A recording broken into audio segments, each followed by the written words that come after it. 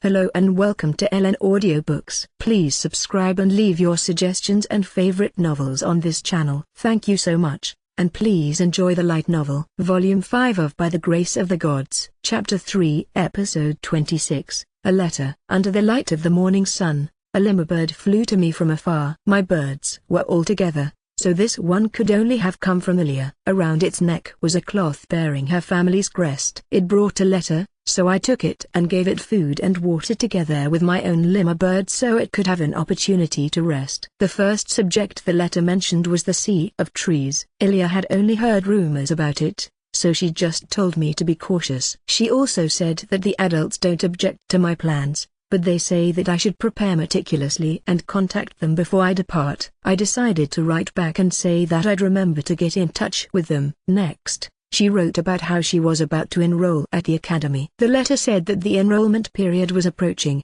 and she wanted to get familiar with the new environment, so she planned on going to the capital next month, which could pose a problem. At the moment, we were communicating with our limmerbirds. She sent a bird to me, and I sent one of my birds back with that bird to learn her address, so we had a direct means of contact. When it came to memorizing routes, limmerbirds were supposed to be among the best bird monsters. But if she was moving to the capital, I might have to relay messages through her family from now on. She would have to live in the dorms at the academy, and they might forbid pets or something. The rest was mostly questions about what I'd been up to lately, but one part stuck out. She said that she heard about a festival in Jimulan, that it would probably be hard to get ready for it when I also had work to do, but she wished me good luck. I hadn't heard about any festival, though. I decided to go ask someone about it. So I came into work and asked a few employees, none of whom were aware of any festival. When I really thought about it, though,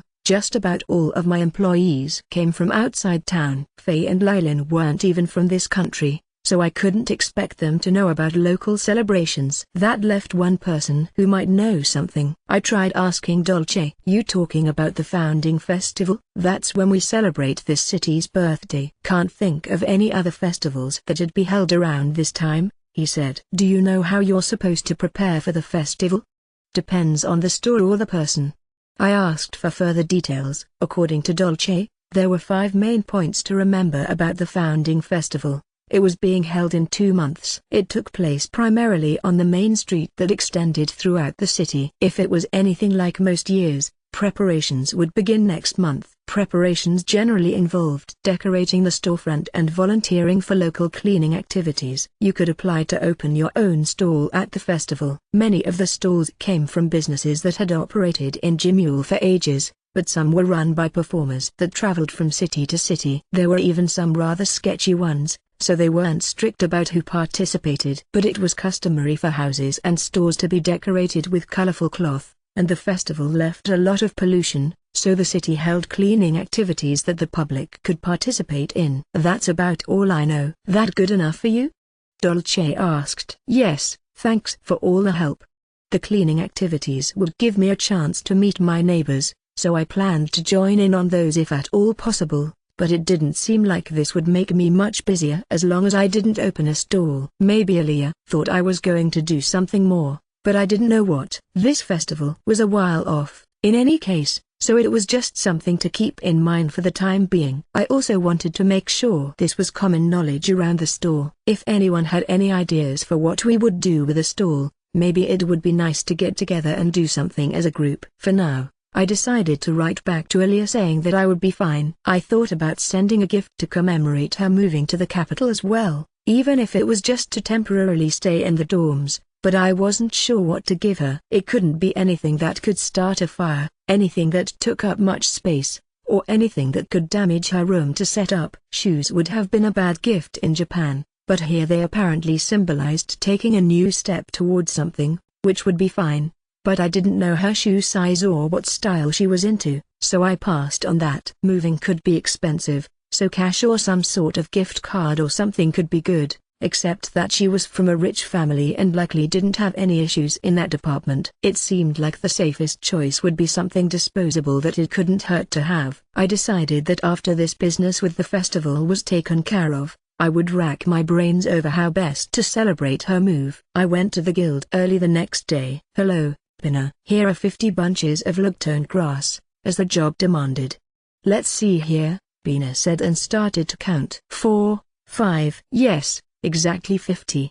Lug-toned grass's effects were weak, but applicable to a wide range of symptoms. It was mainly used to treat colds. It grew just about everywhere but the harshest environments, so it was easy to come by, but also worth only 1 suit per 10 bunches. Pina gave me 5 suit for the grass, which I figured I would spend on some candy or something. Oh, may I ask something?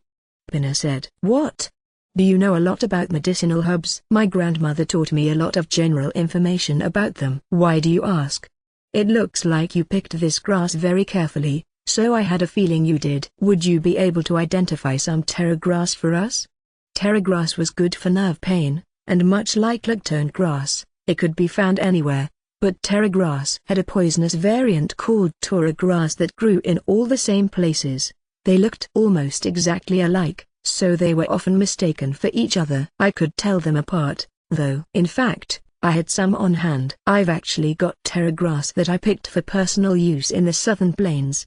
Really? If you give us 5 bunches, then that's another job completed, Bina said. I set 5 bunches of terra grass on the counter for her to appraise with magic. Yes, that's all terra grass. Are you sure we can take this? If you need it for yourself, you don't have to hand it over.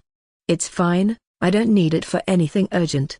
I see. Then here's 70 suit for your reward.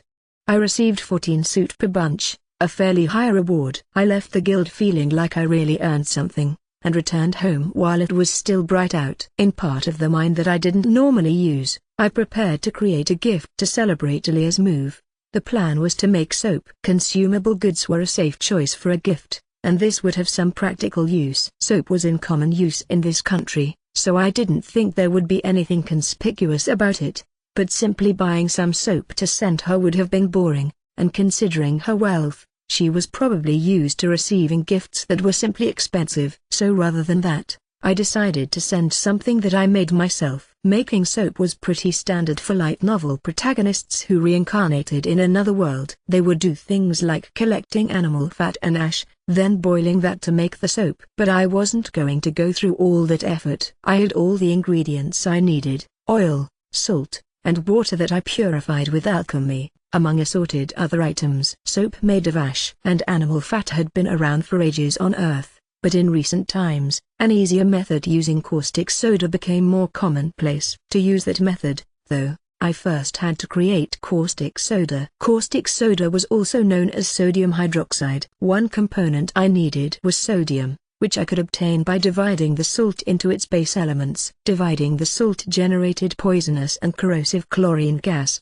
so some caution was required. Sodium was also extremely susceptible to oxidation when exposed to air, and mixing it with water could cause it to generate heat or even an explosion. So after carefully using alchemy to create a lump of sodium, I removed any oxygen. I couldn't prevent the surface from being a little oxidized, but I halted the process by soaking it in a container full of oil. Next, I prepared the water. When I added a tiny piece of sodium to a container full of water, there was a sound like the burning of a lit fuse as the surface of the water began to ripple. It was a hydrolysis reaction producing sodium hydroxide and hydrogen. I appraised the container's contents and found that the water had also become an aqueous solution of sodium hydroxide. Dividing this solution into its component parts would give me water and caustic soda, my final goal. In addition to the danger of a potential explosion caused by adding sodium to water, sodium hydroxide also has high alkali content that makes it corrosive,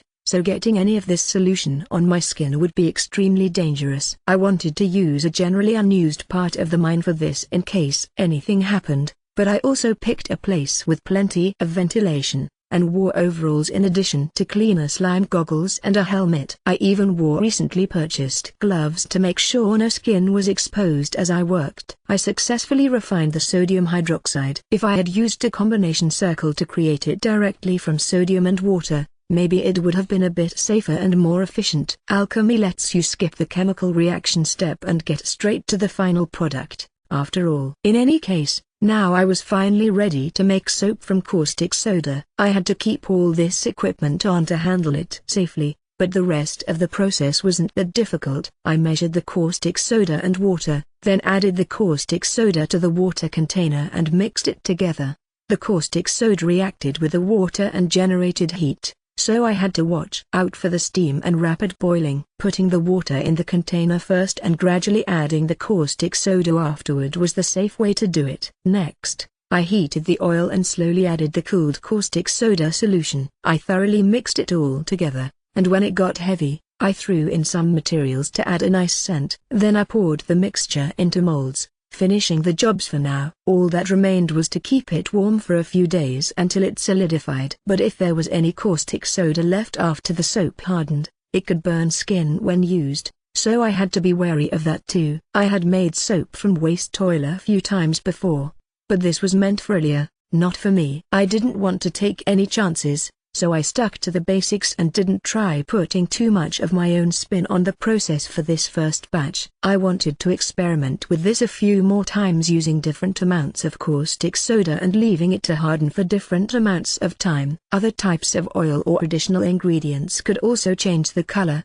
foaminess, texture, and effects of the soap. Creating soap was relatively easy by itself, so I wanted to mess around with it at the same time I was studying medicine. But it was going to take some time for this to solidify, and I had work in the afternoon. I decided that I would experiment with soap a little bit each night. Chapter 3, Episode 27, Urgent Business. I did the same thing each day for much of the next month. In addition to my basic training each morning, I also studied medicine, which went nicely thanks to my prior knowledge. I trained and collected food while I was out picking herbs as of late, and I proactively accepted jobs to exterminate harmful creatures. My metal and iron slimes also learned to transform into weapons, and got good enough at it to be fairly usable. When I came to the store one morning, I received an urgent message from the branch store in Lenaf. It said that their slimes had multiplied too much and that Corkin's team couldn't form contracts with all of them. I had no choice but to go take them for myself. After confirming that I had nothing else scheduled, I departed from Jimule. Just as the sun was about to set, I arrived at the branch store. The last time I traveled from Jimule to this town, it took me until afternoon the following day. But now I managed to race here in less than a day. Even in a world as fantastical as this one, the distance between cities didn't randomly change. This could only mean that I had gotten faster. I used space magic all the time when traveling between home, Jimule, and the wilderness around the city, so I must have improved without noticing. It didn't seem like my running speed changed much, so the distance I traversed with each teleportation had presumably changed. It would be something to test and confirm later, but I was glad that my daily training was paying off. I felt some sense of accomplishment as I passed through the door to the store. They were still open, and there were a fair number of customers. "Boss!" Carla shouted to me from the counter when I got in line. "Hello," I said. "Thank goodness. Did you come to town just for us?" "Of course." I turned to Tony. "Where are the slimes?" "This way." "Lobelia, Carla, can you handle the customers?" Tony asked. "No problem, leave it to us," Lobelia said. "You two take care of the slimes, please," Carla requested. I followed Tony to the employees' living quarters. They seemed to be temporarily using one of the rooms to hold the slimes. They were being watched closely, and an adventurer I hired as a guard was standing outside the room. "It's nice to see you again," I said. "Thanks for standing watch." "The boss." "Thanks for hiring me. How's it going?" "Nothing much going on. Just a room full of slimes back there. There haven't been any intruders, and they're not trying to get away or anything. Corkin's in there, so you can ask him about it." We entered the room. "Corkin, it's been a while." "Oh, boss, you're here sooner than expected. I came running as soon as I got the message." "So are these all the slimes that need to make a contract?" The room contained a bunk bed, a desk, and a chair. Corkin was sitting at the desk and writing something, surrounded by cleaner slimes. "Yes, there's 75 in all." I decided to get started right away. "Is that all of them?" I asked after I made the last contract. "Exactly 75, yes," Corkin said. "Are you running low on magical energy?" Tony asked. "If so, we have some potions." "I'm fine. I have plenty of magical energy to spare," I said. I had to make more contracts back when I got a big rush of scavenger slimes. "What caused this sudden increase in slimes, though?" I jotted down what I know in these documents, Corkin said and handed me the papers on the desk. I gave them read. Cause 1, a rapid increase in customers. This town contains the Dragoon Guild, the base of operations for delivery people who use flying monsters. Many of them come and go from this city, along with customers who wish to send packages or ride their mounts as passengers. People from outside town have thus heard about our business from our regular customers and started to use our services as of late. Of course, the increased business has provided more food for the slimes. Cause 2, adjusting the production of deodorizing fluid. By taking in plentiful nutrients, the cleaner slimes began to produce a far greater supply of deodorizing fluid than we require to meet demands, and we always have unsold stock. While this doesn't harm our business in any way, we still tried to have them produce less. And the excess nutrients caused the cleaner slimes to multiply? I asked. That's right, Tony confirmed. Rather than put a limit on fluid production, we've instead decided to throw out any surplus material, Corkin said. It was only for a few days that we tried limiting the amount, but it caused a lot of unnecessary stress.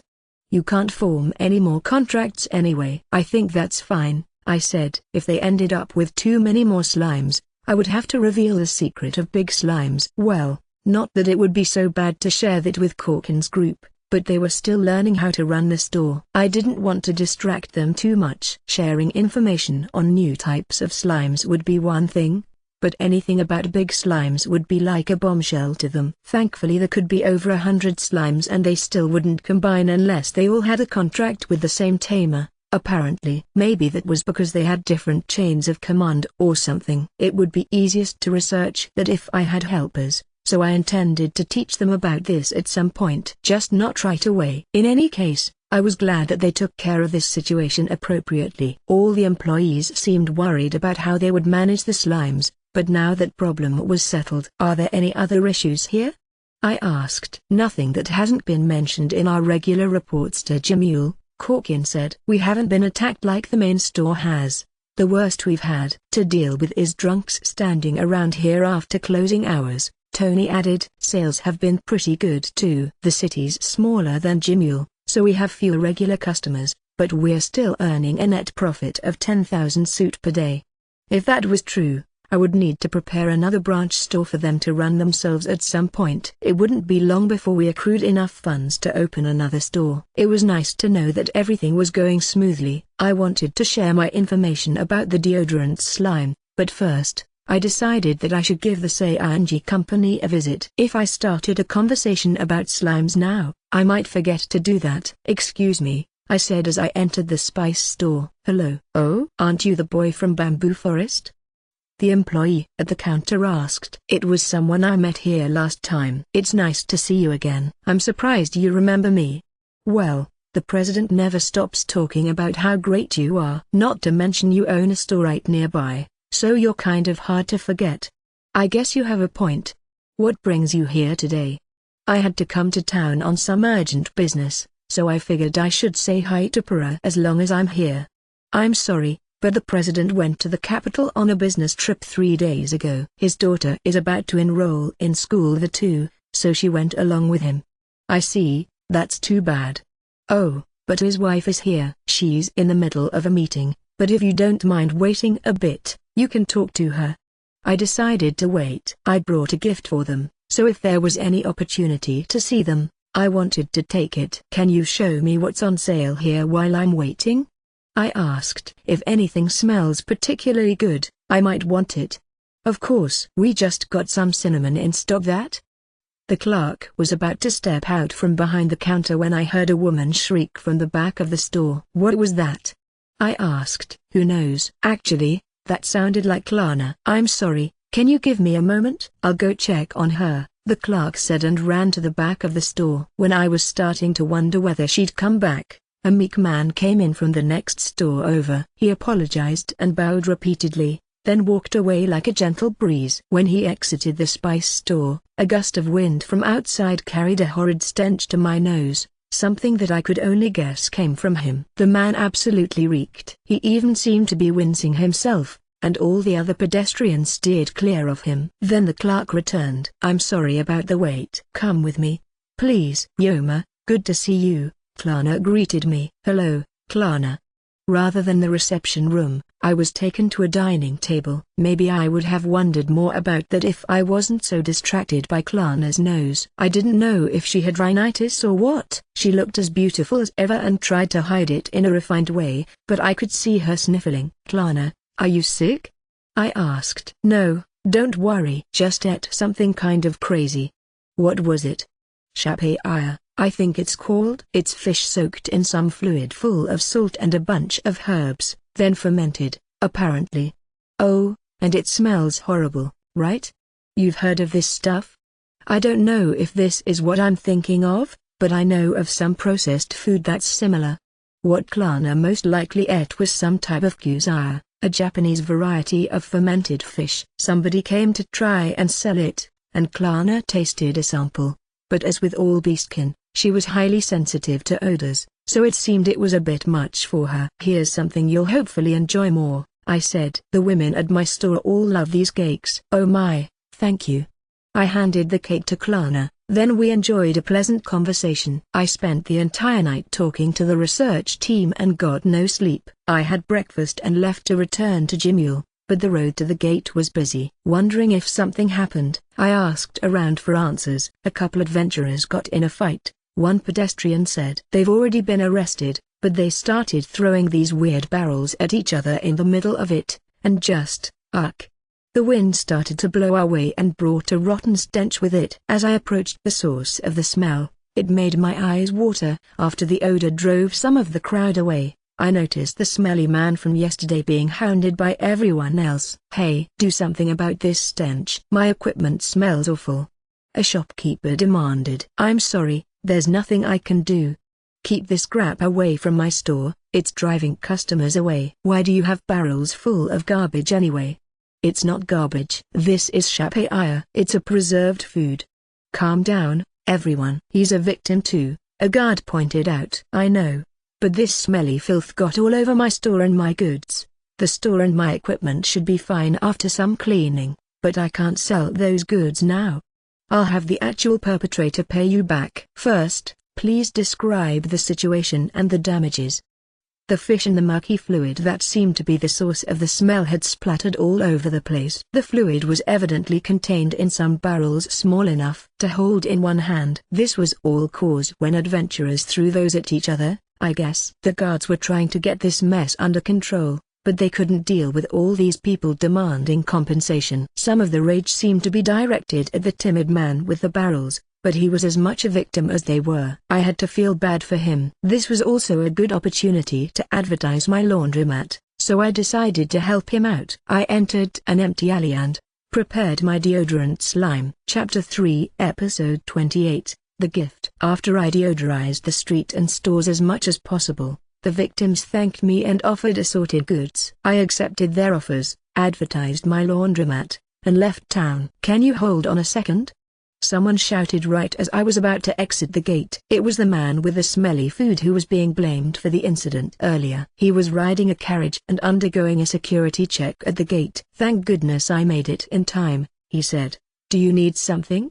I asked. I wanted to thank you for before, but by the time I got back there, they said you had already left, he explained. He, along with the other victims, had been temporarily taken to the guard station. Not because they were under arrest, of course, but so that they could be compensated for the damages they suffered. I cleaned the street while they were away and deodorized their stores in the order that they returned, but this man seemed to be last. As a result, we had apparently missed each other. Oh, if you're leaving through this gate too, would you like to travel with me? From the looks of it, you're traveling by foot. You can ride with me, if you want. It would have been faster for me to travel on my own, but this sounded like an opportunity. If this was his way of thanking me, then I wanted to take him up on his offer. You've been a traveling merchant for 12 years, Mondo. You're pretty much a veteran. I don't know if I'd go that far. Plenty or people have been at it for 30, even 40 years. I only just recently managed to start my own business, actually. And it's in Retail, if you know where that is. It's a village near Lake Latone.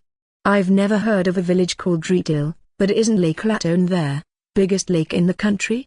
It was also the location of monsters I wanted to train against. so it was listed in the documents I received from the guild as well. There were many fishing villages around Lake Latone, one of which was the home of an adventuring party I met before. I know a village called Sikkim that's around there. Sikkim is on the opposite shore from Retail. I generally go around the lake selling everyday necessities to small villages like that one. I would have thought you sold food. Because of the shapaya that's made in Retail. My father was a fisherman there, and he told me that if I want to leave home rather than inherit the family business, I should at least find a way to sell this stuff and support the village. He foists it on me whenever I visit home. It just doesn't sell, though. After it's all washed and cooked, it doesn't smell quite so bad. But it does still smell bad. It's no surprise that nobody wants it, but it's frustrating all the same. I saw what happened at the Sayanji company. Did you? If only they would have bought it, but the smell just drives everyone away. Oh well, I just have to keep trying. So which way are you headed, Yoma? Mondo asked. We saw a crossroads in the distance. Jimule was to the left. I'm going right. Then I'll have to get off here. You're going left. All right then, he said, and the carriage stopped. He searched through the luggage and took out a tightly sealed barrel. Take a barrel with you, if you'd like. It's the least I can do to thank you. As long as you have this, most wild animals and monsters won't even try to attack you, especially the ones with strong noses. Getting a ride in his carriage was thanks enough for me, but he seemed to have nothing but good intentions with this offer, so I accepted his generosity. It couldn't hurt to keep monsters away. This seemed to be a better application of this food than actually using it as food. Maybe that was why Mondo's dad forced him to take it around with him. Thank you, I said. Don't mention it. Have a nice trip.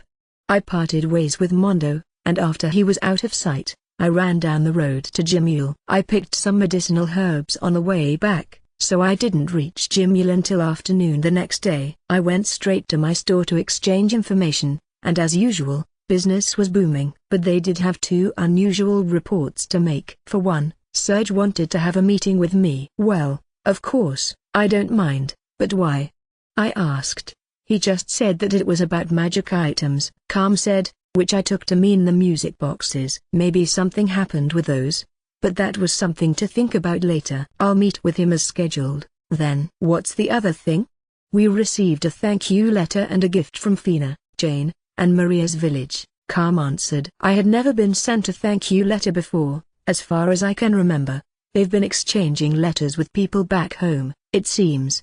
The letter thanked you for treating the girls so well. The gift was left on the second floor. On the second floor, we had set up a room for temporarily storing laundry. We had gotten more efficient since we first opened and customers received their laundry right away, so the room was now extraneous, but it was fairly large. If they had to leave the gift there, it sounded like it was pretty big. Calm said he was going to go bring someone who could explain, so I decided to head up to the second floor ahead of him. The second floor was packed with mysterious sacks, over 20 in all. I touched one, and it felt like it was full of some sort of grain, but based on the smell, I thought it might be sesame seeds. I cast appraisal to find out. Sesame seeds highly oily and nutritious. These seeds are relatively simple to cultivate, but they have a peculiar aroma, which is further amplified when they are heated. It turned out to be something like sesame seeds after all. Sesame seeds on Earth didn't give off an aroma until they were roasted, but these were already awfully fragrant. Boss, I brought Jane, Calm said as he arrived. Thank you. Jane, can you tell me why we were sent all this? I'm sorry, boss. We just sent letters to our parents saying how great this store is, and they just went and decided to do this. These bags are all filled with wheat and samisa, healthy crops. They wanted to thank you and the rest of the employees for everything, and they're hoping that we keep working together, Jane explained. She chose her words carefully out of, I assumed, respect for her parents. It's a bribe, she then said, no longer choosing her words carefully at all. It's nice that she was honest, I guess. Are these kinds of gifts common? They're given occasionally, Calm explained. Parents sent them in the hope that their children will get to work in a nice environment. Not all bosses are the best people, and when it comes to daughters in particular, parents inevitably get worried. If the child is already in a good environment, the parents ask that things continue as they are, and if not, then they send gifts in an attempt to curry favor. That's most likely what this is about. I think I get it. I've never been a parent, so I'm sure their feelings about their children are stronger than I could imagine. But I have to imagine they're taking a hit by sending all this grain. Jane and the other girls from her village were only here because they needed the money in the first place. I didn't know how her parents or village could have that much to spare.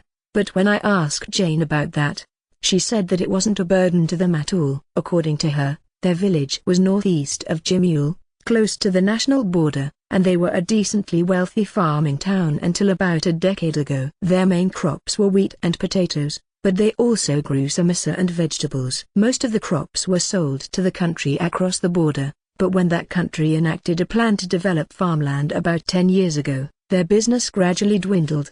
The man in charge of the development plan was the son of one of the younger children of the lord of this land, one who wouldn't succeed the lord. With the lord's help, he received plentiful funding and hired specialists who turned this project into a great success. This territory became famous for its grain production, but Jane's village lost its customers and most of its income. The other villages in the area continued their relations with their old food sources and didn't have the money to buy from new ones, so the village never found a new client to sell to. They were forced to send their healthy youths to work in bigger cities, but that was caused by their inability to sell crops, so food was the one thing they didn't have to worry about. We still have enough crops to give us taxes and to eat, we just also have all the crops we can't sell, so there's more than we'll ever need. Oh, but they're high-quality crops, I guarantee it.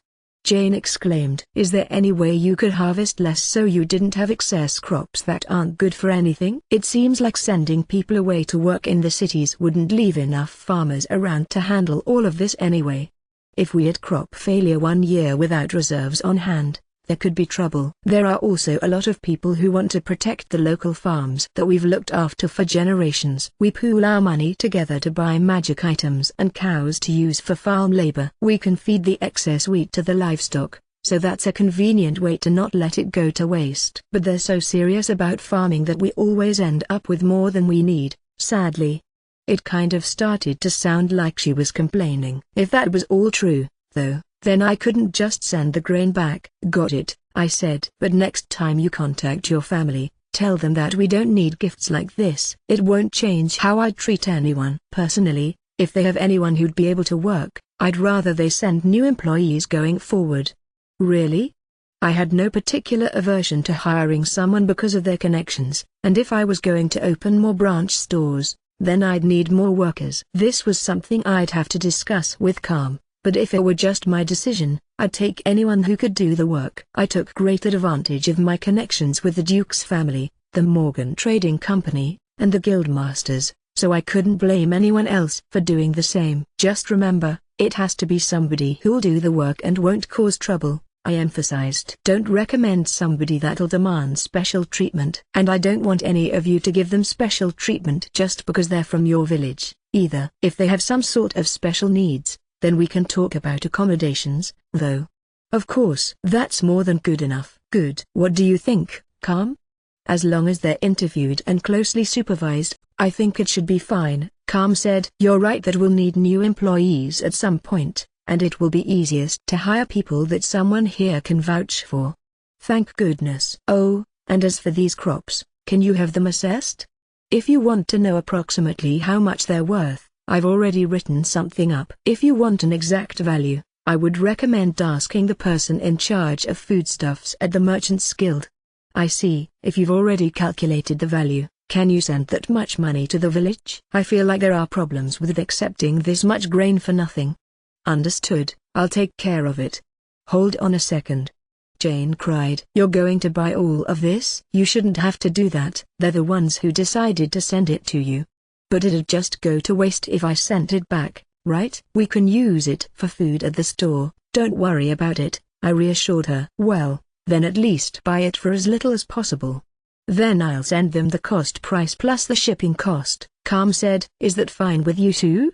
Fine with me, I said. Then it's fine with me too, Jane agreed. We accepted Calm's compromise. Jane didn't seem to fully agree with the idea, but muttered to herself and tried to get over it. Well, the most important thing was that her village found a new place to sell their grain. Chapter 3, Episode 29, The Music Box Sales Project. Near the end of work hours that night, Serge visited the store. "I heard that you wanted to talk about the music boxes," I said. "Right. Let me start with a report on the current situation. Through our partnership with the Denim Magic Item Workshop, we should soon be able to put the music boxes on sale. We're currently manufacturing some to ensure we have enough in stock." It had only been a few months, but they were already nearly ready to start selling the things. He showed me some sample products as we talked. "So there are some targeted at nobles, and some targeted at commoners?" I asked. "Yes. The music boxes for nobles are, as you can see, decorative boxes with the magic item contained inside. The boxes are specially ordered from a box craftsman, and they were made to order based on the motifs and materials our clients demanded. That meant that these boxes were one-of-a-kind luxury items. The boxes came from a separate source, so this also reduced Denim's workload. The music boxes for commoners, on the other hand, used small wooden boxes with the branding burned into them. But they otherwise weren't decorated. These looked affordable. It looks like the ones for nobles are only made to order, so is it these ones for commoners that will be put on sale first?" "Indeed. My company is already prepared to sell the ones for nobles, but I'm planning to unveil the music boxes for commoners at the founding festival." "So they'll be sold out of a store?" "Correct. The songs we will be using for the music boxes were contributed by a bard who's been popular as of late, on the condition that his name and the names of his songs are printed on the boxes. He leads a group of traveling performers called the Semroid Troupe that will be performing in Jimule, and we intend to sell the music boxes where they're performing," Serge said. He was quick to find a good way to sell these, from the sound of it. "I'd love to hear the performance. Where will it be taking place?" I actually wanted to discuss that. Serge asked if my store could be used as a green room on the day of the festival, and if the vacant space that we use for security training could be the location of the stage. I thought it would be best to ask my employees for their opinions first, so I asked Serge if I could call Calm and Faye over. We explained the situation to them, and after some discussion, decided that it would be fine to use the vacant space for the green room. However, we went with an empty room in the employee lodges rather than the store itself. This was on the condition that they couldn't enter any of the other rooms, of course. "Thank you for your cooperation," Serge said. "Now I'll have good news for them too. The troupe is expected to arrive in Jimule in about 2 weeks. Upon their arrival, I will be back to introduce them to you." I attended Serge out the door as he left, then turned to return to the store. "Wait, did anyone else hear a strange sound?" I asked. "I think it came from the kitchen," Faye said. "I'll go check." He swiftly headed off. Others asked me if there was actually a sound at all. It was very quiet, so I couldn't blame them. When Faye got back, he said, "Boss, there's a barrel in the kitchen that smells funny." It looks like Chilma opened it without knowing what it was. "A barrel that smells funny?" "Uh-oh," I gasped. "It was the shapaya. I left it in the kitchen because it was food." "I'm sorry. I put that there. It's preserved food that I was given." "You did? Then you better rush over there if you want to keep it," Faye said. "She's going to throw it away." I didn't want that to happen, no matter how it smelled. "That was a gift from Mondo." "Excuse me for 1 second." I cried and headed to the kitchen. The barrel of shapaya was in the wincing chef's hands. She was just about to toss it in the trash. "Stop. Eek, boss, what is it?" Chilmo asked. "I'm sorry, but I was given that food." "I know it stinks, but it's not garbage." "Oh my, is that so?" "I'm sorry about that." "No, I'm sorry, I forgot to tell you." "I'll deodorize it right away." I put a lid on the barrel and had my deodorant slime eliminate the stench in the kitchen. I was used to this by now, so it took no time at all. "Done," I said. "Thank you." "But is that stuff actually edible?" Chilma asked, unable to believe it. The smell was certainly intense. I had some tolerance for bad smells, and even on Earth I could eat foods like this without an issue. But for people who weren't used to it, this was probably hard to stomach. "You're supposed to wash it before you eat it, I'm told. That's supposed to remove some of the smell. Do you want to try it?" "As a chef I'm curious, but I'm a little hesitant," she admitted. The shock from opening the barrel must have been big. She furrowed her brow as if remembering when she got a direct whiff of the stench. After I thought about it a bit, I already had proof that the deodorant slime could eliminate the smell of the shapaya fluid. In that case, maybe I could try soaking the shapei in the deodorant slime's fluid. Do you mind if I try something? I asked. I'll put up a barrier and do it in there. I may have been the boss, but Chilma was in charge of the kitchen. She was in the middle of cooking dinner too, so I wanted to get her permission before engaging in my little culinary experiment. Once she approved, I took the shapei out of the barrel and placed it in a large bowl. I thought the fish would be mushier, but it mostly retained its shape. When I lined them up, they looked like dried fish that you would find at the market. Then I asked my deodorant slime to pour odor-displacing fluid onto it until it was fully submerged. I decided to wait and see how it smelled in 10 minutes. 10 minutes later, I took the shapei out of the fluid and washed it under a weak stream of running water so it wouldn't fall apart. The deodorant slime's fluid wasn't poisonous, but I still meticulously used water magic to make sure no contamination remained. Incredibly enough, the smell was virtually gone. Next, I grilled the shapei over a fire and gave it a taste. The savory flavor of the fermented fish permeated my mouth. Maybe the flavor had been somewhat diminished, but it was still perfectly good. It did seem like a bit of the fluid's stench seeped into the fish. However, maybe it would have been better if I soaked it for longer. I had such a tolerance for bad odors, so I couldn't be entirely sure myself. Chilma, it smells a lot better now. How's this? I asked. Oh, you're right. Let me try some, she said and tossed a piece in her mouth. Never mind, it still kind of smells. Compared to before, though, this is some great progress. It was painfully smelly at first, while this is just mildly unpleasant, and it tastes great. If you cooked it with some herbs or something, it might be more appealing. If that was enough to cover up this smell, maybe Gaija would do the trick. I didn't have any on hand, however, nor did I have any herbs. But we did have all that samisa, so I grabbed a bag of it from the second floor and used alchemy to extract its oil. The oil had its own unique fragrance, and I knew that heating it up would make the smell stronger. I poured some in a frying pan and put it over a fire until it began to exude a powerful aroma. Then I tossed the shapei on top. Once one side was cooked, I flipped it over and did the other. I kept cooking until both sides were crispy. Is it done?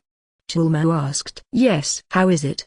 Chilma tried some. Well, the smell isn't as bothersome anymore. This could work for a meal, or it could go well with drinks. Just then, I felt someone looking at us from the entrance. That smell brings back memories, they said. I turned around and saw the 3 village girls standing there. Samisa reminds us of home, sorry, said Jane. This smell makes me hungry, said Fina. Boss, is that tonight's dinner?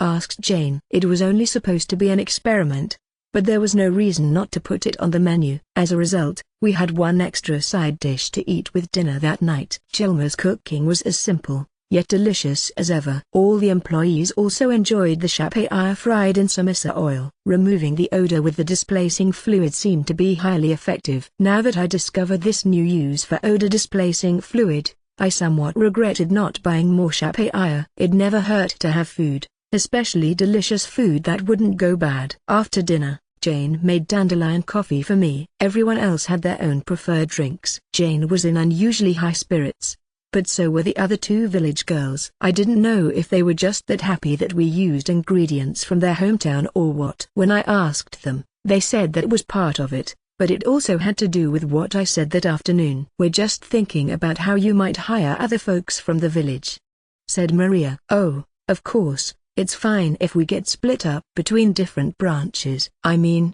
this is a nice, safe place to work. If we're able to work comfortably here, others from the village are going to be interested, said Jane. And there might be more villagers who have to go out of town for work in the future. If they all have a safe place to make money, it'll help us rest easy, said Fina. I see, I said. Well, it'd be best if our crops sold, though.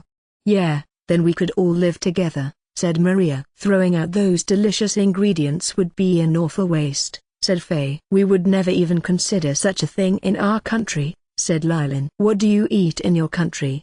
I asked. The staple food in our country is called mayang. It's made by thickening flour with water, similar to bread, but rather than bake it, we put it in soup. You can make it long and thin to create li mayang, or make flat, thick pieces called pa mayang, Faye explained. It sounded like he was describing noodles. Or if it was supposed to go in soup, Maybe it was closer to dumplings. Sounds neat, Maria said. I wonder what foreign food tastes like, Chilma said. Are you interested? I can make some next time, Lylin offered. Can you, Lylin? I've been wanting to eat some too. All I'll need is flour, water, and some kind of soup. Everyone in our country is poor, so it won't take any special ingredients. What if we did the same for the stall at the festival? Calm suggested. It wouldn't hurt to simply lend out our space for the performance, but as long as that's happening, I think it would be ideal if we can profit off it too. We can serve foreign food to the audience who comes to watch the troupe. If we set up something to draw their attention, I'm sure they'll be interested enough to buy some. Customers are more willing to spend during festivals, and even if they weren't, it'll be profitable for us if it serves as a chance to bond with the locals. It sounded like a random suggestion at first, but it seemed that he had it all thought out. Business was going well for us, so we had money to spare. This would be sort of like giving back to the community, but if we were going to do this, it'd take more than just me and Calm. I can help out, I've got nothing better to do, Dolce offered first. To my surprise, I thought he was focused on writing in his diary, but apparently he was listening. I have no experience running a stall at a festival, but serving food to lots of people is fun. Especially if the customers tell you it's tasty, Chilma said, getting on board. If we take turns having different shifts like during regular business hours, everyone should have time to see the festival too, I said. I'd run out of money if I spent the whole day having fun, so I guess some work is fine, said Maria. I'm in, said Lylin. I'm with my daughter, said Faye. Same here, said Jane. Oh, Calm, can we use wheat from our village as ingredients?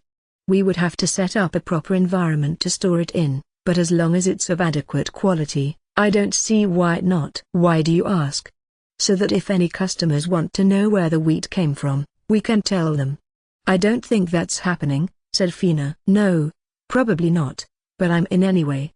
With that, everyone was on board. I still didn't feel that excited about the whole idea, though. It was fine, I guess, but it just felt like a spur of the moment sort of thing. But that's the way the conversation went, and I couldn't complain. Then we'll have to taste test different dishes, research the cost of ingredients, make the proper arrangements with the Morgan Company, and such. We can think about that tomorrow, I suppose, I said. I didn't know if I was still going to feel like opening a stall later, but if I did, I figured I might as well have one for the festival. Chapter 3, Episode 30, The Semroid Troupe. 2 weeks later, my store was busier than usual due to the preparations for the festival. Throughout the past 2 weeks, we tried to recreate regional cuisines, decided who was going to cook what, made arrangements with our representative from the Morgan Company regarding security and customer service, and more. The preparations were hectic for everyone, but it didn't lower our morale,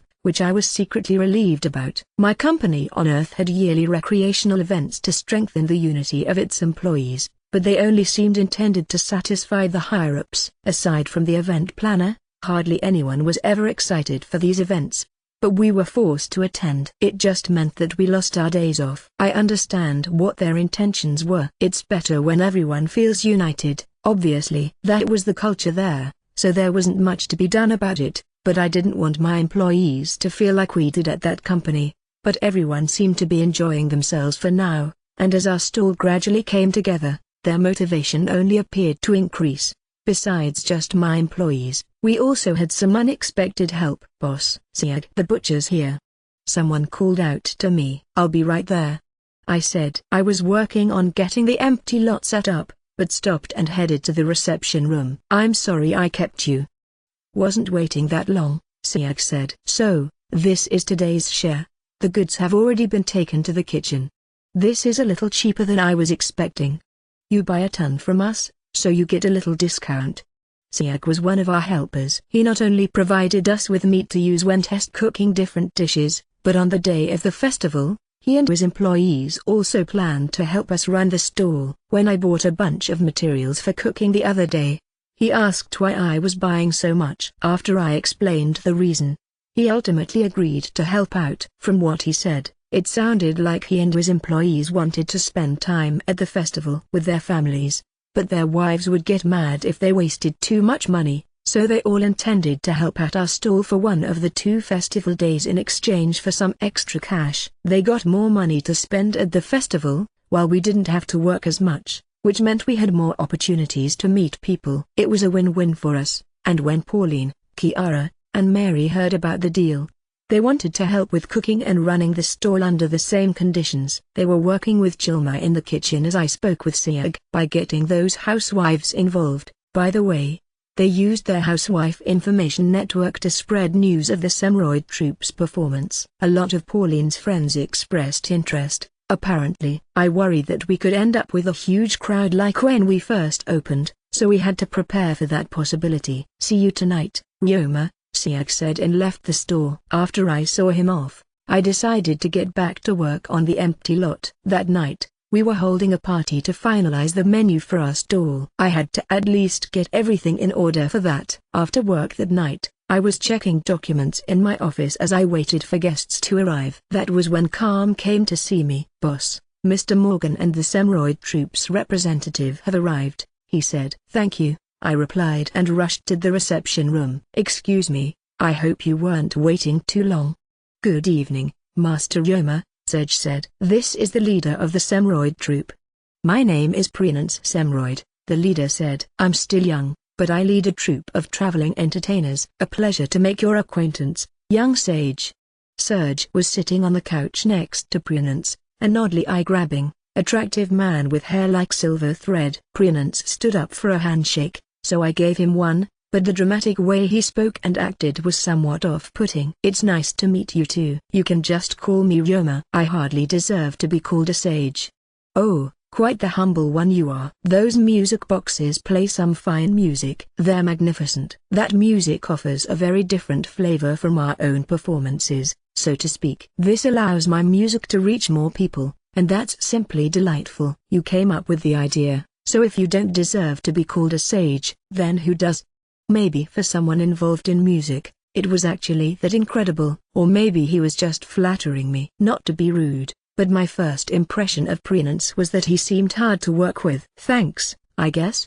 I'm the one who should be thanking you. Not only did you grace us with your music boxes, but you've provided us a place to perform as well." "Yes, but it'll just be in a lot that we use occasionally. I took a little look at it on the way here, and it's more than big enough." "My troupe is pleased." "Are they here already?"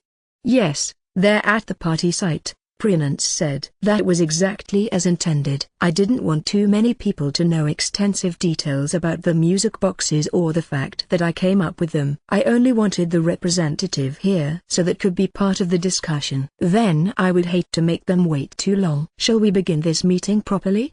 I asked. Once they approved, we moved on to the next topic. "Then when it comes to the stage in general, we'll leave that matter to the Semroid troupe," I said. "You can count on us," Prince replied. "It will be a great stage the likes of which has never been seen before." The Semroid troupe was still making a name for itself, and usually performed in cramped spaces like bars or town squares, so they seldom got opportunities to put on a show for large crowds. "Thank you. If you need anything, feel free to tell me." "Serge or Calm can provide any supplies or extra workers that you need, but if you just need assistance transporting goods or setting up the stage, I think I can help." "Thank you for everything. Now then, next up." "Oh, that was actually the last thing." "So it seems," Serge said. "If anything else comes up, let's get in touch. Shall we go now, then?"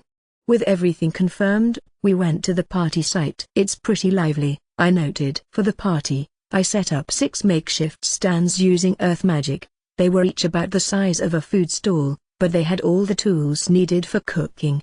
They were surrounded by my employees and neighbors, as well as strangers of all ages. "Oh, Ryoma, get over here!" Rick shouted to me. I saw Rennie and thought too. Rick and Rennie's family was helping us out, and they were a valuable metric by which to see how kids liked the food. "I'm hungry here. Mom says we're eating here tonight." "Ow! Don't beg, behave yourself," Rennie said. I laughed uncomfortably. "Hello there, boss." "It's about time," Calm said. "Right, let's begin. Then go greet everyone, please." I questioned whether it should be me who did the greeting, but I stood before the crowd as the host, a drink in one hand. "Thank you for taking time out of your day to come to our party. I'm Yomite Kobayashi, the representative of the Bamboo Forest Laundromat." "Greetings," I said. Rick stared at me impatiently. "It looks like some of you can't wait for the food, so I'll keep it short. As you all know, there will be a number of stalls at the Founding Festival, but I'd like for everyone who's sharing the same space to be able to cooperate where possible. As a first step toward that, I wanted to hold a get-together here today. I think many of you haven't met, so please take this chance to get acquainted with each other." "Cheers." "Cheers." The crowd replied in unison and raised their glasses. There were close to 40 people in total, so it was pretty loud. The ones who had cooking to do left the crowd and got to work at their respective stands. The food was mostly prepared already, and they only had to take a bit of time to go through the finishing steps, so it wasn't long before appetizing aromas wafted from the stands. I went around checking on everyone, saying hello, and handing out ballots to vote on what we should sell. The ballots were 10 pages each, where the first 5 pages were for voting before the meal on which dishes they wanted to try, and the other 5 pages were for voting after the meal on which dishes were best. The results of the vote would determine what we sold at our stall. "Looks like this event is a success," Prinance said as he approached with a plate in one hand, followed by a man in his 50s. "Hello, how do you like the food?"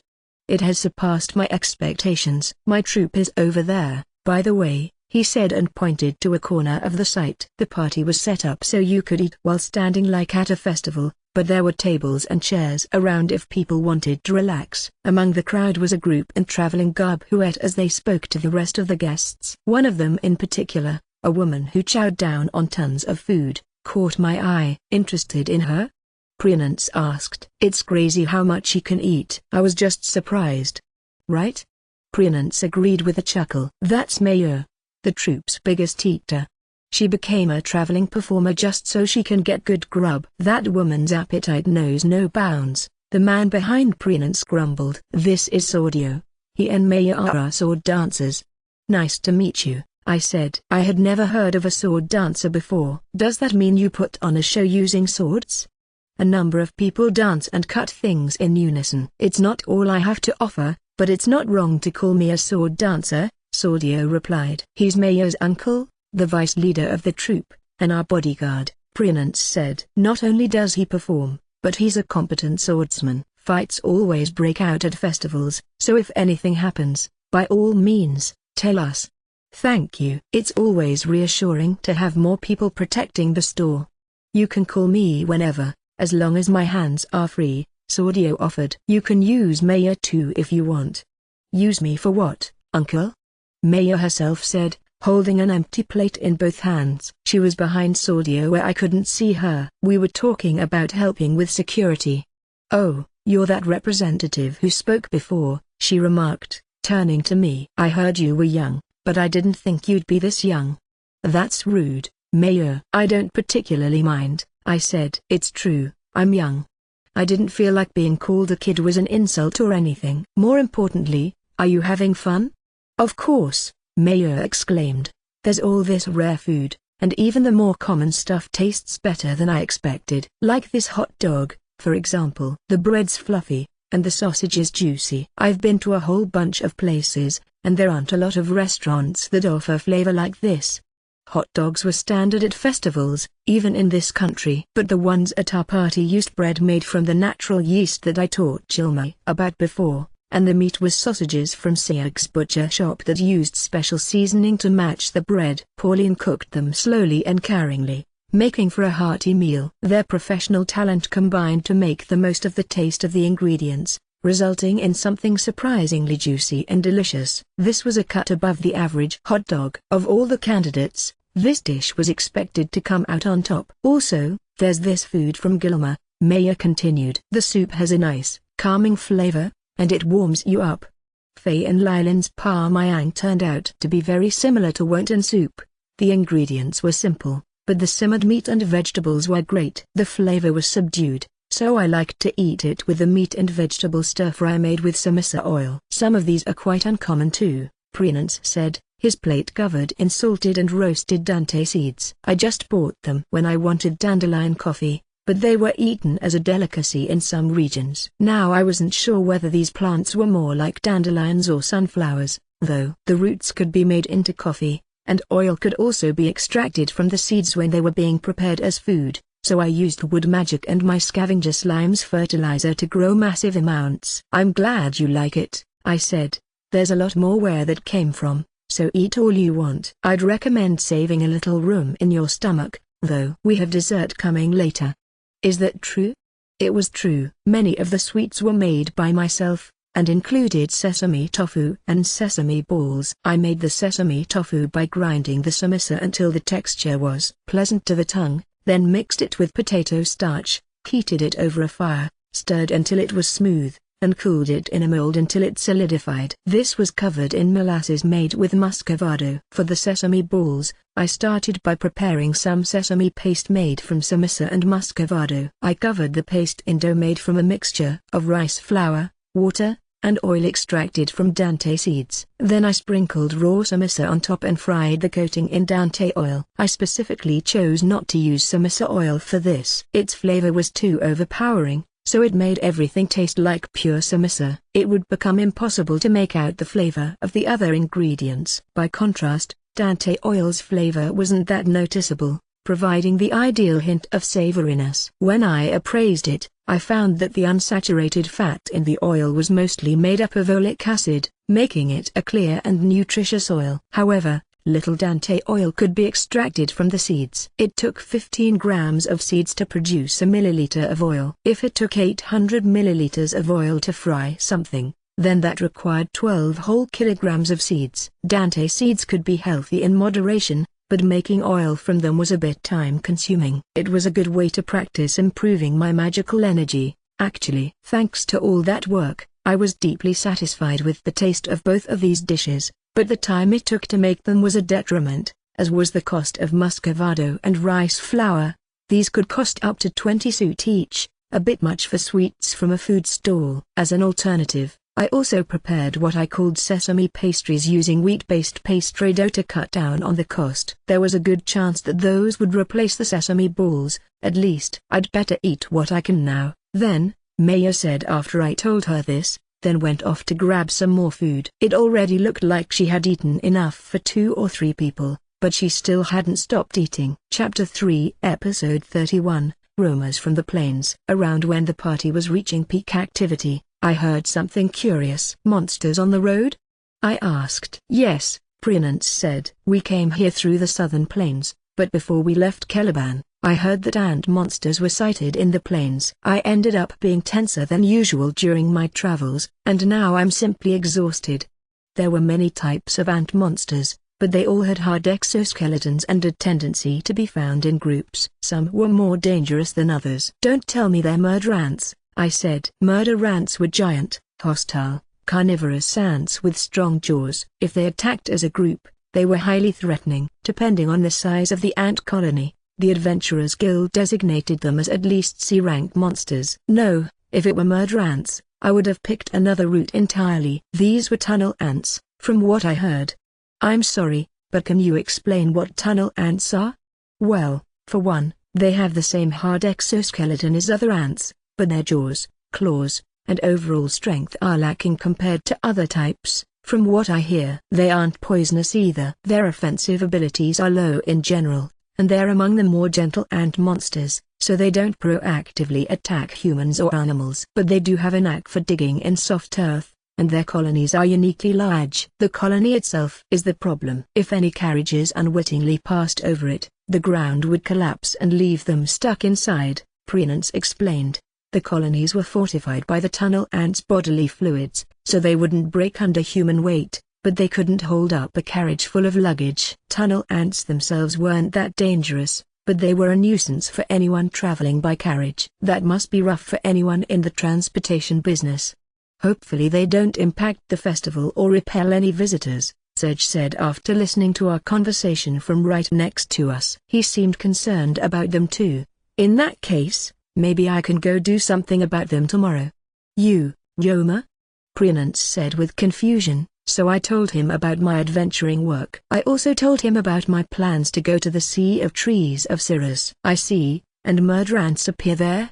he asked. The sea of trees had not only murder ants, but a number of different ant monsters, so these tunnel ants would serve as good reference material. "I'm also worried about how they might affect the transportation of goods, so I might as well spend a day checking it out." "If you're willing to do that, I would appreciate it," Sedge said. "So would we," Prinance agreed. "We don't want to give the audience an unpracticed performance, and we were planning to practice in the plains a short ways from Jimule.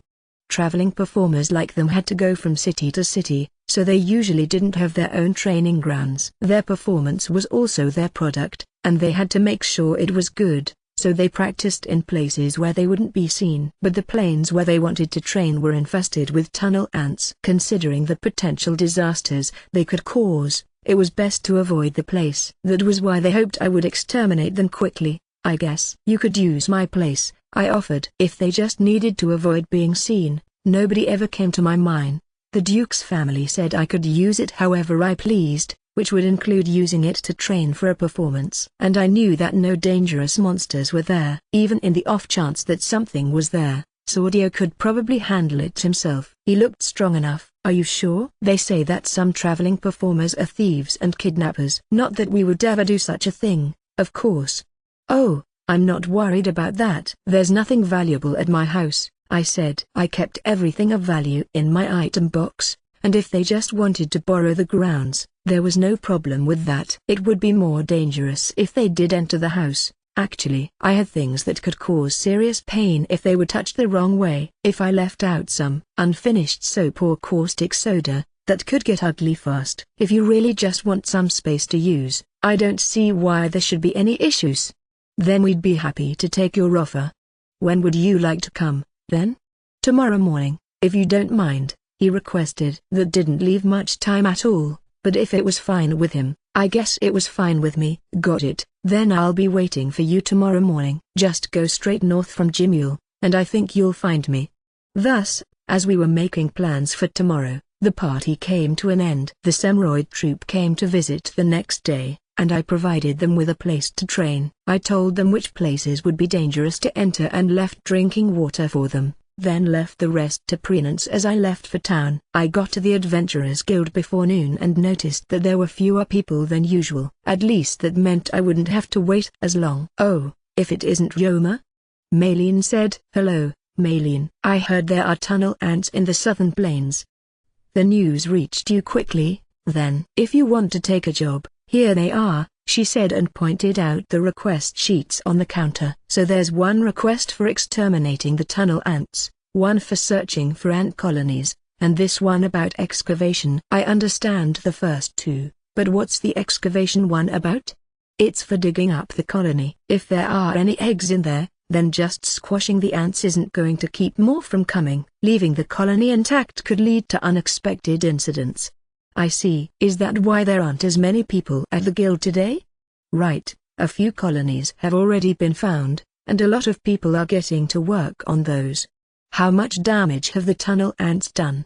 "Nothing too noticeable so far." "But there is one thing," Maylene said, her expression going dark. "I said that a few colonies have been found, right? I don't know if they came here to breed or what, but there's a good chance that any newly hatched tunnel ants are looking for a place to lie. I think there are still more colonies to find, and they could do some damage. That's why the Adventurers Guild wants to put the most energy into searching for colonies. The Tamers Guild is helping with the extermination and excavation, so those are coming along nicely."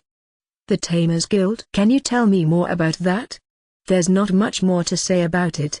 Guilds sometimes work together on certain issues, like this one because it has to be dealt with fast. You know how this town is close to a mine? A lot of the Tamers here also have powerful monsters because of that. I don't know if I should ask you this, but could I accept these same jobs through the Tamers Guild?" "Probably, if you preferred," she said, giving me an icy look. "I'm actually registered with the Tamers Guild too, and I owe their guild master, but they've never had any jobs that I could do with my familiars. I haven't taken even a single job there." "So you want to pay them back?" "That's fine, don't feel too bad about it. Whether you take jobs through us is up to you," she said with a smile. It didn't seem like I actually made her feel bad. "Thanks, see you later, then." See you. Take some jobs here sometime if you feel like it. I thanked Maylene for understanding, then left the Adventurers Guild. Careful out there, the gate guard said as I set foot in the southern plains. I didn't often visit the Tamers Guild, so they mistook me as a new applicant at first, but I otherwise had no problems accepting the job. All right, let's do this, I shouted and sent my limmerbirds into the sky to fly in a V formation, so they could search for tunnel ants or colonies from above. According to the information from the Tamers Guild, tunnel ants had a tendency to take the dirt they dug out from making their colonies and expel it all over their surroundings. They didn't make anything like an anthill, but if we found excavated dirt, then there was a high chance that a colony was nearby. By sharing my senses with Ines and seeing through his eyes, I found uneven earth in part of the lush plains. It looked normal to the naked eye, but from the sky, it was apparent that something was different. If they were already excavating this colony, though, then I had no business here. The same was true of any colonies that were already being exterminated. I used space magic to travel far from the city, where nobody was around. I opened my dimension home and let out my metal and iron slimes, then had them line up. There were 400 in all. I aggressively increased their numbers in an effort to create 2 types of big slimes, but I ended up overfeeding and overproducing them. It only took 100 slimes to make a big slime, but now I had 200 of each type. But there were some advantages to having so many. I had the slime with the highest transforming skill turn into a katana, then ordered the rest of the slimes to slowly roll across the plains.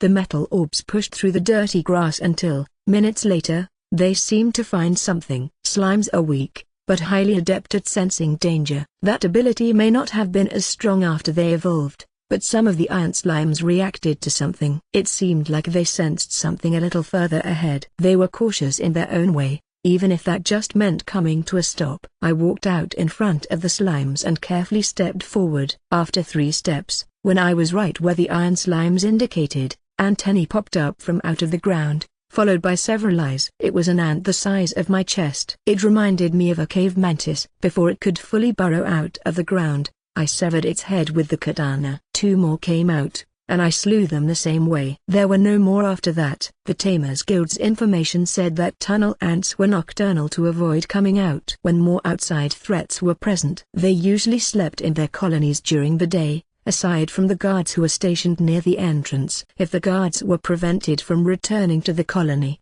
no more ants would come out. Those 3 ants were presumably the guards for this colony. At any rate, that was one colony found. I wrote down the location and cast Earth Needle to create a visible landmark. My job was to find ant colonies, not to destroy them. After that, I searched around for other entrances, trying to avoid provoking the colony while I did. As I left the area, then I went to another potential colony location. I normally only let my slimes race around at the mine, so I decided to let them do the same in these plains as long as we were here. Both the metal and iron slimes seemed pleased. When I gave the signal, they immediately got rolling and rolling fast. I felt like these slimes had been turning into speed demons lately. Chapter 3, Episode 32, Meddling on a Whim. That's a 5th one found, I said. My limmerbirds found the general location of the colonies from above, and my slimes took advantage of their numbers to hunt down the colonies. I then recorded their locations. Now all that I had to do was report our findings,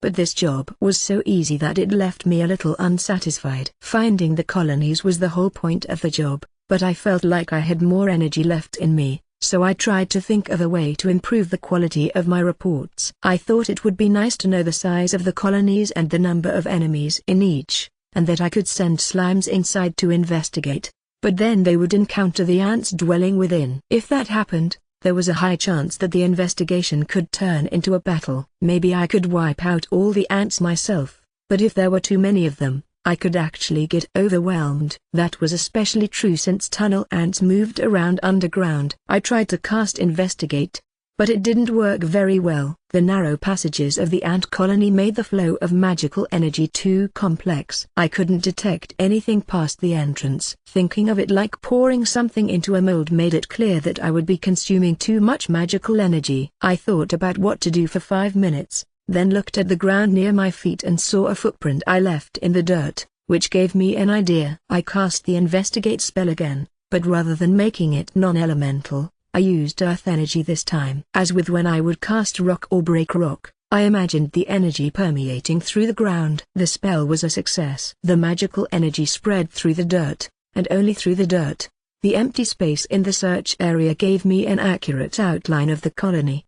The tunnel ants didn't seem to react in any way. I hadn't investigated the inside of the colony, so I didn't know exactly how many enemies there were. All I knew was that it didn't seem like I agitated them. And considering the size of the colony compared to the size of a tunnel ant, I could make a vague guess as to how many could fit inside. I decided to make a model before I forgot the shape of the colony. Casting rock made it easy. All that remained after that was to write down the time of investigation, and then I was done. I decided that I should use the Earth Elemental Investigate spell for the rest of them. Also, Earth Elemental Investigate is awkward to say, so I named this spell Earth Sonar.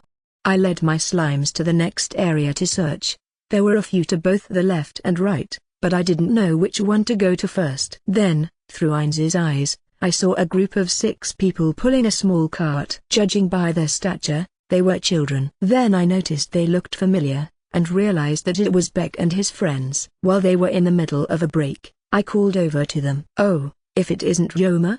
Beck said. "We've been running into each other a lot lately. Are those slimes I see behind you? We're both working in the same city, after all. And yes, these are my metal and iron slimes." That's a lot of slimes," Whist remarked, his face tense. Maybe he was afraid of slimes. "So, what do you want?" Beck asked. "I'm just here looking for tunnel ant colonies. It's a jobs from the Tamers Guild. But I happened to see you, so I wanted to say hi." "Are you here for the same reason?" "We're slaying them." "Well, we're supposed to be," said Martha the half-elf. "We're mainly after their exoskeletons," said Phinia the half-dwarf. "My bro in the slums is an apprentice to an armorsmith. If we bring him materials, we can get armor made for cheap," said Ruth the dog beastkin. "He says it's for practice, but this'll be proper armor approved by his own boss." His sister, Rumil, added what they said. "Ant exoskeletons are lighter than metal and sturdier than leather, so they can be used in armor and shields," Beck explained. "They said that we'll get a little discount if we bring a lot of materials, and we get money for all the ants we slay, too. Hopefully we can all use this chance to get our equipment up to snuff. Also, we pick herbs in these plains all the time." "I want to get it back to normal already," Whist said. "But I looked at their cart, and they only had one tunnel ant corpse." "Well, you can see how well it's going. We just can't find any tunnel ants. Maybe it'd be better if we came at night." "That's what the lady at the guild said. But it's dark at night, and we don't know how many there'll be. If there's a whole ton, that'd be bad too." It sounded like they were considering the risk too. "Then, what if I told you where the ants were?" I offered. "My job was to find the colonies. I didn't need to slay any ants, but if I got close to a colony and its guards came out, I would have no choice but to defeat them, or alternatively, I could guide Beck's party to the colonies and let them take down the guards." "I mean, that'd help us out, but why would you do that?" Beck asked. "Call it a whim, I guess," I said. "The way that we met wasn't great, but they were trying their best." After seeing them like this so many times, I kind of wanted to offer my support. That was all the reason I needed. "You're weird, but I'll take it," Beck replied, then told the rest of his party that break time was over. It looked like he was interested. With 6 new allies at my side, I got back to work. Later, we'd just finished up the 7th colony we found since we met up. Beck's party was proactive about doing the fighting, while I stood back and kept an eye on their things. I thought they would rely on me a little more. But all I did was find the colonies, which is to say that my familiars found the colonies, mostly, so I didn't actually do much of anything. "Yoma, let's make the next one the last," Beck requested. "You're done already? We've got plenty of materials. Nothing else will fit in the cart."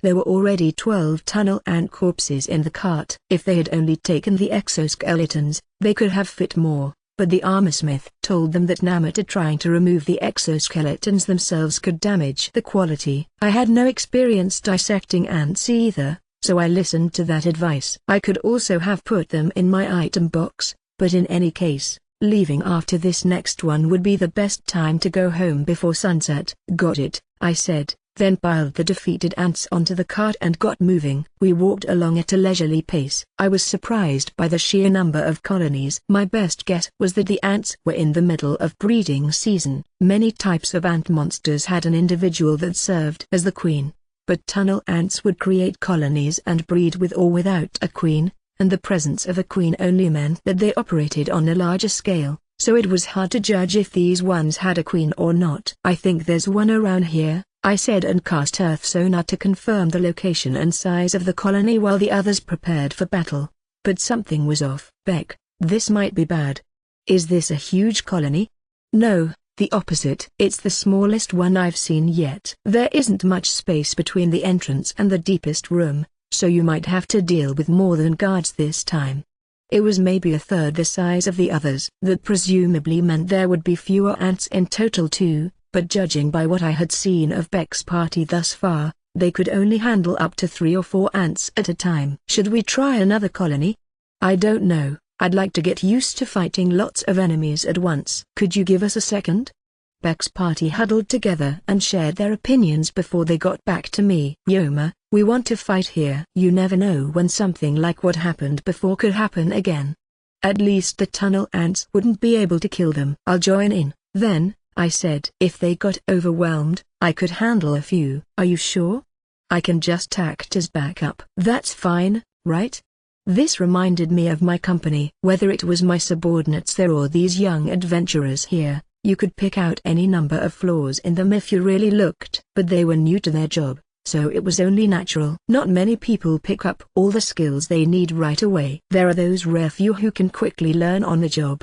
But if you really want someone who can do their work right from the start, you'd have to hire someone with experience from another company. Newbies were always educated within the company, and over the many years I worked there, I was responsible for training them many times. Unfortunately, I was never very good at it, but I'm at least confident that I had more patience than most. Let's say that a competent employee could complete 10 tasks in one day, and there was a new hire who could only complete 1, if any. I had 10 different tasks to do, and my boss also wanted the new hire to do 10 tasks. I had to take care of all the tasks that the new hire failed to do, so I would end up with 19 different tasks. Even so, you wanted to give the new hire a task to do just to be sure they were getting something done, and when they got familiar with that, you could give them 2 tasks. If they couldn't even do a single task without fail, there was no sense in giving them several, and at least 19 tasks was less work than 20. I just had to gradually work them toward being able to handle 10 tasks.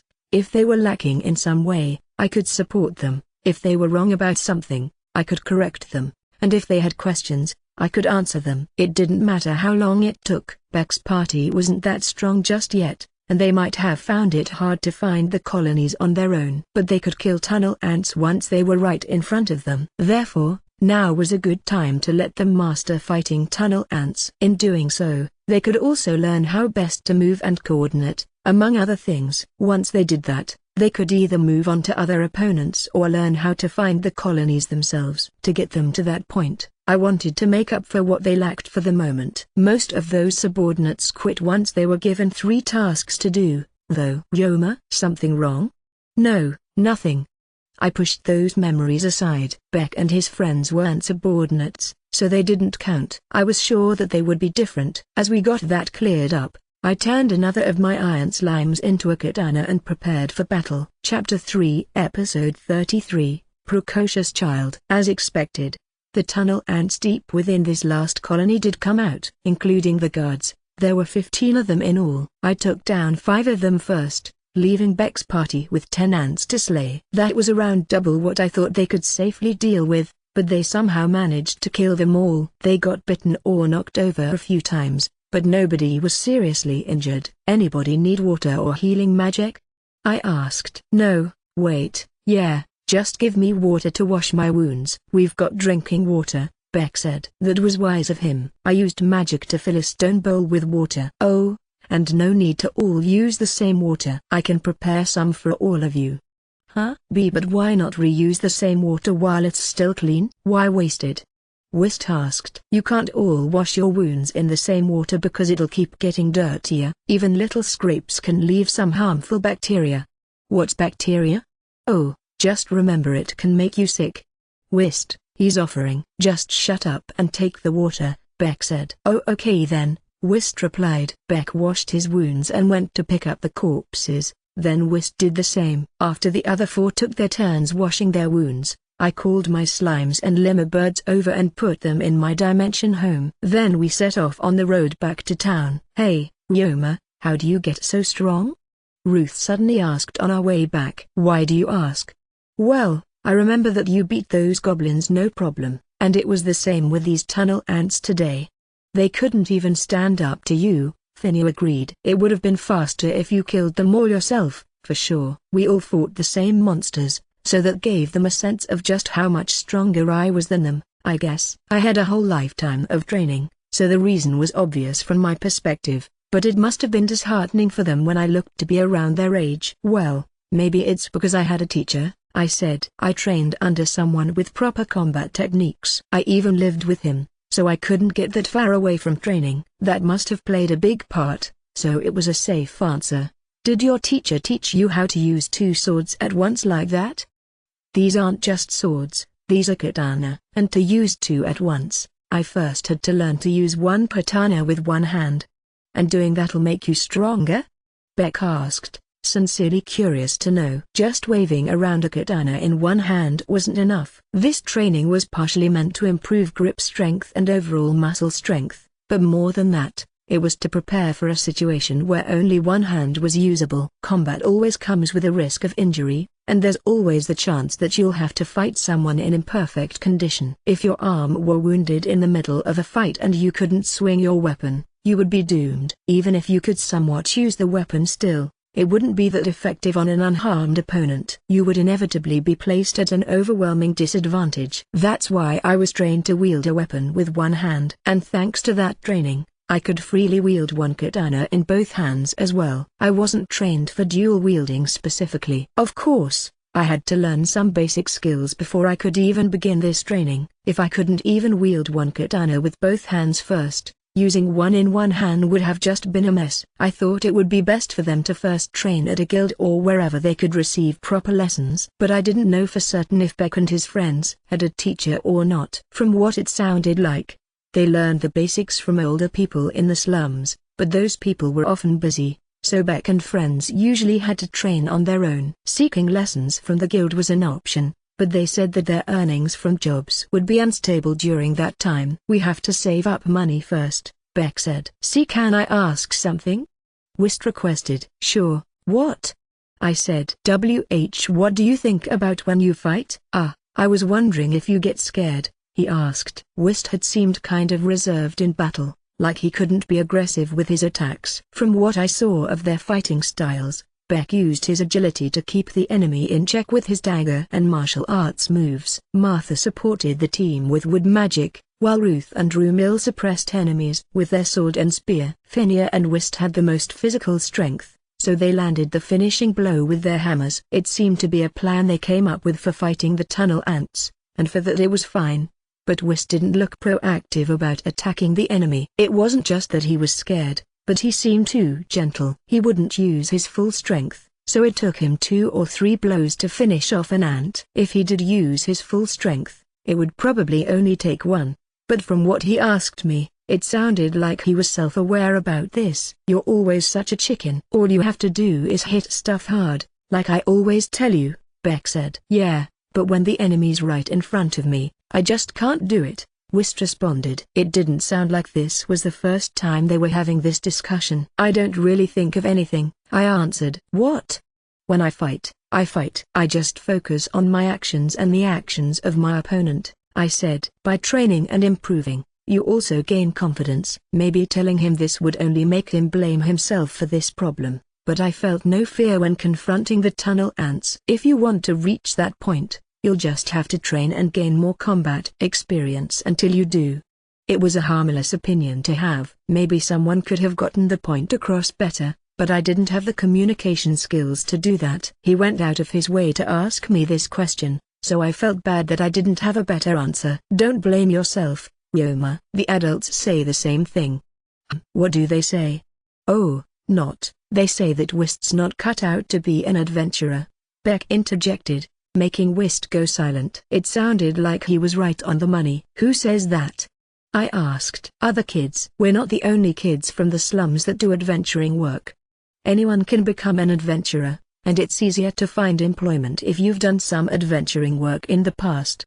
You always have to be careful when you're from the slums. It's safer out there when you can call yourself an ex-adventurer, since it gives you proof that you've taken work seriously in the past. After Beck, the girls in the party jumped in to comment. Next to them, Whist slumped his shoulders. Ruth seemed to be consoling him, though. Do you not get along with these other kids? I asked Beck. Don't know if I'd say that, but the other kids are good at fighting. They've been making more money lately, and they started making fun of people who just take jobs picking herbs. It's especially bad for Whist since he's huge and tough, but his personality gets in the way. I tell Whist that he doesn't have to hesitate all the time. He's not them, and he doesn't have to be like them. And besides, they're not so tough. Not compared to you, anyway, Beck said. I forgot that kids could have such rocky relationships. But if I stay an adventurer for long enough, I might have to kill someone, Whist cried. That's a long way off for all of us, though, Beck argued. But remember what you told me, Beck? What? I need to learn to attack better. Stupid. I didn't mean it the way they mean it, Beck shouted. He was getting a little too heated. Hold on a second, I said, interrupting before they got too worked up. There's no use arguing here. I wanted them to calm down a little, so we took a walk as they told me about their problems more clearly. Here's what I found. The other kids told Whist the things that he was saying a moment ago. Like Beck said, those kids probably didn't have any real experience with killing people either, but they often talked about such topics anyway. Even so, if they stayed as adventurers for long enough, there was a chance that they would have to clash with other people someday. Whist had a sincere desire to come into his own as soon as possible so he could be more helpful to his allies. Beck thought that they could just look at things in the long term, and planned to stick with Whist until he got where he wanted to be. Whist was aware of his problems, but despite his timidness, he had a desire to improve. He was so frantic about it that he sort of seemed to spin his wheels. Beck was evidently aware of this, but thought it was better to laugh it off and not worry about it, so he didn't understand what was worrying Whist so much. It was complicated. Now that I've heard both your opinions, I do feel like Whist is overthinking things a bit, I said. Right? Beck agreed. Darn, Whist sighed. Wait, I'm not finished. Yes, there's no need to worry so much right now. But it's important to think about the future, and it's important that you have some resistance to harming other living beings. So which is it, then? Beck asked. I mean, these aren't mutually exclusive things. For example, let's say you're in town, and you're hungry. What do? Get something to eat, obviously, Beck answered without a second thought. And what if you have no food on hand? Go to the store. Why, you could go to a restaurant. That's too expensive. Leaving town to gather plants to eat would be way cheaper. You could trade with your neighbors for something. Now more of the kids were offering their opinions. You could also harvest crops if you had a farm, or if you were willing to be more unscrupulous, you could also steal. Stealing is wrong, all 6 of them said in unison. You tried to walk off with prey that was tossed aside before, though. Acknowledgement. Why yes, well. When I pointed that out, they suddenly looked ashamed. Maybe I was messing with them a bit too much. I'm not criticizing you or anything. It looks like you feel bad about it, and I don't think much of it anymore. Let's get back on topic. Yes, stealing is wrong, but it's an option. What I'm trying to say is that any given objective has multiple approaches. I'm saying that even that question I asked of Beck and Whist has more answers than what they gave me. They have a very narrow perspective. Then what do you do when you fight monsters, Yoma? Whist asked. I take their life only when necessary. If it was for food, for clothes, or for work, I had to kill them. If I was attacked, whether by monsters or humans, then I could be forced to kill in self-defense. There was never any other excuse to kill. This is a rough way to say it, but if you have concerns that interfere with your skills, they're just going to get in the way during a fight, I continued. Whether a bug or a human, a life is a life. Treat bugs as you would a human in times of peace, and cut down humans as you would wipe away bugs in times of war. When a moment's hesitation can end your life, doing away with your concerns will improve your chance of survival. This was my family's motto for generations, and I don't think it's wrong. Not that I think of humans and bugs as equals, but in a fight, I would attack them with equal fury. I had largely discarded my resistance to harming humans, I think. But not wanting to harm living beings is perfectly normal, and I think it's a valuable feeling to have, I said. I declare that Wist's attitude is the right one to have as a human being. He doesn't need to give up his resistance right away, but hopefully he can find some compromise that helps him accept what he has to do in the future. Wist nodded awkwardly. Maybe my argument was a little more extreme than it needed to be. The reaction from the kids was lethargic. I didn't have a precise answer for them myself, though. The important thing was that they could come to terms with doing violence for themselves. So, to achieve that goal, Beck. Me? Well, and this goes for the rest of you too. But how about you just chill out and talk things out sometimes? Don't let yourselves get worked up. It doesn't matter what those other adventurers say, just do what you can. Wist, you'll stick with being an adventurer for the time being one way or another, right? Why yeah. Fighting scares me, but it hasn't even been a year yet, and I want to keep doing stuff with my friends. Then just take your time to think about it. Based on what I've seen today, I don't think you should get too hurt as long as you don't do anything reckless. No matter what conclusion he came to in the end, I had no intention of objecting. If he wanted to quit adventuring, maybe I could invite him to work at my store. I didn't want to say that yet, though. Just then, we arrived at the gate. I presented my guild card so I could pass through. Are you on your way to the Adventurers Guild? I asked Beck. Yeah, got a report back. I'm reporting to the Tamers Guild. So this is goodbye for now. Got it. Thanks for everything today.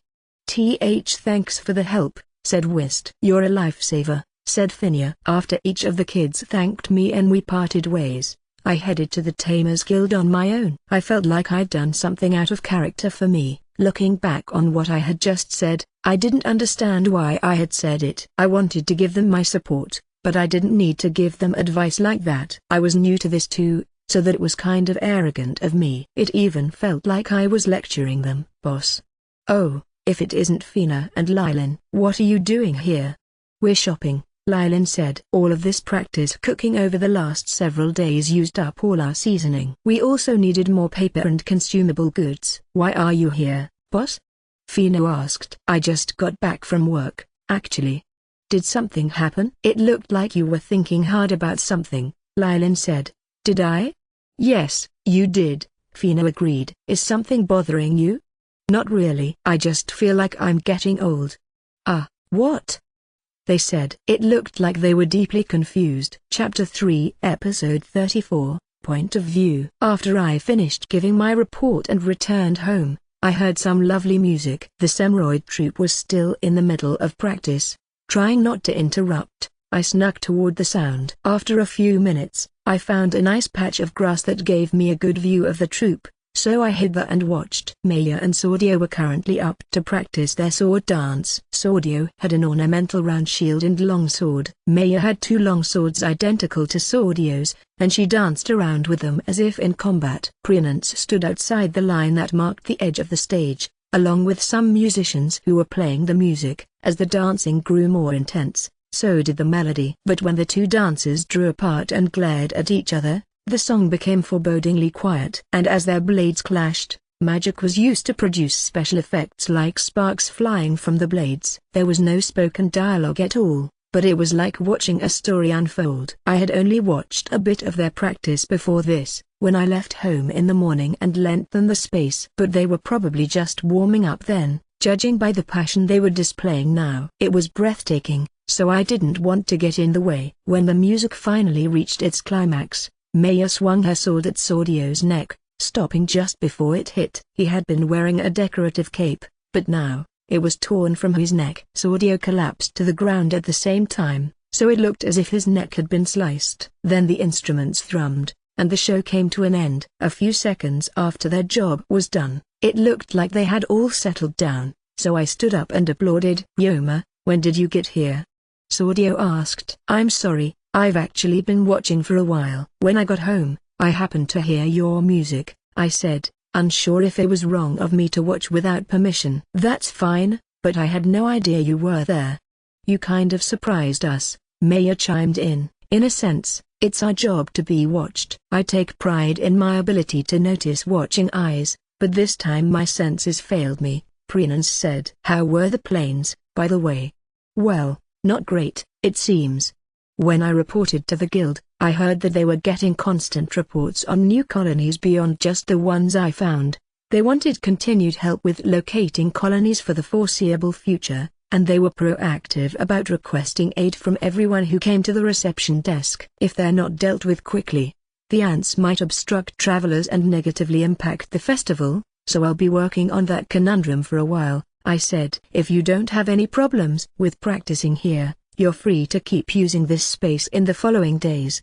Thank you, we'd love to, Ririnra answered and bowed, followed by the rest of his troop. After that, they got all their tools together and returned to town. It looked like the sword dance was the end of their show. I saw them off and then he got to training myself. For a brief moment, I tried imitating the way that they danced, but it didn't work out so well. When I tried to use magic, I felt my movements grow stiff and awkward. Maybe those magic special effects would actually be a good way to practice using magic and weapons at the same time. When it came to using magic and weapons in conjunction, they could do it more smoothly than me. A day passed. You want to know about our magic special effects?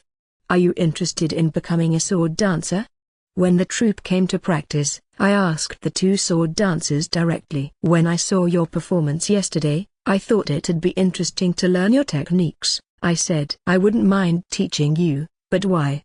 Saudio asked, so I told him how I felt yesterday. My fighting style primarily revolved around using weapons and martial arts for close combat. I could use magic as well, but didn't often use it in battle, so I was inexperienced with it. I also told them that I wanted to expand my skill set. In other words, you want to see if you can use offensive magic the way we use our special effects magic? Yes, I'd very much like to learn, if you have the time. I don't see why not, Maya said. I suppose so, Saudio agreed. We can teach you a little bit without taking too much time. We don't use the same weapons, so it may not be exactly the same for you. However, do you still want to learn from us anyway? Yes, of course. Then, can you make it back here around the same time you did yesterday? I'm sure you have work to do today yourself, so we can teach you after our practice is done. Thank you, I said. I was worried they might say it was a secret technique, but they were surprisingly willing to teach me. Will I need to bring anything special? Just your weapon is fine. We can just test your skills today, Saudio answered. Oh, and make sure you have some magical energy left over, Maya added. Got it. I'll see you tonight, then. Good luck out there. Before I knew it, night had fallen. The excitement I'd felt since the morning helped me to find twice as many ant colonies as yesterday before I went home. When I got back as promised, the troop members were gathering their things together. Sorry I'm late. Did I keep you? I asked. We've only just finished ourselves, Saudio said. Let's prepare right away. Maya. Gotcha. Maya shouted and came out from behind the troop's cart. She was holding some kind of package. Here, this is for you, Yoma. What's this, firewood? I asked. It looked like a tiny log. The wood had been chopped down to a small enough size that it could be carried in one hand. We're gonna start as soon as we're finished cleaning up, so just give us a minute. Hey, wait, I said, but she had already left. You can let them take care of it themselves, no need to help, Saudio told me. Watching how the troop worked, it did look like they had the flow of this cleanup process down pretty well. My unpracticed help would probably only get in their way. Before practice, take a look at this. This is one of the swords we use in our dances. I once again couldn't help but notice how many little ornaments the sword had, but now that I was looking from up close, I also saw a strange pattern. It looked like it was painted onto the surface. This is paint made from processed rainbow slug fluid. It can store the light it touches and save a bit for later use. It didn't glow in exactly the same way, but it was like a sort of fluorescent paint that used magic. When light magic shined upon it, light rushed through the painted lines. When these swords struck another sword or a shield in the right way, it looked to the audience like sparks were flying. But to actually achieve that required swift control over one's own magic in the middle of a fight. And to accomplish this, you need some degree of mastery over the magic and swordsmanship, Sordio said. So the first thing I'd like to do today is test your skills. Once I have those results, I'll decide upon the best way to teach you. Thank you. Hey, we're ready, Maya announced. So we headed to the training area she set up. The rest of the troop stood in a circle around it. What are you all standing around for? I asked them. We're going to help out a bit. That's half of it, but we're also just curious to see how it goes. I see. Thanks for the help, I said. Then point your weapon at Maya, Sordio said. I readied my iron slime katana. She's going to toss that firewood at you. Slice it. Chopping thrown objects in midair was one part of the sword dancer's show, and it seemed that it was one step toward learning to exchange blows with others. This would be a test of my abilities. You can chop the wood in whatever manner you're able, but try your best to cut through the center. Got it. I'm ready. Here goes nothing. Maya shouted and lobbed a piece of wood at me. As this was only the first one, she didn't throw it that fast. It softly arced through the air, and when it came into range, I cut it in half. Oh, you did it? Awesome. Here's some more. I chopped through the next one in the same way, then she threw another one over. They came faster and faster, the intervals between throws constantly shrinking. But I managed to handle them all. The firewood was running out. Last one, Maya announced. Got it. When I chopped the final log, the test came to an end. Curious about my performance, I looked to Sordio. He had a conflicted look on his face. Let's move on, he said, and the rest of the troop helped pick up all the chopped firewood. Sordio distributed it to everyone aside from myself. Then they painted the top and bottom of Sordio and Maya's pieces with red paint. This time I had to dodge the pieces thrown by the rest of the troop while only chopping the pieces thrown by Sordio and Maya. As soon as I said I was ready, Sordio tossed the first piece. When I cut it in half, more and more wood came flying from all around. There were usually 1 or 2 logs thrown at once, 3 at most. I dodged those as I sliced Sordio and Maya's logs. They threw wood from one fixed location at first, but then they silently nodded at each other, picked up their pieces, and began to move around. They ran outside the circle formed by the rest of the troop, then tossed wood at me from between the other members. Not only that, but Sordio matched everyone else's timing to make his pieces harder to cut, and threw them from awkward positions as well, so it was kind of frustrating. I needed enough focus to watch Sordio and Maya while dodging the other logs, enough decisiveness to promptly chop the correct pieces, and enough skill to put this all into action. How did I do? I asked after the test was over. I can't complain about your swordsmanship, Sordio said. Yep, you were great. Maya agreed. Why do you need magic when you can do this, though? We were surrounded by diced-up firewood. Even I was satisfied with the results of the test, but apparently I was so good that it prompted this question from Maya. To be honest, this wasn't a skill that I ever needed before, but it was something that could help in the future. You must just love to learn stuff. You'd do well to work as hard as he does, Sordio said. Otherwise he might surpass you in no time. I'm already pretty sure that he'd beat me in a sword fight, though. After that conversation ended, we proceeded to the magic test. This just involved me using magic like normal, rather than anything special. But they did have something interesting to tell me. Silent incantations? I asked. Yes, you can cast magic without saying a word, Sordio said. Sword dancers need to be able to set the mood through their expressions, you see. By casting spells without chanting incantations, we don't have to move our mouths. Well, it really depends on what school of sword dancing you're coming from, Maya explained. Some sword dancers wear masks to hide their mouths, and some even use incantations during the show and make it part of the performance itself. You can also have your sword turned into a magic item specifically for sword dancing. That's actually the most popular method. It's heresy, Sordio said with a scoff. Back in the day, sword dancers enchanted their audience with excellent swordsmanship and magic alone. Nowadays it's all masks and magic items with these people. They depend on simple tools for their magic, and they know nothing of swordsmanship beyond the basic stances. This is why sword dancers are seen as mere performers who couldn't fight to save their lives. Yeah, I know. I was just telling him. Yeesh, Maya grumbled. I didn't know exactly how long ago back in the day was according to Sordio, but it sounded like maintaining old traditions was important to him. Well, anyway, do your best. Okay, thanks.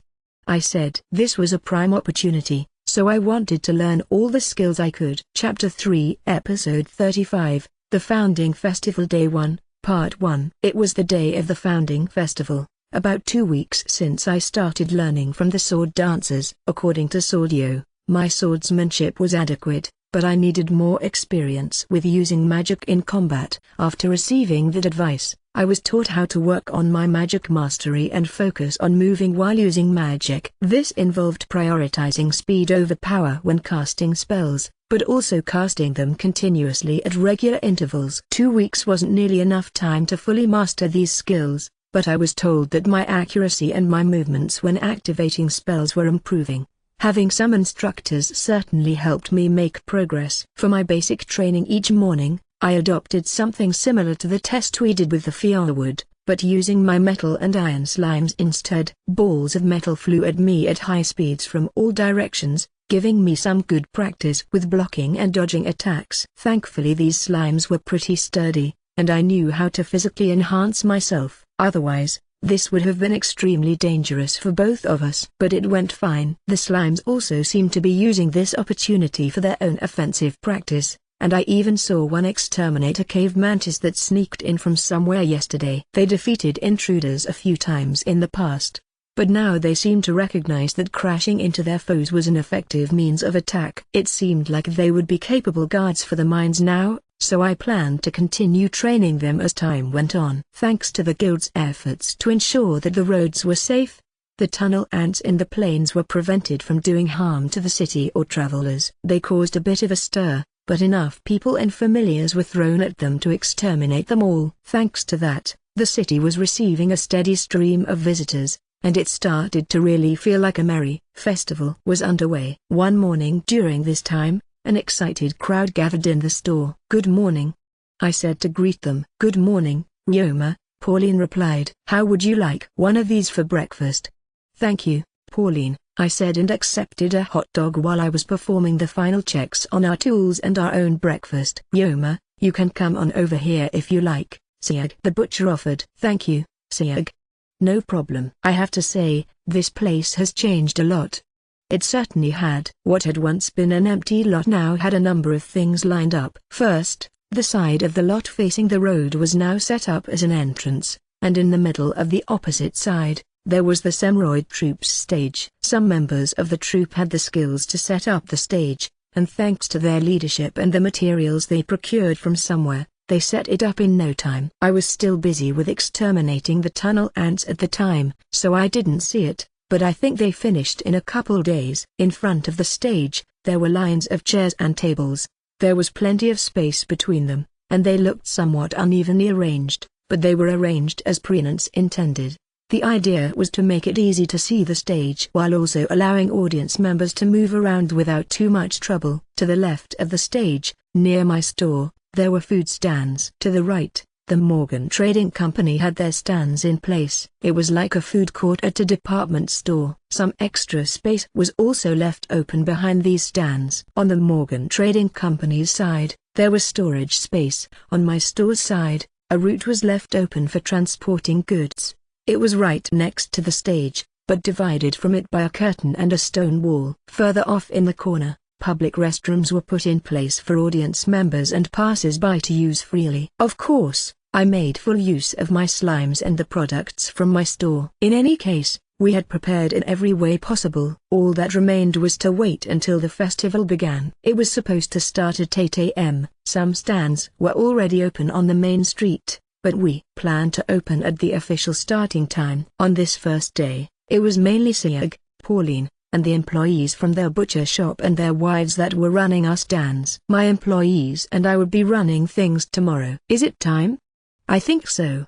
Chatting made time fly by. I needed to make sure I was ready for opening time, so I decided to eat quickly. "Thanks for helping out today, everyone." "I'll be back this afternoon," I said. "Leave it to us. Enjoy yourself, Ryoma." I wasn't a customer, and I wasn't working, so I would have only gotten in the way if I stuck around. I said my goodbyes and left the store. I heard the shouts of the men and their wives behind me as I left for town. I wandered around town for a few minutes until I heard the church bells ring. "Oh, is it starting?" I asked myself. It had already somewhat begun anyway. But now it was official. The crowd's zeal grew, as did the noise coming from the streets. It was like all their pent-up energy was now free to be unleashed. Decorated with colorful cloth and flowers, the streets looked bright too. I pondered where to go first. I had already eaten breakfast, so I wanted to check out the food later. But that was difficult to do when I was surrounded by it, and the managers at each stand kept yelling at me. Welcome, welcome. Our hamburgers are to die for. We've been going from town to town for 30 years. These fries are legendary. Popcorn, get your popcorn here. Delicious popcorn. A lot of the food brought back memories. Judging by the names and appearances of this food, they were presumably brought to this world by people from Earth. Excuse me, can I get some fries, please?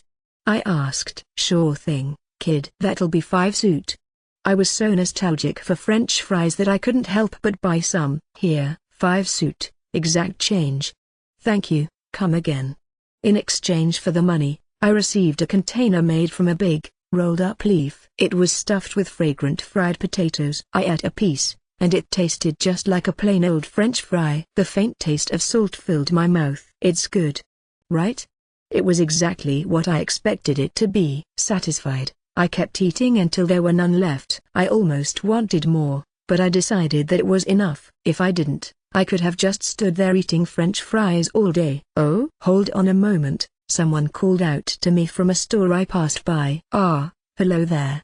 It was the old man from a drugstore I frequented. Rather than interact with customers, he usually sat in a chair by the wall and watched the store, but today he seemed to be selling something. You come here often, don't you? Here, take one. Thank you. Is this candy? I received a stick with a round lump on the end. It was like a candy apple without the apple, but it was awfully powdery and colorful. The old man confirmed that it was supposed to be candy. The instant I put it in my mouth, though, I got goosebumps. What the heck?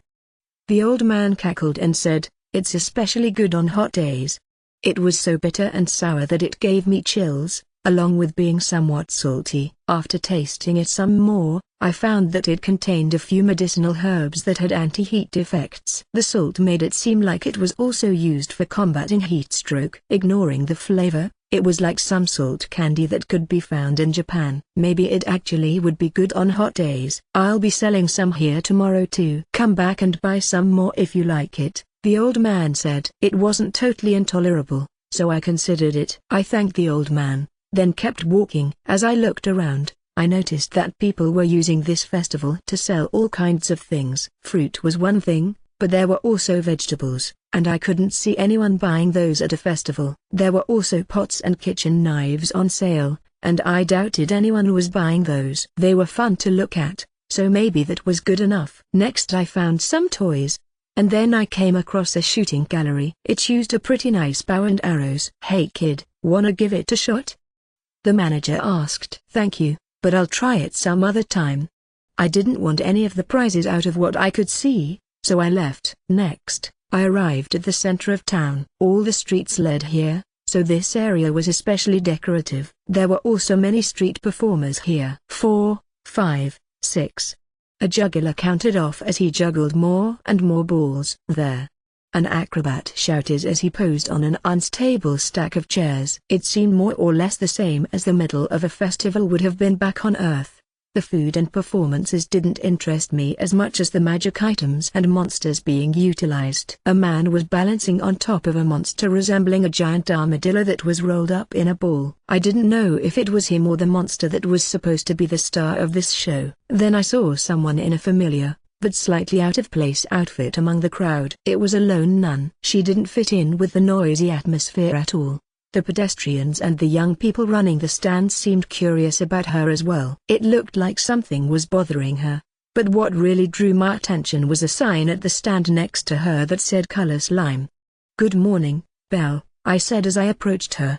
She vigorously turned around. Oh, Takebayashi, good morning, she cheerily greeted me in return. Behind her, there was a big box containing a colorful slime. Seeing them together, I was reminded of how she asked me for slime raising tips before. She hadn't said anything to me about it since. Did you decide to get a slime as a pet? I asked. Yes, after we talked, I asked the children if they would like one, and they said yes. Then I spent a lot of time studying taming magic and learning the spell for forming contracts up until last week. I see, so why are you here today? Well, I have a bit of a problem, you see. We went somewhere else to avoid getting in the way of business operations before I asked for more details. It seemed that she decided to be responsible for raising the slime, and she was also put in charge of obtaining one. But to do that, she was undecided as to whether she should ask the guild to capture one for her or buy the slime at the stand she found. If I buy one from this store, it will be cheaper than asking the guild, but compared to the slimes I've seen at the Tamers Guild, this one doesn't seem very healthy. Oh, I think you're right. Curious, I approached the color slime. For one thing, it was definitely a lesser class of slime. Most likely, it was just a regular slime that had been fed colored water. The illness that Belle noticed was probably caused by that coloring. Slimes often change color after taking something into their body, but only in the brief time up until that material is digested, I explained. But slimes have an easier time digesting some things than others. That stand probably used some sort of dye that's difficult to digest so it would stay colored for a long time. Judging by the faint, unique scent I smelled, they probably used Ririnra grass. It could be made into green dye, but its peculiar odor also made it useful as insect repellent. This grass was high in fiber and difficult to digest. It was also somewhat functional as a pesticide, which weakened the slime and made it take even longer to digest the material. Is that so? Belle asked. Ever since I discovered the method for evolving slimes, Ririnra grass was one of the types of grass that I held back on feeding them unless the slimes expressed some desire for it. The only ones who ever wanted any, by the way, were poison slimes. Well, a human eating it would just feel a little uncomfortable unless they had a weak stomach. It's used in clothes too, so I wouldn't say it's dangerous. But your slime is going to be touched by a lot of children, so I personally wouldn't recommend taking this one, I said. It was unlikely, but if this slime evolved into a poisoned slime, it could be a bit hazardous. Would you like me to get a slime for you? I frequently go outside town adventuring. In fact, I commute from outside town every day. You would do that for me? I happily accepted the task. The church had done a lot for me, and it would continue to in the future. It could only help if I remained in high standing with them. Clergy had more than a little influence in this society. Not to mention, this was a fine opportunity to spread the gospel of slimes. I murmured. Is something wrong? Look over there. On one corner of the road, there stood a child with a grim expression. Judging from their furry, dangling ears, I knew the child was a beastkin. Their gender was hard to figure out from their appearance. They looked a little young to be walking around on their own, but there were no parents in sight. Mum, Mum. The child cried. This doesn't look good. They must be lost. Belle ran off before she even finished talking, and I followed after her. Chapter 3, Episode 36, The Founding Festival Day 1, Part 2. Faye, 1 Li Mayang and 1 vegetable stir-fry, please, I said. Boss, what's wrong? You look a little tired. Well, I've been through a lot. After we found the lost kid, Belle and I looked for their parents for a while to no avail, then brought the child to the guard station.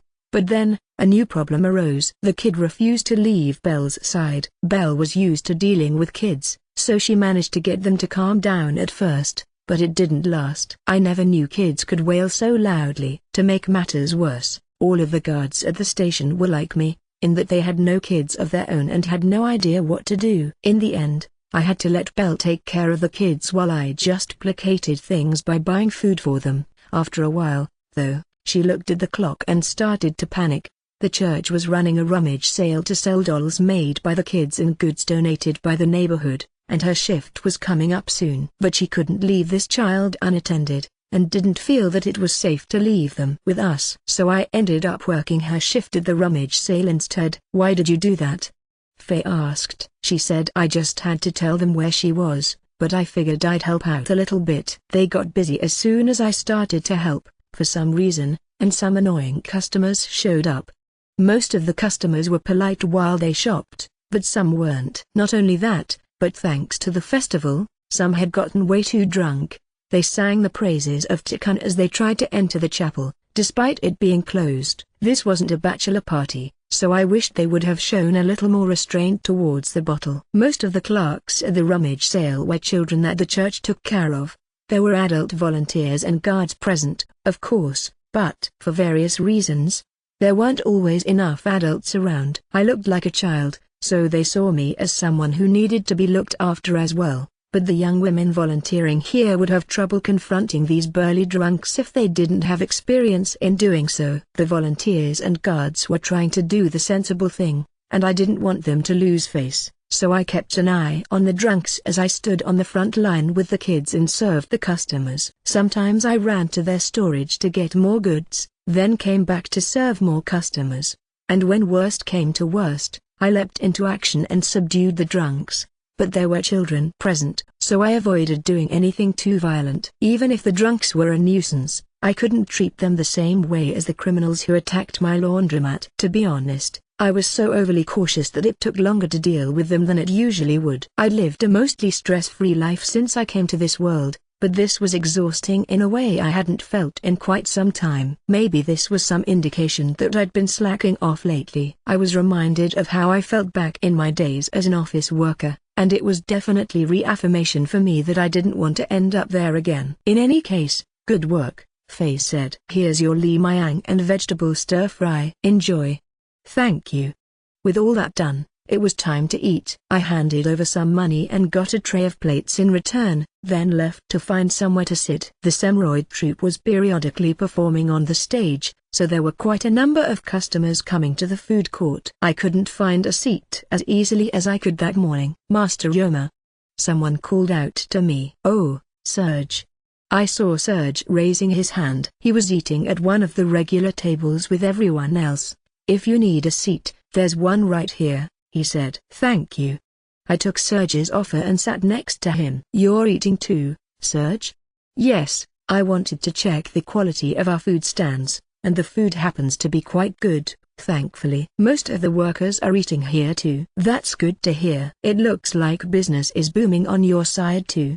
I saw a lot of customers at the Morgan Trading Company's stands as well. Indeed, we've been getting an endless stream of customers. We did set up where people were going to gather, but more importantly, oh, perfect timing. Look over there.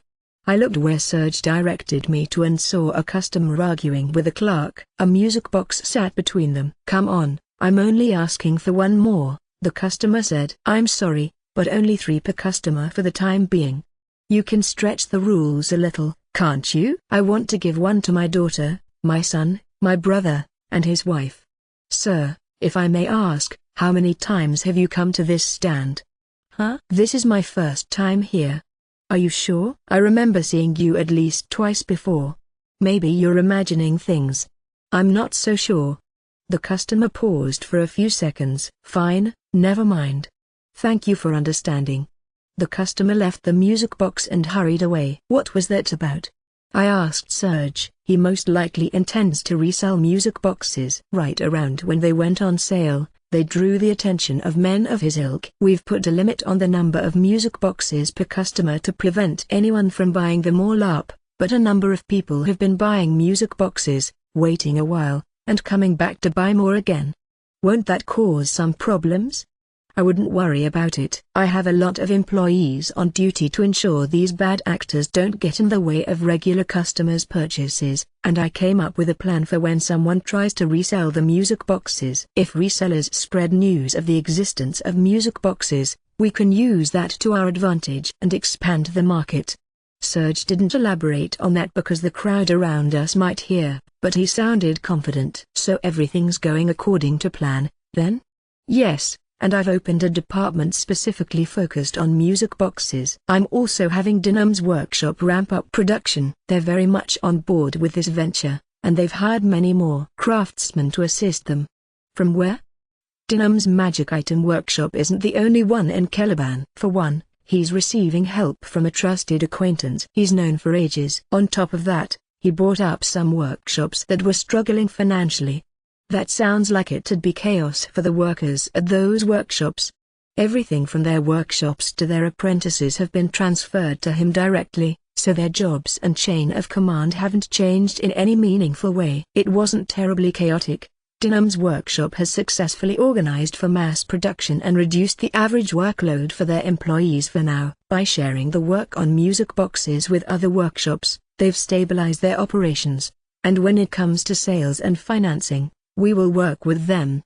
The agreement between me and Dinam was to have him credited as the creator of the music boxes. If he wanted to hire more craftsmen and merge with other workshops, it wasn't my place to argue. The agreement benefited both of us, so I couldn't complain. Also, I think his purchase of these workshops will prove beneficial to you, Master Yoma. Dinam's own workshop dealt only in fire, water, light, and non-elemental magic items. But the craftsmen from these other workshops should be able to work with other elements as well, Serge said. It sounded like that could be of some use to me if I took advantage of my agreement with Dinam. I expect that he'll contact you asking if there's anything you want soon enough.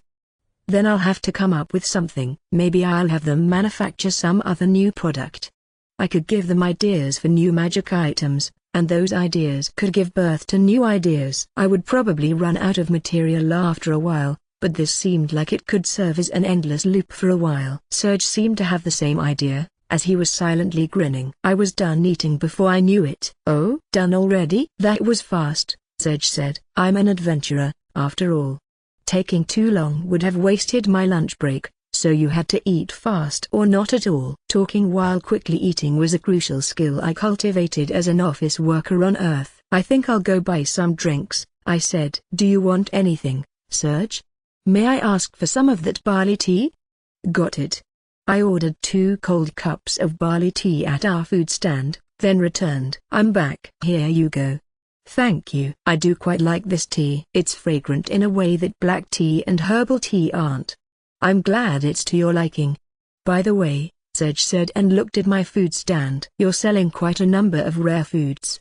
Now that he mentioned it, that was true. We were selling the following: water fruit juice, barley tea, limayang vegetable stir-fried ante-seed sesame pastries, hot dogs. The water, juice, and barley tea were things we just already had on hand and decided to sell. The other 5 products were put on based on a vote. As far as which of these were particularly rare, for a start, there's the barley tea. The black tea and herbal tea that Serge mentioned were the most commonplace varieties in this country, whereas barley tea was nowhere to be seen. Maybe it could be found somewhere, the way that dandelion coffee could, but it wasn't common, in any case. Next, there was the limayang. Due to the danger and cost of travel, trips abroad couldn't be taken as easily. In this world as on Earth, aside from people in a select few occupations, foreign food was viewed as unusual by most of the population. Faye and Lyland's home country of Gilmer also happened to be especially chaotic, and had few diplomatic relations with any other nation,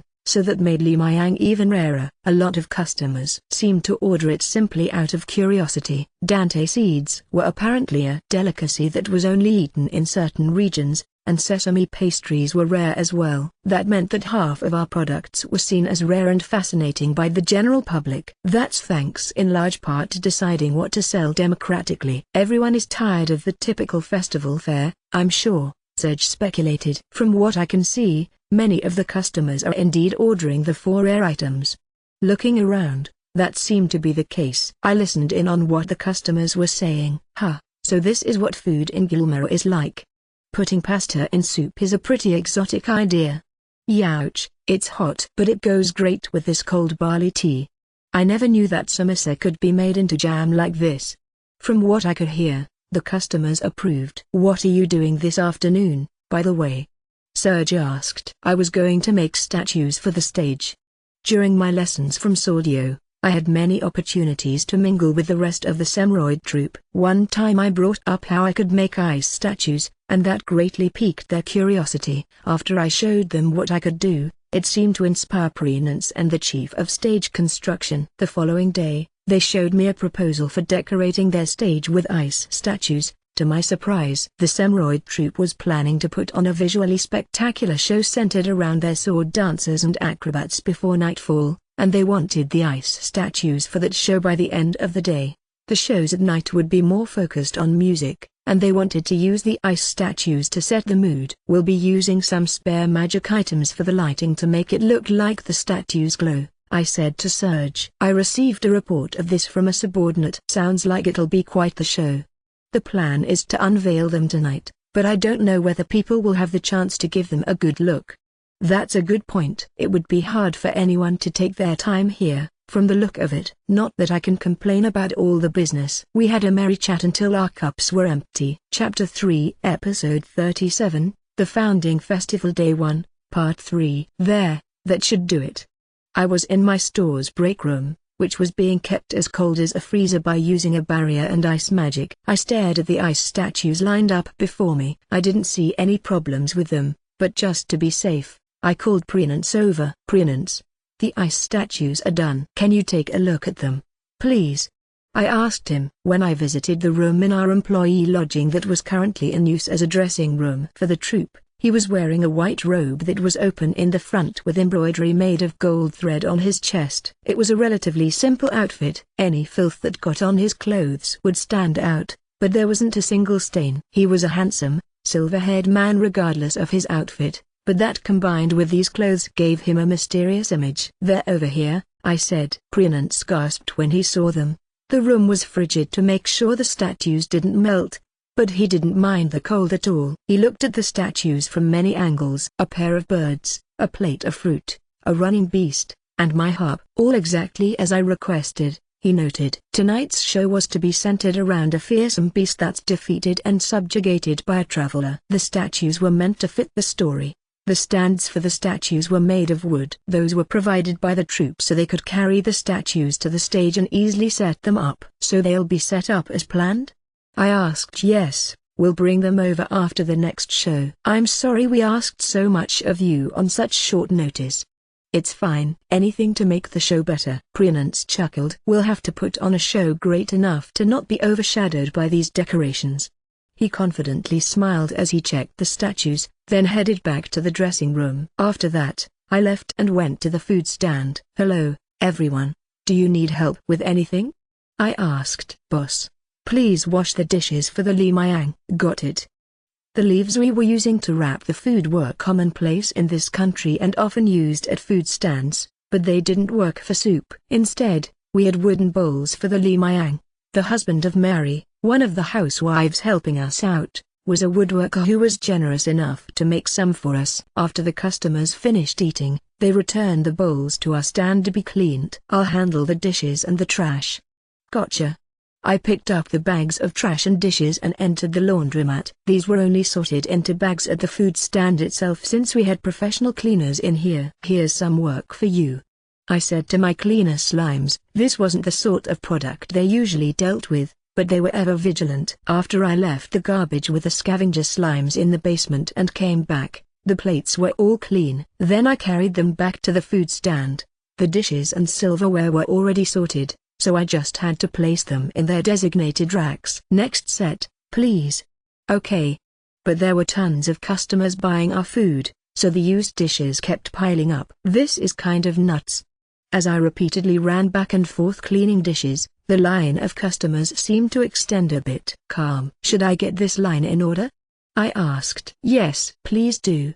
Calm's clothes and hair were usually neat and tidy, but because of the heat and the non-stop work, he'd taken off his coat and tied his disheveled hair back with a bandana. Now he looked like the sort of guy you'd see working any food stand. I never thought I'd see him like that. But we were just that busy. Master Yoma. Oh, Serge. Hello again. You seem busy. Some of my employees are free, if you'd like some assistance. Thanks. Thankfully, Serge lent us some extra helpers. With their assistance, we set up some ropes to keep the line organized. You are, boss? Yes. What is it? Someone just went to the bathroom and said there's almost no water left in the toilet. No water in the toilet? All right. I'll fix it right away. I told our helpers the situation, then left for a bit. Excuse me, I'm the manager here. I need to get in here, sorry. Thankfully, it looked like the toilet could be fixed in no time. In fact, it didn't look broken at all. There was no sewer here, so instead I had set it up so water in a storage tank would flow into a big container inside the toilet. By removing the water in the container with a bucket, clean water would pour in to replace it. but the container was currently only half full of water. The problem was just that the storage tank ran out of water. Opening the bathroom to the public presumably made the water run out quickly. I hurried to the tank and used water magic to fill it up until water began to come out. Now the water was fixed, but then I noticed that the soap in the bathroom had been stolen. I had put it in a net made of sticky slime string and tied it down with a cord the same way I did for the bucket. But someone went out of their way to cut the cord with a bladed weapon so they could take the soap. I made the cord, net, and soap myself, so they were all pretty much free for me, but I figured I should still report this to the authorities. That just gave me yet another problem to take care of. For now, I replaced the soap, went back to the store to let a cleaner slime clean me up, then he got back to work. I wanted to make a more durable cord and net tomorrow, but if the net were much tougher than the old one, it would hurt to use the soap inside it. You there? Me? While I was thinking about what to do about the soap, a mean-looking middle-aged woman called out to stop me. Do you work at a store around here?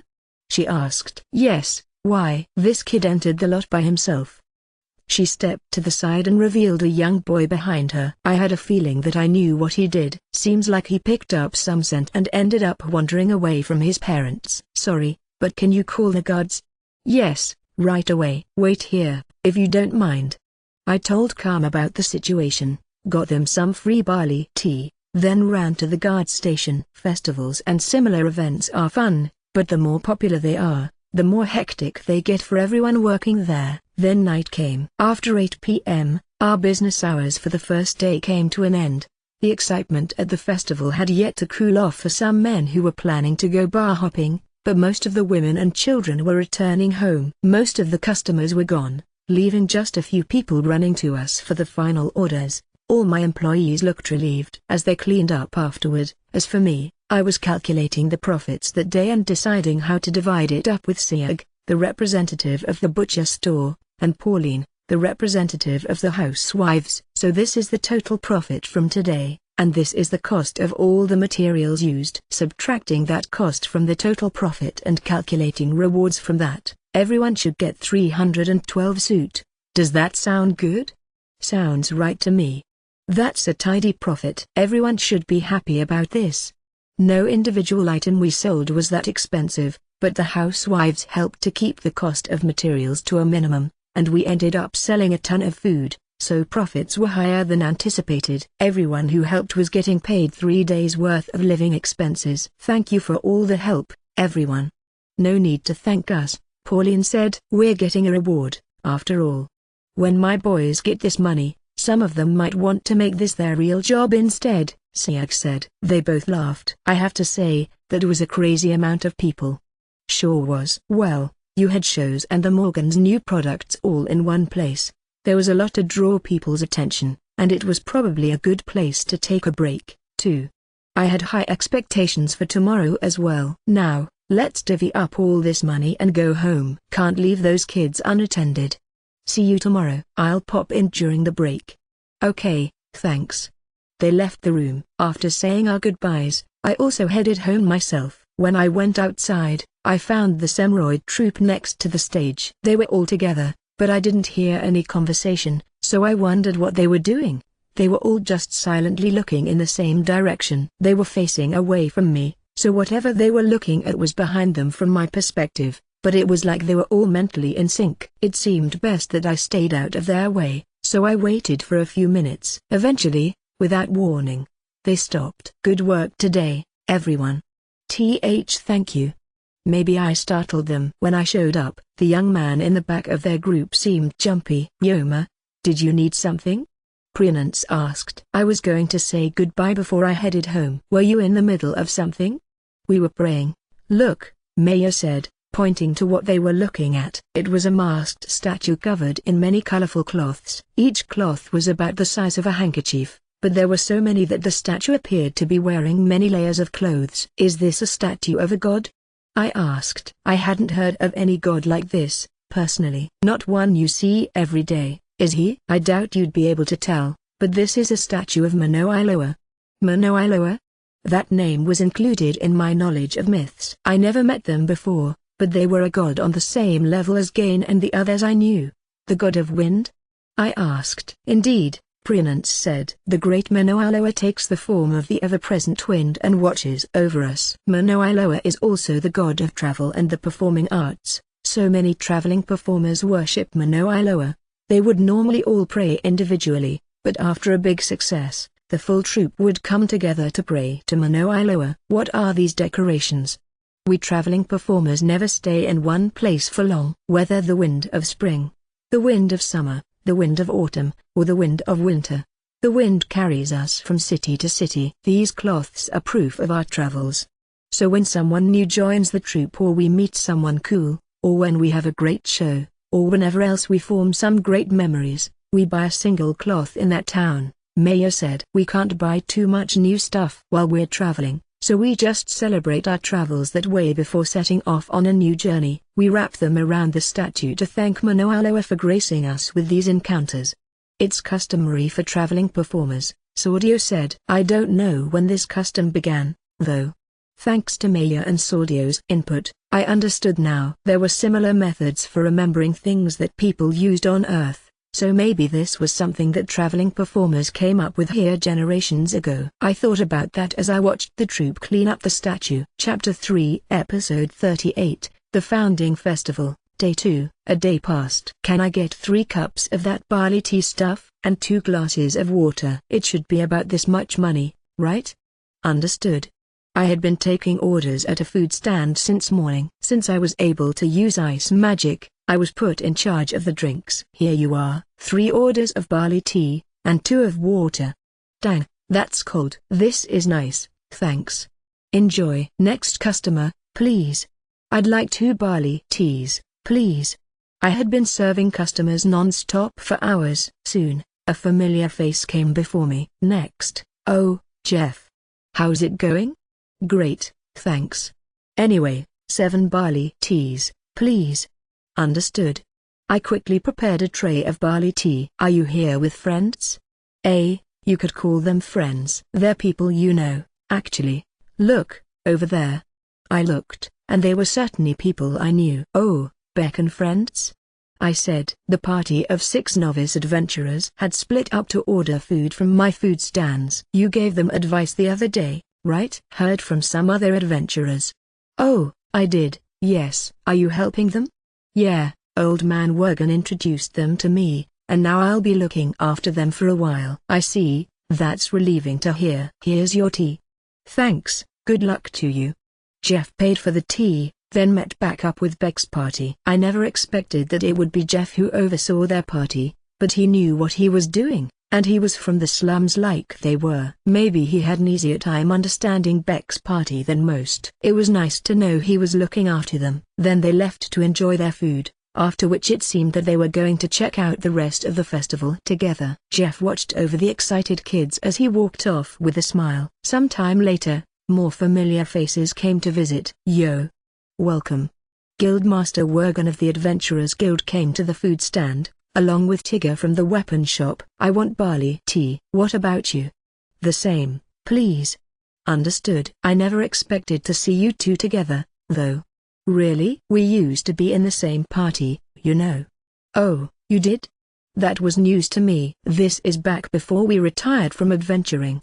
Tigger always had the best eye for equipment of anyone in our party. He was also good with money, so he was in charge of the party's finances. The job he's got post-retirement is pretty much perfect for him.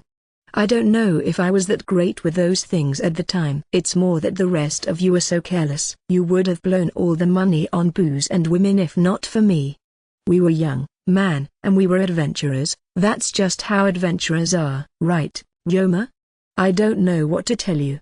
I wished that Wergen wouldn't drag me into it. Ignore him, Tigger said. And I'd recommend you don't follow his example, as a general rule. What the hell? Wergen complained. Well, you two seem like pretty good friends. I cast freeze on the drinks. Here you are. So this is barley tea? This is enough money, right? Yes, thank you. They were about to leave with the barley tea, but then Tigger remembered something and turned around. You haven't been to my store lately. Is your equipment good? Yes, it's all been serviceable. I've been getting a lot of use out of the knife and armor I bought before. That's good, But what about a katana? You never got back to me about that. Oh, right. I whispered a summary of what had happened into his ear. He closed his eyes. So that's what you came up with? Wasn't expecting that. I'm sorry, I guess. If it works for you, then that's fine. I won't tell you how to use your familiar's abilities. Just don't do anything too crazy. Thank you. Then he met back up with Worgen, and after catching their breath, they hit the town again. Hello. Welcome. Next, Sister Betta came to the food stand with some children from the church in tow. It was almost noon. Thank you for your help yesterday. Belle very much appreciated it. Oh, don't mention it. It was the least I could do. The church looked after children with no relatives. Their lives were by no means luxurious, but the two nuns were willing to spend what little they had so they could enjoy the festival like the other children. Do you want drinks for 18? I asked. Yes, please. Say please, children. Please. All the children said in unison, putting smiles on the faces of people around us. Coming right up, then.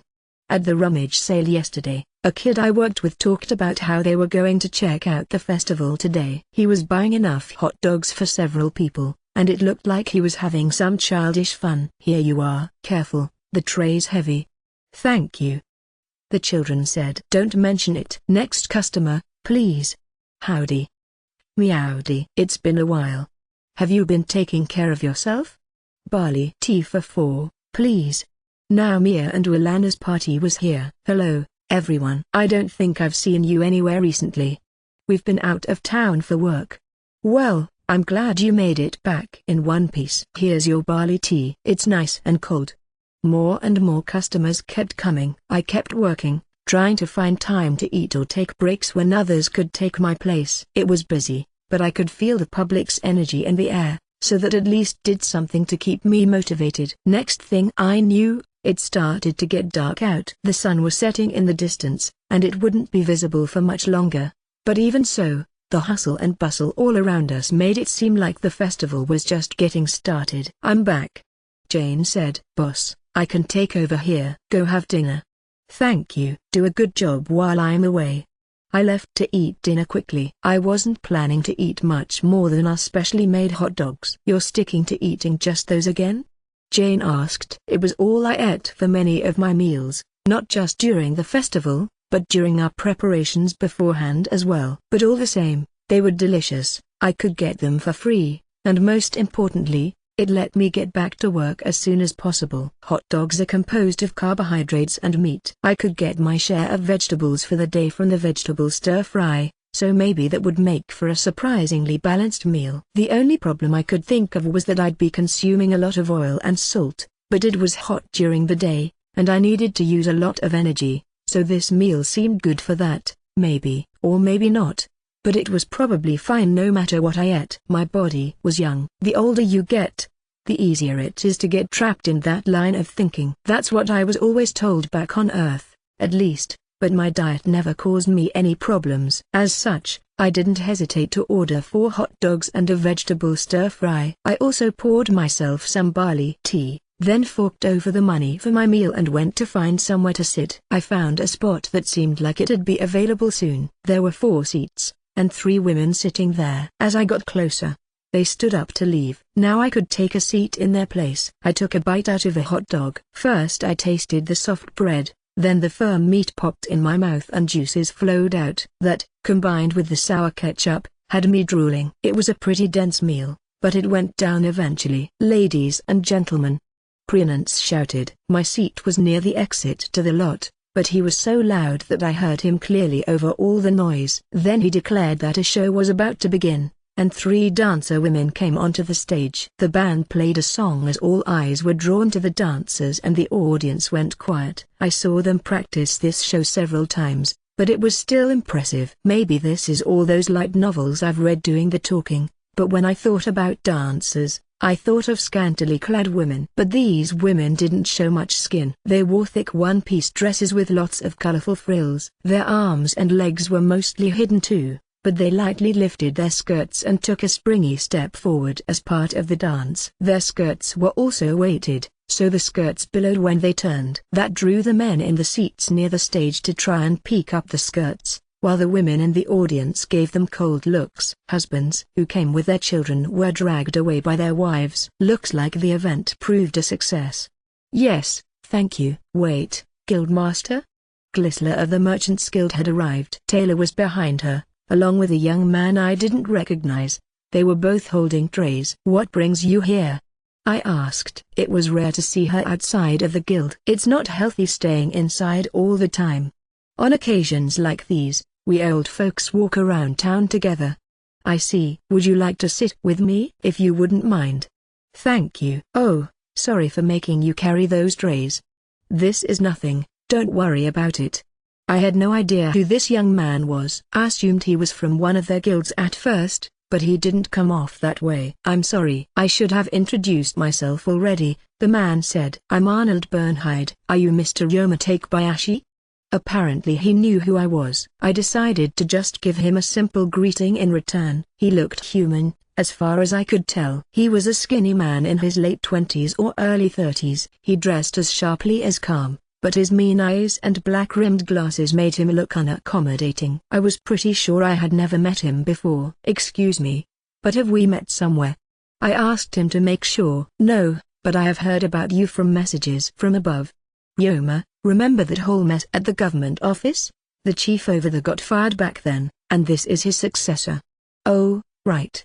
I'd heard that someone replaced him, but didn't know who. I've heard rumors about you for some time now. Not only did you create a chance to eliminate some government corruption, but I believe you helped clean up the mess afterward as well. You also took a job through the guild to help protect the city, I believe, Arnold said. He must have been talking about the tunnel ants. You've significantly reduced my workload. Thanks to that, I could focus on disciplining my staff. I was only doing it for personal reasons, but I'm glad I could help. I hope that you'll continue to offer us your assistance in the future. It sounded like he'd been hoping to meet me for a while, but he inherited so much work that he had no time to go out and see me. But he couldn't call me to the office simply to thank me, either. He also needed to look into and expose all the embezzlement and collusion, so he avoided unnecessarily getting in contact with me. He took the job seriously, it seemed. But he was appointed for the purpose of fixing injustices, so he was probably the right type of man for the job. And it was nice that he went out of his way to not give me more trouble. As long as I got to keep living my life and running my store as I had been, I was happy to cooperate. Thank you for being so willing to cooperate, Arnold said. My position doesn't permit me to give you special treatment, but I will do my part to ensure that the law is obeyed and you are treated justly. Of course, if you do continue to contribute to our city, I will inform my superiors. Perhaps you may receive some special privileges as compensation. You might as well have just said he's not getting special treatment, then, said Glisler. Contributing something so great that you would receive special privileges is easier said than done, said Taylor. I only mean to say that I expect great things from Yoma, Arnold replied. Sure, I guess we'll see. Maybe he'll actually pull it off eventually, who knows? Glisler said. She was looking at Serge's food stands. Did you give him any ideas, Yoma? I don't know what you're talking about, I said. I didn't think I could actually hide anything from her, but tried to play dumb anyway. By the way, Yoma, Taylor said. Yes. How has life in town been for you? It's been a while since you first came here now. You must have encountered at least some inconveniences. Just say whatever comes to mind. This old man doesn't see you that much, so he gets worried about you, Glisler said. Well, things have certainly changed a lot since I first got here, but I really can't say I'm having any problems. If anything, the fact that I have enough money to casually go shopping now has made life pretty convenient for me in general.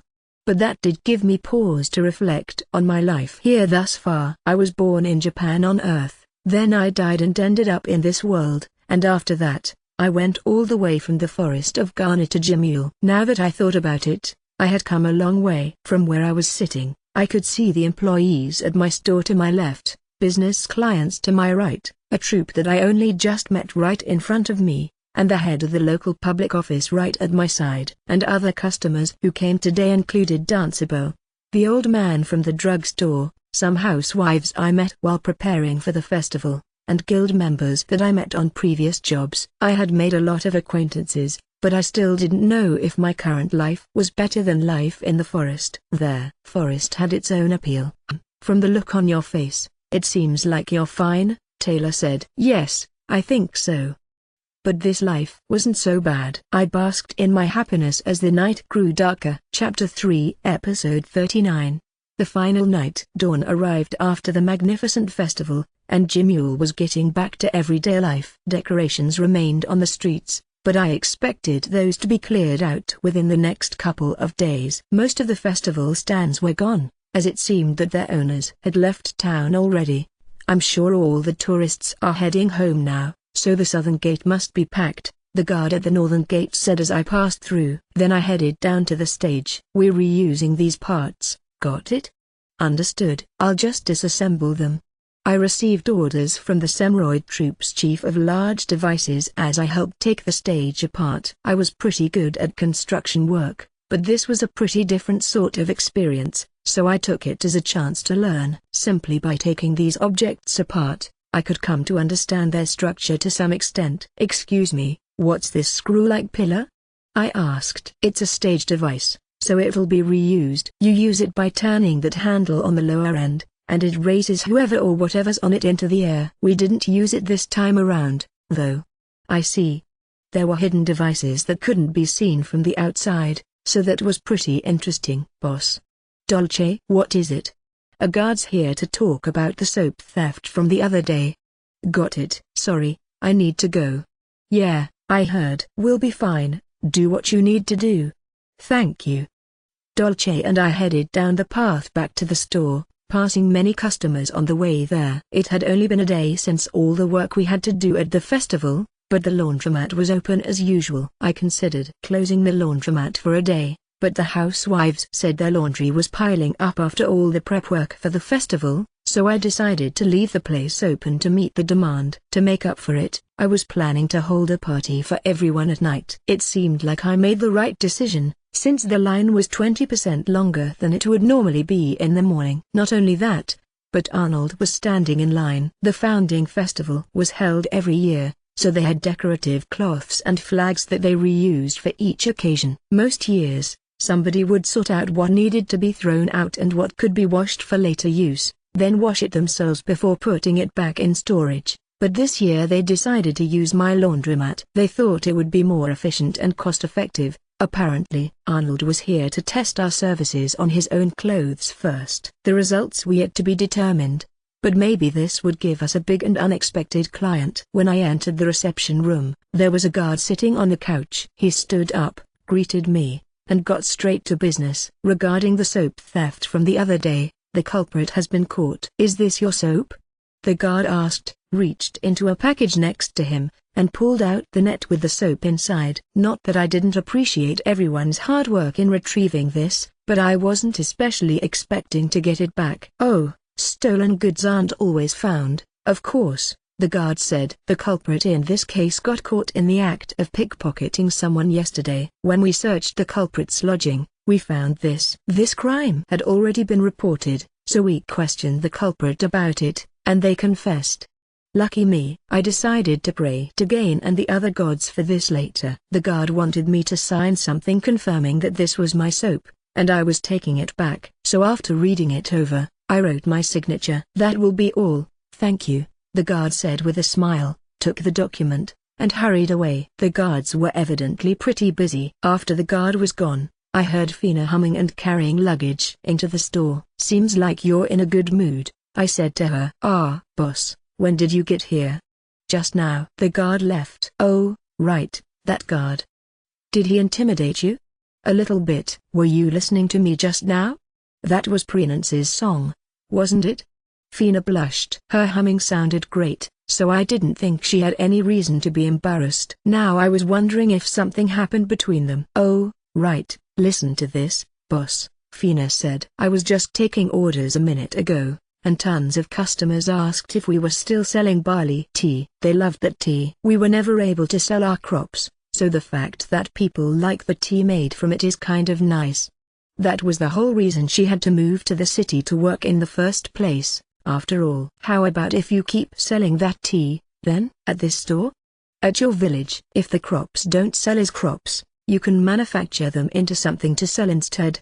That was easier said than done, since it left the question of what to manufacture those crops into and whether it would sell. But now we had people asking for barley tea. That meant there was at least a little bit of demand. As an aside, 70% of the drink sales from yesterday came from the barley tea. Some people kept coming back to buy it multiple times. Those were some remarkable results after only 2 days of sales, so if we had a proper avenue to sell the tea through, maybe we could create more fans. The village would grow the crops from which to make the tea. Then it just had to be processed and sold somewhere. If nothing else, it would at least mean the village didn't waste as much barley and give them some income. If necessary, I could also write a letter of introduction to Pura for them. The barley tea for the festival was made by roasting barley from Fina's village. They could presumably make it in their village as well, and if they worked with the Seianji Trading Company, it seemed like it could work out. Maybe I was getting ahead of myself, but I at least thought there was a non-zero chance. We'll have to think about how much barley needs to be harvested, among other things, I'm sure, I said. The village grows a few different types of crops each year in case disease spreads among one of them. Barley is 30% of what they grow, but they should be able to grow more starting next year. But you really wouldn't mind if they sold it at the village? I feel like I said something like this to someone before, but while I have a lot of ideas, it would take considerable work to execute them all myself. My goal right now is to prepare to return to my home village, so I don't have time to get involved in selling barley tea.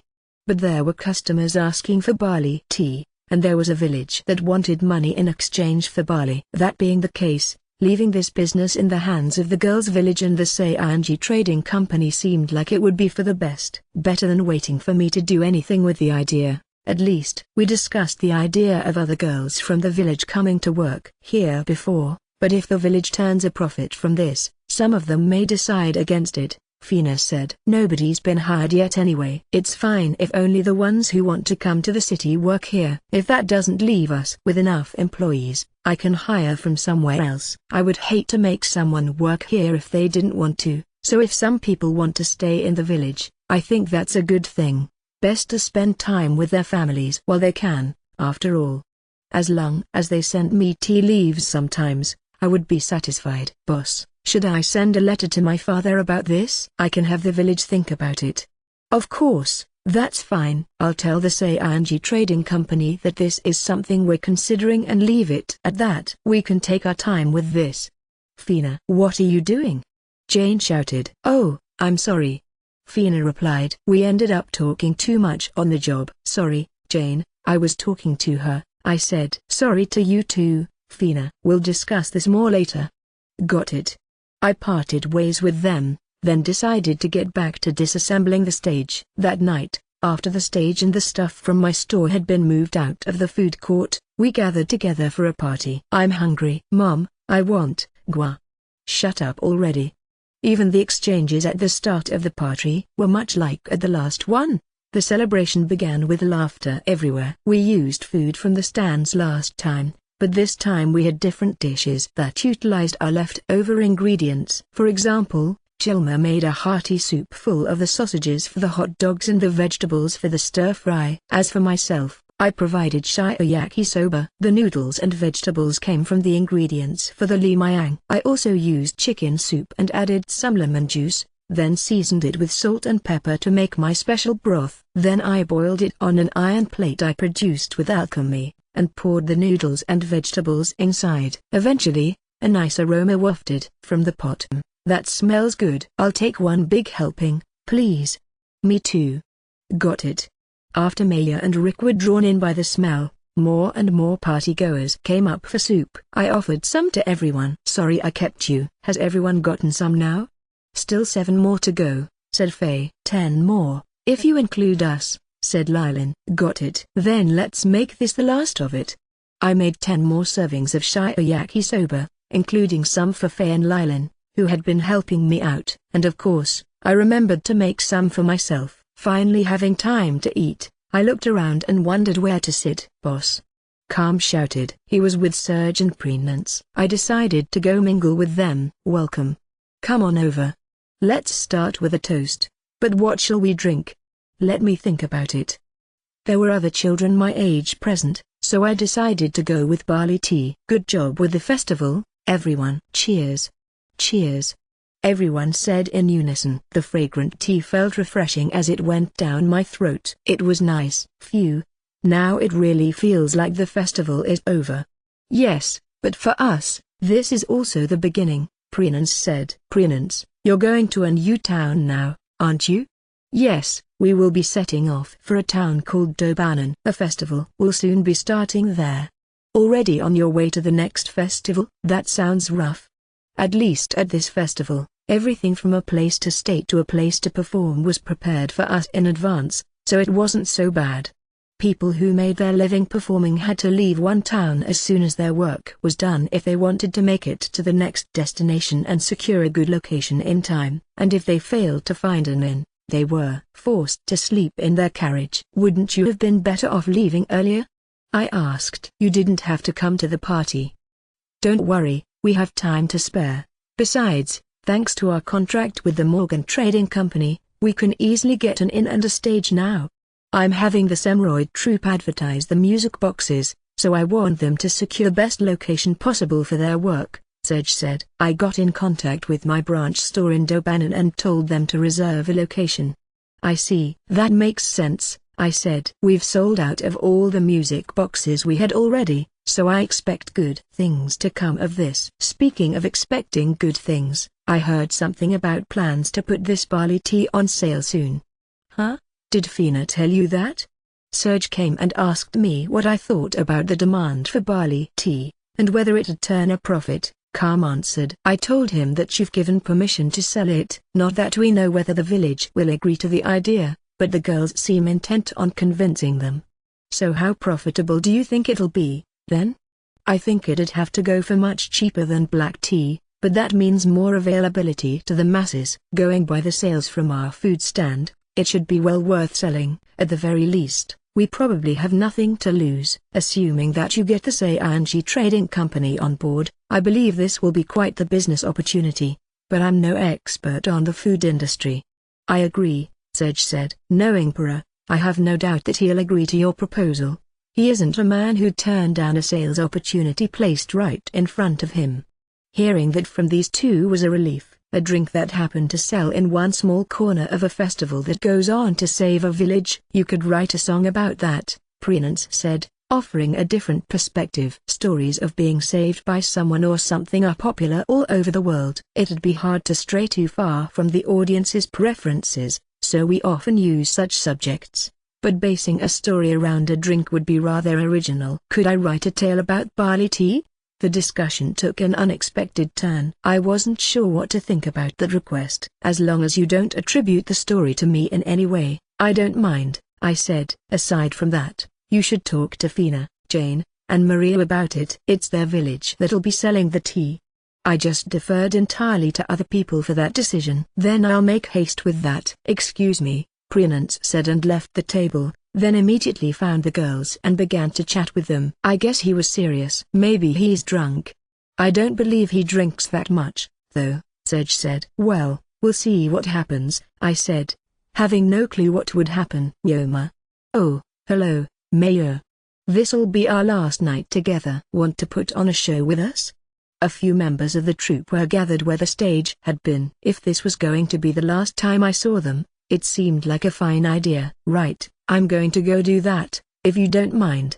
Good luck, boss, said Calm. I look forward to it, said Serge. Introduced as a new sword dancer, I unveiled the results of my training. Each time I cut the firewood in time with the music, I received applause. When one song ended, there was even louder applause. Caught up in the moment, I took out my guitar and played a bunch of music from anime that airs on Sunday evenings and Saturday mornings. I had a merry time with the troupe, creating some final memories before we parted ways. Chapter 4 Episode 1, Fetch Quest. A month had passed since the founding festival ended and the Semroid troupe had left town. In that time, the summer heat had gradually cooled off. I caught slimes in search of one to donate to the church, and in the process, I obtained a slime that had a preference for wind elemental magical energy and ended up evolving it. Slowly but surely, I kept up my training. And then, Exactly half a year from the day I parted with the Duke's family, I stopped by the Adventurers Guild and got summoned by Worgen. Yoma,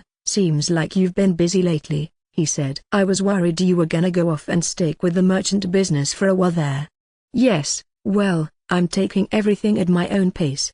When you've got people working for you, you're responsible for them whether you like it or not. I get it. So, as for why I called you here, will you be free for about 2 weeks starting next week?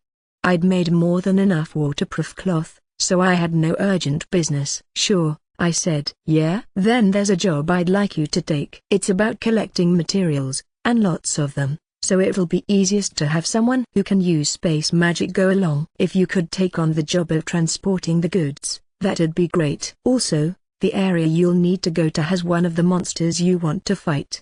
Really? Yeah. You need to fight some treants. The materials you'll be collecting are also dropped by treants. Treants were plant monsters that resembled trees. They would blend in with other trees in the forest and wait for a chance to attack humans or other monsters. Many of them lived in the Sea of Trees of Cirrus. Their penchant for camouflage and surprise attacks made them dangerous. I'll explain in detail when the other members of the team are around, so if you want to know more, come to the guild around noon tomorrow. If you're still interested after that, I'll register you for the job. Got it. I'll see you tomorrow at noon, then. Great, have a good day.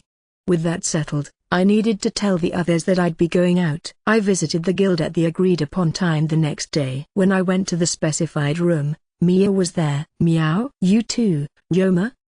They wanted someone who can use space magic. Yeah. They want us to gather a ton of stuff. What the heck could they be using all that for? Who knows?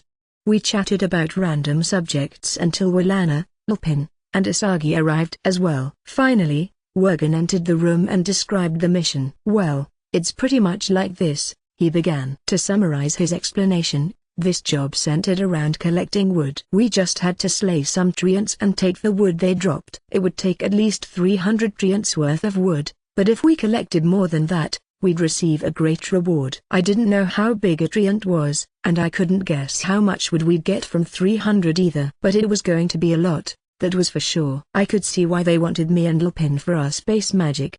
The plan was to leave town in 2 days. I didn't see any problem with it, so I agreed to take the job. Looking around at the others, it seemed like they were all on board too. But after everyone had officially signed on, Willana had a question. What's all this treant wood for? She asked Worgen. Oh, you know how the population of this town is decreasing, right? Of course I do. One reason for that was the mine being abandoned. When there were few jobs to go around, some people will just up and leave.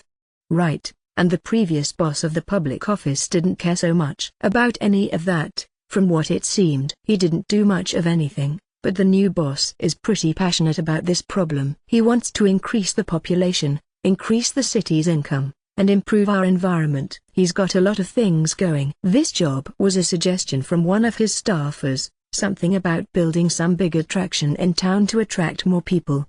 But all that's special about this town right now is the mine and iron. Wouldn't the place where the lemur birds gather be a good tourist attraction? I asked. That idea's come up. But the Grell frog hunt goes on around the same time, so it wouldn't be great for tourism. We could put an end to the hunts, but then we'd lose the income from the Grell frogs, so there's no sense in that. Besides, the lemur birds are only here temporarily. The public office wants something that'll be here year-round.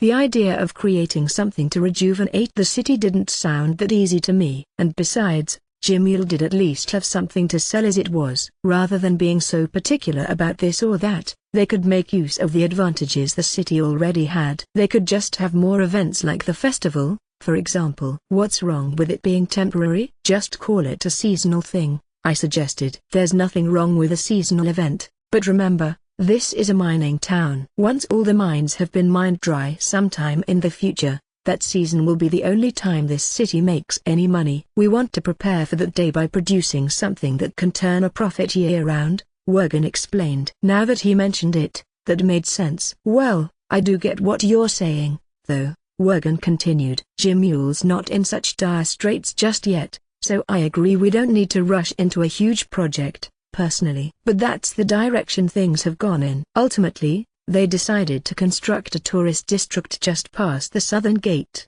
and the main attraction there will be an arena. There'll also be inns for the participants and the audience to stay at, and fees for watching and gambling on the fights. That's how they're planning to make money. Apparently, it'll cost loads of cash to finish this project, but the profits from it should be massive. An arena and gambling, you say? Asagi said. I don't doubt that this will be profitable, but I fear that it will have a negative impact on public safety.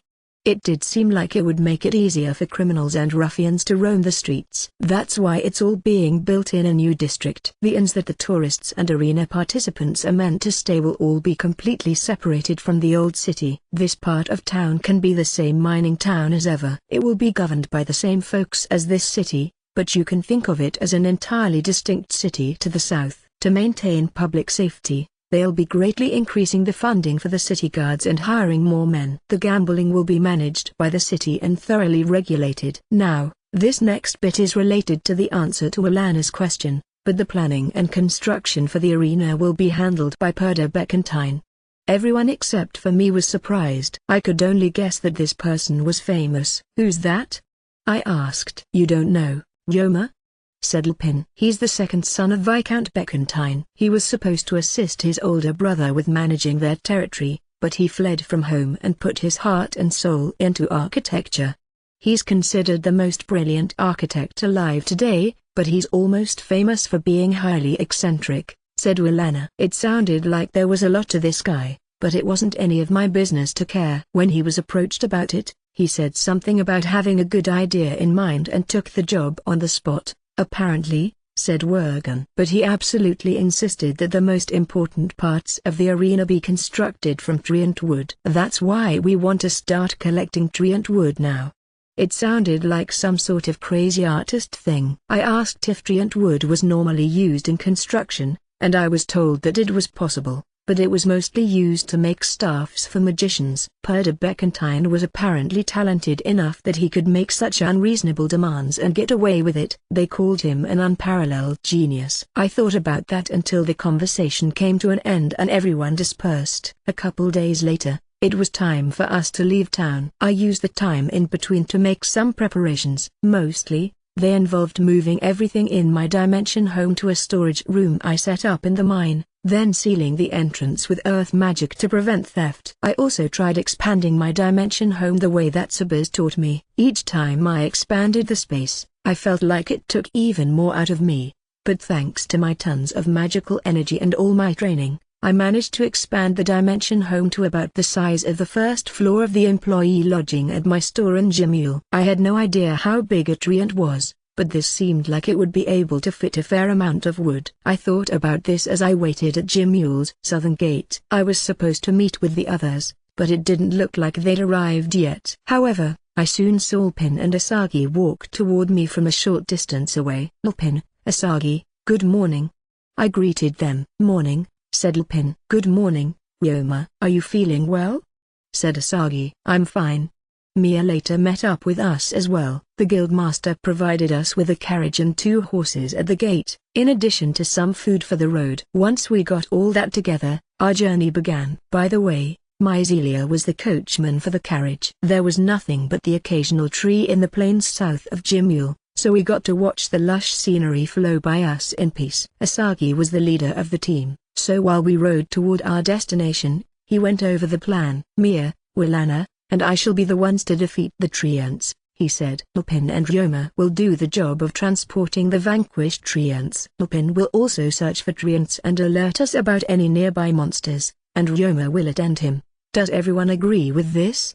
I nodded to express my approval. That was the basic plan, but I intended to do at least a little fighting. Everyone knew that I joined the mission to get some practice fighting treants, so they were going to let me get some experience with that. Lupin was an expert on monsters, so I got advice from him about treants' weaknesses and what to watch out for in combat with them. According to him, treants attacked by swinging their branches around, so it was necessary to be wary of attacks from above. Their weak point was the face-like protrusion attached to their wooden bodies. You could heavily damage that or the surrounding area, or alternatively, chop the treant down from below the face to slay it. but our goal was to turn the treants into wood, so it was best to dispatch them while doing as little damage as possible. Some damage was likely unavoidable, but it was something to keep in mind. And in the event that we encountered a higher rank of treant, extra precautions were required. They were slower than ordinary treants, but their branches were thicker and packed more of a punch. They could also use wood magic to extend their branches or vines for obstructive tactics, so they were a nuisance in direct combat. Incidentally, the way to tell a treant apart from a regular tree was to sense its magical energy. They looked exactly like regular trees aside from their faces, so if a treant was at an angle where the face was out of view, they could be extremely difficult to identify. But if you had the ability to sense their abundant magical energy, they could be easily located. And one final detail, unlike trees, treants could move from place to place. They were even slower than slimes, but they could pull their roots out of the ground and use them to crawl. It was hard to imagine a tree walking around of its own will, though. That just sounded absurd. So what defines a monster, anyway? I asked, after Lupin had gone over all the necessary information. What do you mean? Lupin replied. Lupin went on to tell me that monsters were creatures which started off as either plants or animals, but mutated into something else due to magical energy. Using treants as an example, they were ordinary trees that possessed magical energy and thus became monsters. If magical energy could cause these mutations, then there was no reason it couldn't transform trees into monsters the way it could anything else. Speaking of which, Pauline once told me about something called magicification. That was also a phenomenon where plants were transformed by magical energy. Does it not affect humans? I asked. Large amounts of magical energy can cause a sickness called magical energy intoxication, but it would be impossible for the human body to contain enough magical energy to trigger a mutation. The human body had a defensive mechanism which automatically released magical energy so it would never mutate, according to Lupin. I asked about magical energy intoxication, and he told me that people who inherently possess a lot of magical energy are seldom inflicted with it. Even regular people could only get it by using too many recovery potions or magic crystals, or by eating too much monster meat. But magical energy was mostly contained in the blood, so the flesh itself was mostly safe to eat. It would only cause mild symptoms, and it was considered rare and unlucky to become intoxicated by eating meat. People tended to joke about it and brush it off when it happened. We continued to talk about it as we kept an eye on our surroundings, and continued forward at a leisurely pace. Lupin told me that monsters instinctively avoided attacking anyone who would pose a significant threat, so nothing around Jimule would go after a carriage full of adventurers. And just as he said, we weren't attacked even once that day. On the road to our destination, I had a deep discussion with Lupin about monsters and slimes, heard from Myzelia about all the places she had been, and chatted with Asagi about miso and soy sauce. Miso soup. That brings back memories, Asagi said. I'm surprised to hear you can get miso and soy sauce in LNAF. Thank you for informing me. Should I make miso soup tonight? We have the ingredients. Really? Then please do. Thus, I was put in charge of cooking dinner that night. Inside Lupin's dimension home, I produced miso soup, nikujaga, and rice. Everyone loved it, but Asagi in particular wept tears of joy when he finally got to taste miso soup again. Asagi, have you not returned home in a long time?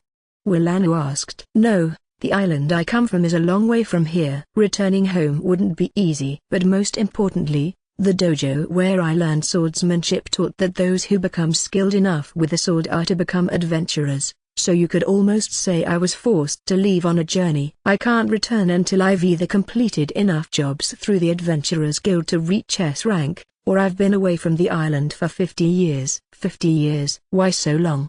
It's how long the founder of the dojo traveled the world for. I believe it provides a way to improve one's swordsmanship and a chance to expand one's horizons. Surviving in the outside world and making it back home is both a learning opportunity and a trial. There are powerful monsters that don't exist on my island, as well as a wide variety of people, you see.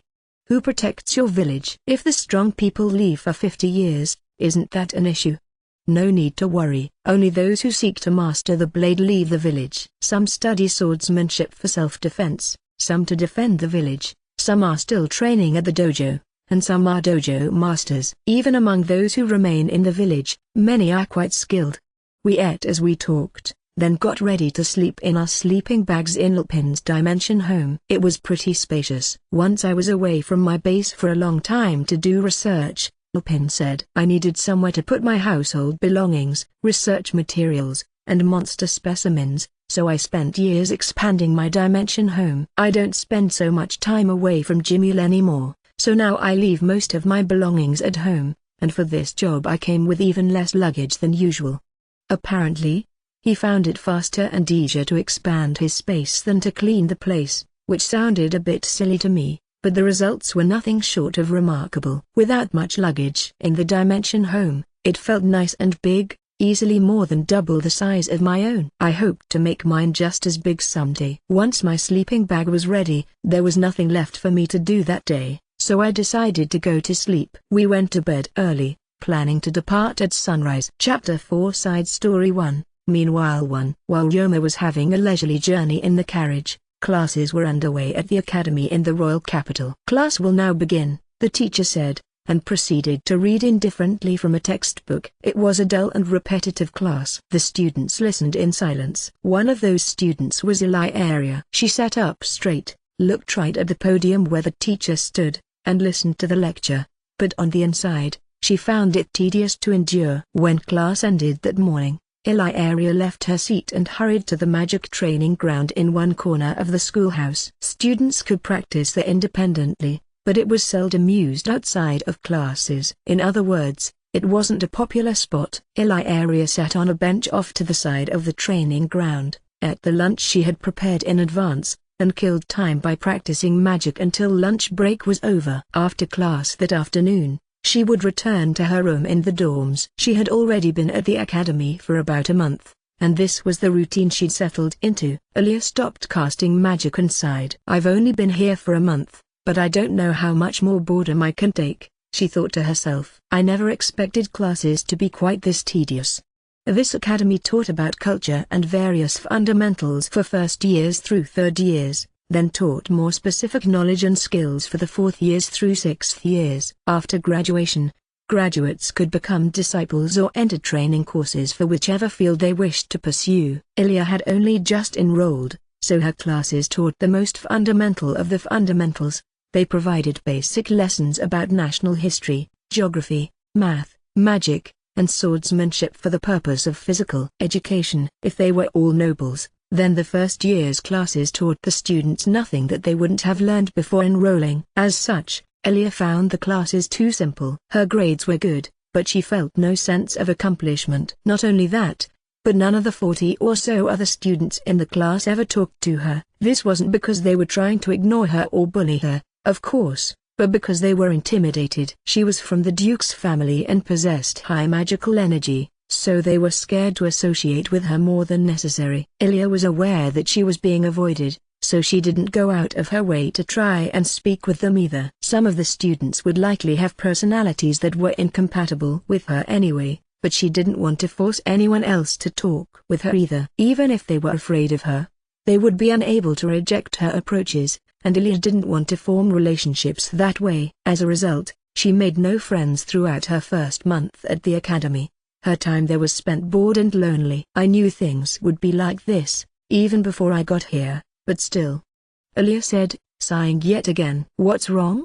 Someone suddenly said to her. Huh? Ilya gasped. She didn't know when this woman got here, but she was standing behind her. Ilya turned around, and she was surprised by who she saw. Oh, you're from Count Wilden's family. Ilya bowed. My apologies. I'm Michelle, Count Wilden's eldest daughter. I didn't realize you were the daughter of Duke Jamil when I saw you from behind. Excuse my rudeness. Michelle Wilden was a count's daughter, but nothing about her was especially feminine. Her hair was cut too short to reach her shoulders, and she was wearing pants meant for men alongside a shirt meant for women. She carried a big, plain black bag on her person, simply for its practicality. Her face was androgynous as well, and it wouldn't be unreasonable to assume she was cross-dressing as a man. You've done nothing rude, Ilya said. Our status doesn't matter here. And I've been trying not to draw attention to who I am, so I don't blame you for not knowing.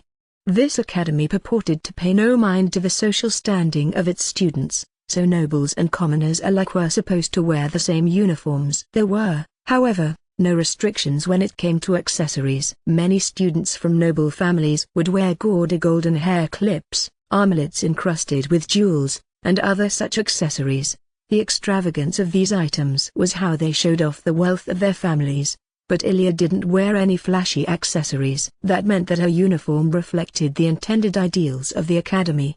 But it also meant that Michelle saw her as a commoner at first. "Thank you," Michelle said. "May I address you by first name, Michelle?"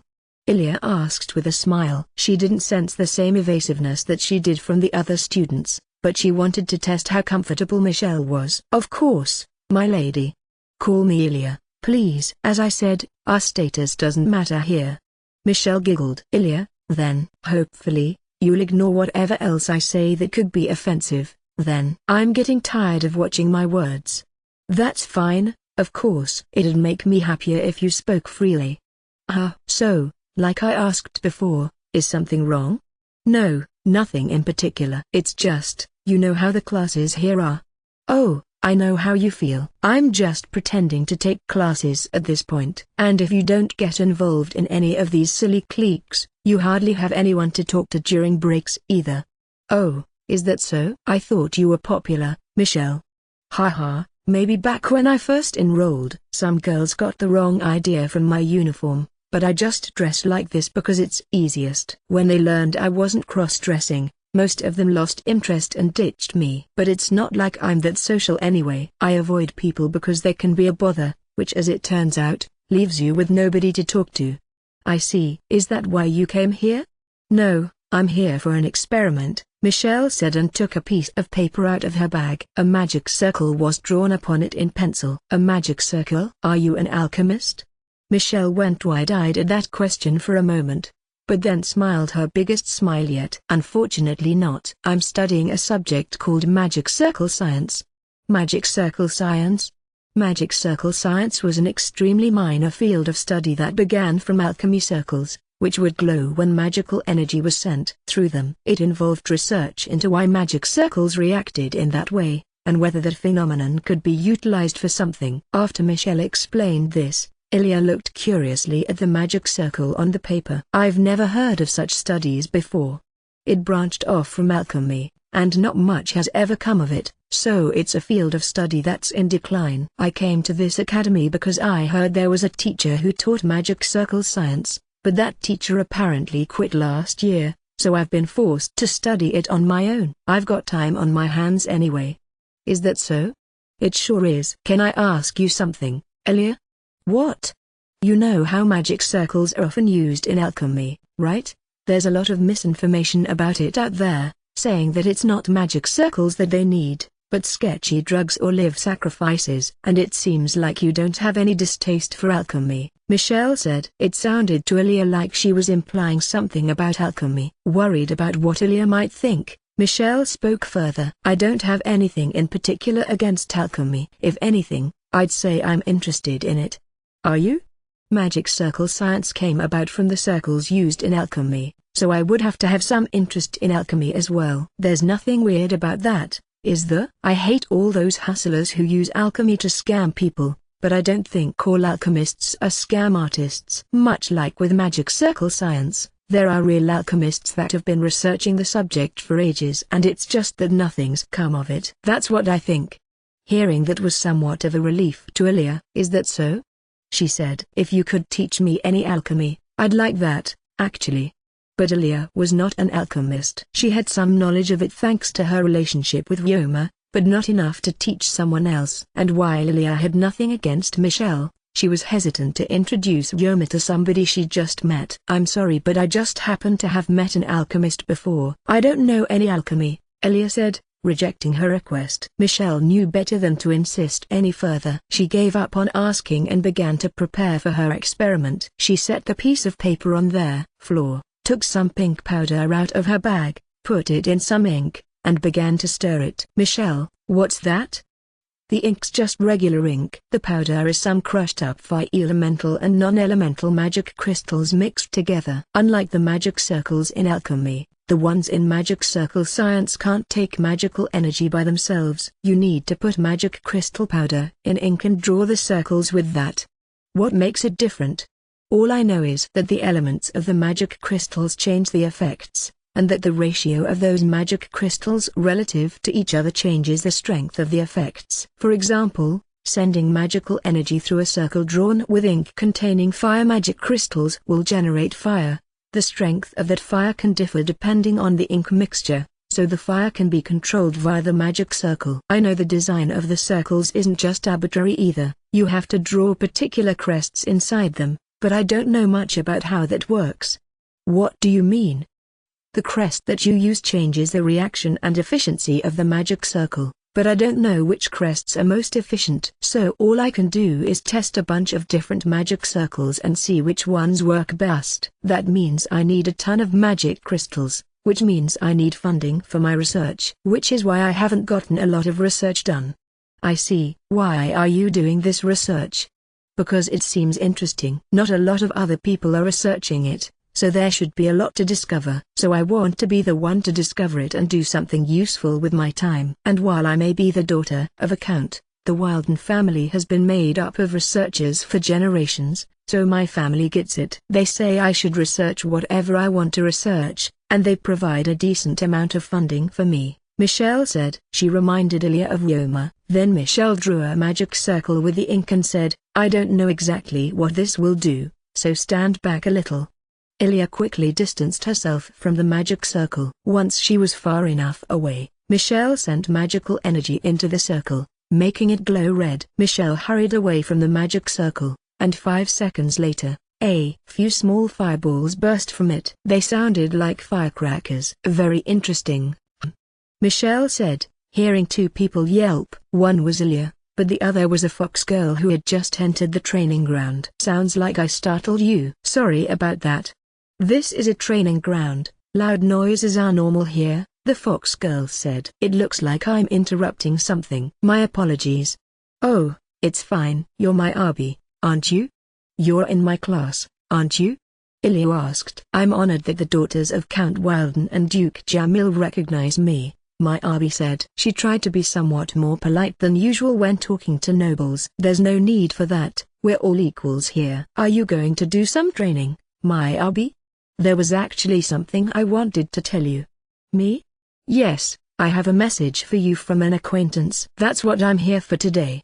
My Abi didn't want anyone to hear that this message was from a man and start any rumors, so she spent the month waiting for a chance to speak with Ilya alone. And Ilya did come to the training ground alone for the past month, but on this one day, Michelle was the two. That caused my Abi to panic a little, but she remained calm enough to reply appropriately. A message for me? Yes. Do you know someone by the name Yoma? It's from Yoma? Yoma wanted to set up a chance for Ilya and my Abi to become friends, but thought that whether they become friends should be left up to them. That's why he didn't tell Ilya anything about my Abi. He figured that since they both knew him, they would at least have something in common to discuss either way. But at the same time, Yoma also wanted to mess with Ilya a little by surprising her. Sounds like you do know him, my Abi said. Yes, but how do you know about him? I met him through my father, and when I told him I was going to the academy, he asked me to relay a message to you. I see. Is this Yoma person someone you know, Ilya? Michelle asked. Yes. He's a little strange, but he's a friend of mine. He certainly is strange, no arguments here, my Abi muttered. Huh, Michelle said, somewhat curious to know what he was like. So what did Yoma want to tell me? Ilya asked. That he wishes you luck. And that's pretty much it. It sounded like he was worried about you. From that, Ilya got a general sense of what Yoma was thinking. He didn't need my Abi to send that message for him, as he could have just sent a letter to her. That meant that he remembered how she told him about her lack of friends during their last meeting in Jimul, and he deliberately created a situation where she would meet my Abi. Ilya had it all figured out. Thanks for the message, my Abi. I feel like we may have been destined to meet. Would you like to be friends? Are you sure? You'd be fine with calling me a friend? Status means nothing here. Besides, I'd hate to spend all my time at the academy on my lonesome. Well, I'm happy to be friends with you, then. Mind if I join the group? Michelle asked. I don't have many friends either. My Abi smiled and welcomed Michelle too. Soon after they shook hands. The lunch break ended. Then they returned to their classrooms and endured their tedious afternoon classes. But maybe they would enjoy the stay a little more than usual. Chapter 4 Side Story 2. Meanwhile after class the next day, the three of them went to a corner of the courtyard and chatted. There was time before lunch break ended, and they had to return to class afterward, so they wanted to take that chance to learn about each other. After some discussion, Michelle had a proposal. "Would you two like to form a practice group with me?" she asked. The magic and swordsmanship classes at the academy had students form groups of 5 or 6 for practice. Students tended to pick partners not only based on personality, values, and their ability to cooperate, but based on status as well. Some of the nobles hated when commoners were treated as their equals. Students invited each other to join groups, and while neither nobles nor commoners were obliged to form groups with each other, it was the best way to avoid conflict. But students who didn't join teams in time would end up in mixed groups, or whatever groups didn't have enough members yet. In those cases, the statuses and desires of the students weren't taken into account. The academy's official stance was that everyone received an equal education, regardless of status. But it was easy to imagine that those situations could be extremely unpleasant. All one could do was pray that the students got along. Ilya and Michelle wouldn't be treated inhospitably by anyone, but since they happened to find each other enjoyable to be around, they naturally thought it would be best to form a team right away. That was why Michelle proposed the idea, and Ilya and Miyabi agreed. "But we'll still need another 2 or 3 members," said Ilya. "Teams have to be made up of 5 or 6 people." "That's true," said Michelle. "If we don't find anyone, we'll probably end up with team members who couldn't find any other groups. I don't care who's a noble or who's a commoner, but can you think of anyone who's not too twisted, and ideally someone who doesn't care about status?" Miyabi asked. "I can think of one." "Who?" Ilya asked. "Rila Clifford, Baron Clifford's eldest daughter."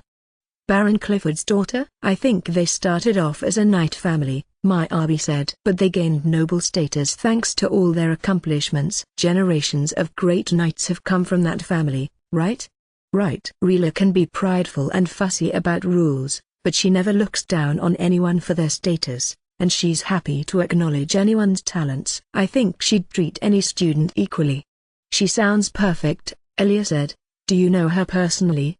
"We used to see each other a lot, but that stopped once I became busy with studying and research, and she became busy with training." Thus, the three of them decided to invite Rila Clifford to their group. They headed to the swordsmanship training ground, and as soon as they got there, Michelle pointed off to the side. "There she is." "Let's go," she said. Michelle led them to a girl with her hair tied back who was passionately practicing sword swings. She had a dignified air about her. The girl was tall for her age and had a beautiful face, so she stood out a lot. As a crowd of boys watched Rila from afar, Michelle approached her. "Rila, do you have a moment?" she asked. "Michelle, what is it? And who are they?" "Hey, who's this guy?" one of the boys asked. "This dude's got 2 girls with him," another complained. "Not only that, but he's going after Clifford now too," a third shouted. "What's he got going for him?" "He's a shrimp," a fourth said. "He's almost like a woman. Actually, his face is pretty girly too." "You sure he's a man?" "Perhaps we ought to take this somewhere else," Michelle suggested, flashing a sardonic grin at all the impolite stares and misunderstandings swirling around her. She took Rila with her as she left the training ground. Ilya and Miyabi followed them to a rest spot with few people around. They sat on the bench, where Michelle told her Rila their plans. "I see, so you wanted to invite me, then," Rila said. "Thank you, I'd like to join your team." "Really?" Ilya asked. "Thank goodness," Michelle cried. Ilya and Michelle were elated, but Miyabi wasn't satisfied. "Are you sure?" she asked Rila. "From what I've heard, you get the best grades in swordsmanship, and several other teams have invited you already." "Yes, but I don't care for the people in those groups. It's apparent that they only want me in their team so they can raise their own grades, and many of the men look at me quite impudently as well. I also don't care for the way that many of those people look down on commoners. Arrogant nobles like them are no friends of mine." Full of youth and passion, Rila may have still been a student, but she had the spirit of a gallant knight. Thus, Rila became part of the group, and they thought about who else they could ask. "I can't think of anyone," Rila said. I don't have many associates. Right, you've been wholly focused on swordsmanship since forever, Michelle replied. And you've been wholly focused on studying, haven't you? Speak for yourself. True. My Abi, you should be able to help with this. You're an apprentice merchant, so you must have a lot of connections, right? Not really. I've only been here for a month, and if you want someone nice who hasn't already joined a group, that doesn't leave a lot of options. Plus we're all women here, so you'd probably want any other members to be women too, right? If possible, yes, Rila said. Though I wouldn't mind a man either, if they just refrained from leering at me. You do have quite the figure, Rila, Ilya remarked. It's true, we used to have about the same figure, Michelle said. When did that change? And you're perky in all the right places.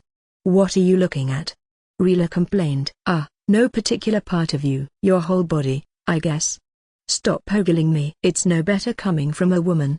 Calm down, Rila, my Abi said. Anyway, that doesn't leave us with a lot of candidates. But you still know somebody, right?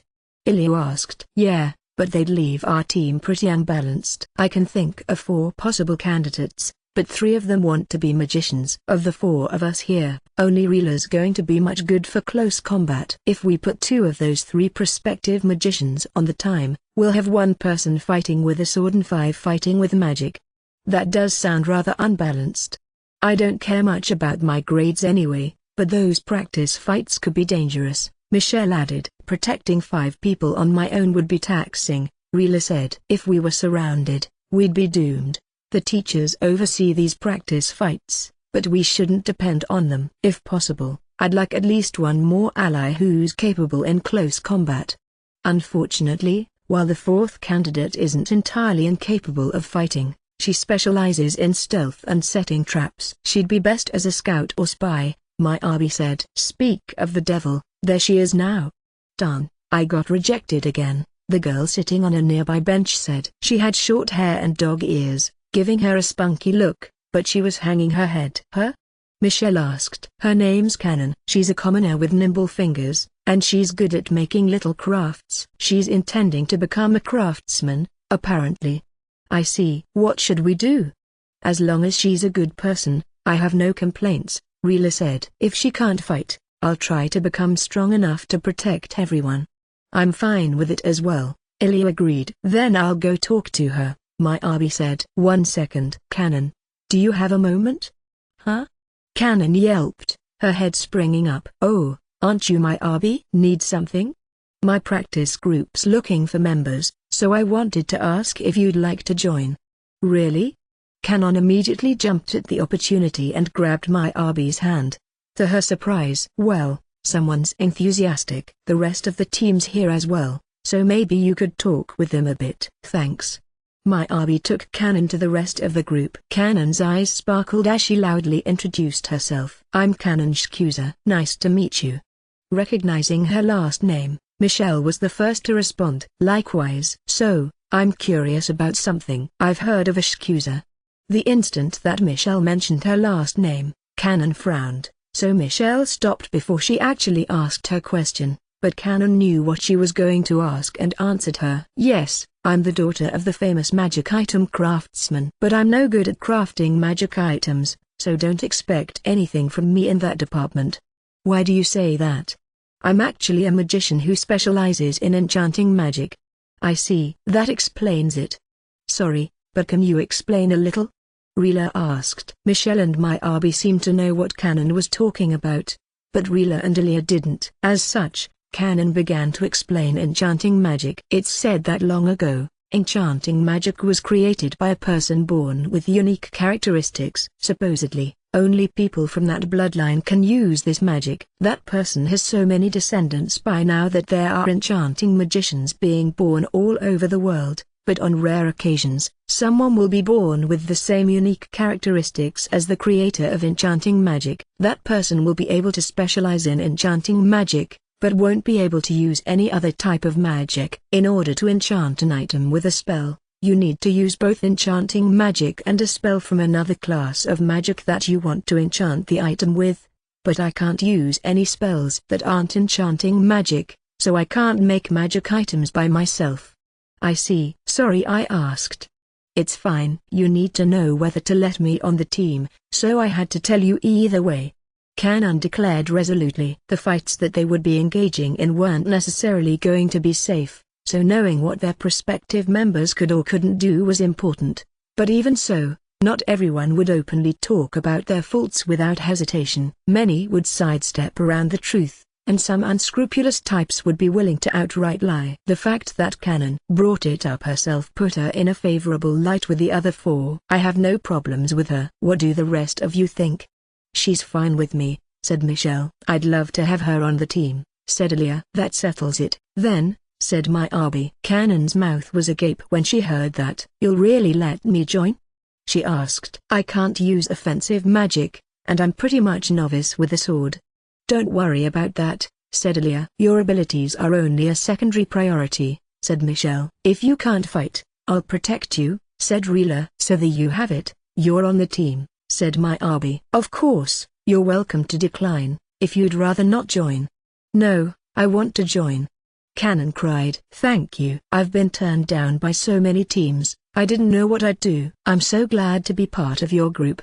On this day, Kanan avoided the possibility of having her school life ruined by getting stuck with a bad team. But 3 of them were nobles, and 2 of those nobles were the daughter of a duke and a count. This fact almost killed Kanan with shock when she heard it, but that's another story. Ultimately, they all made friends they could have a casual conversation with.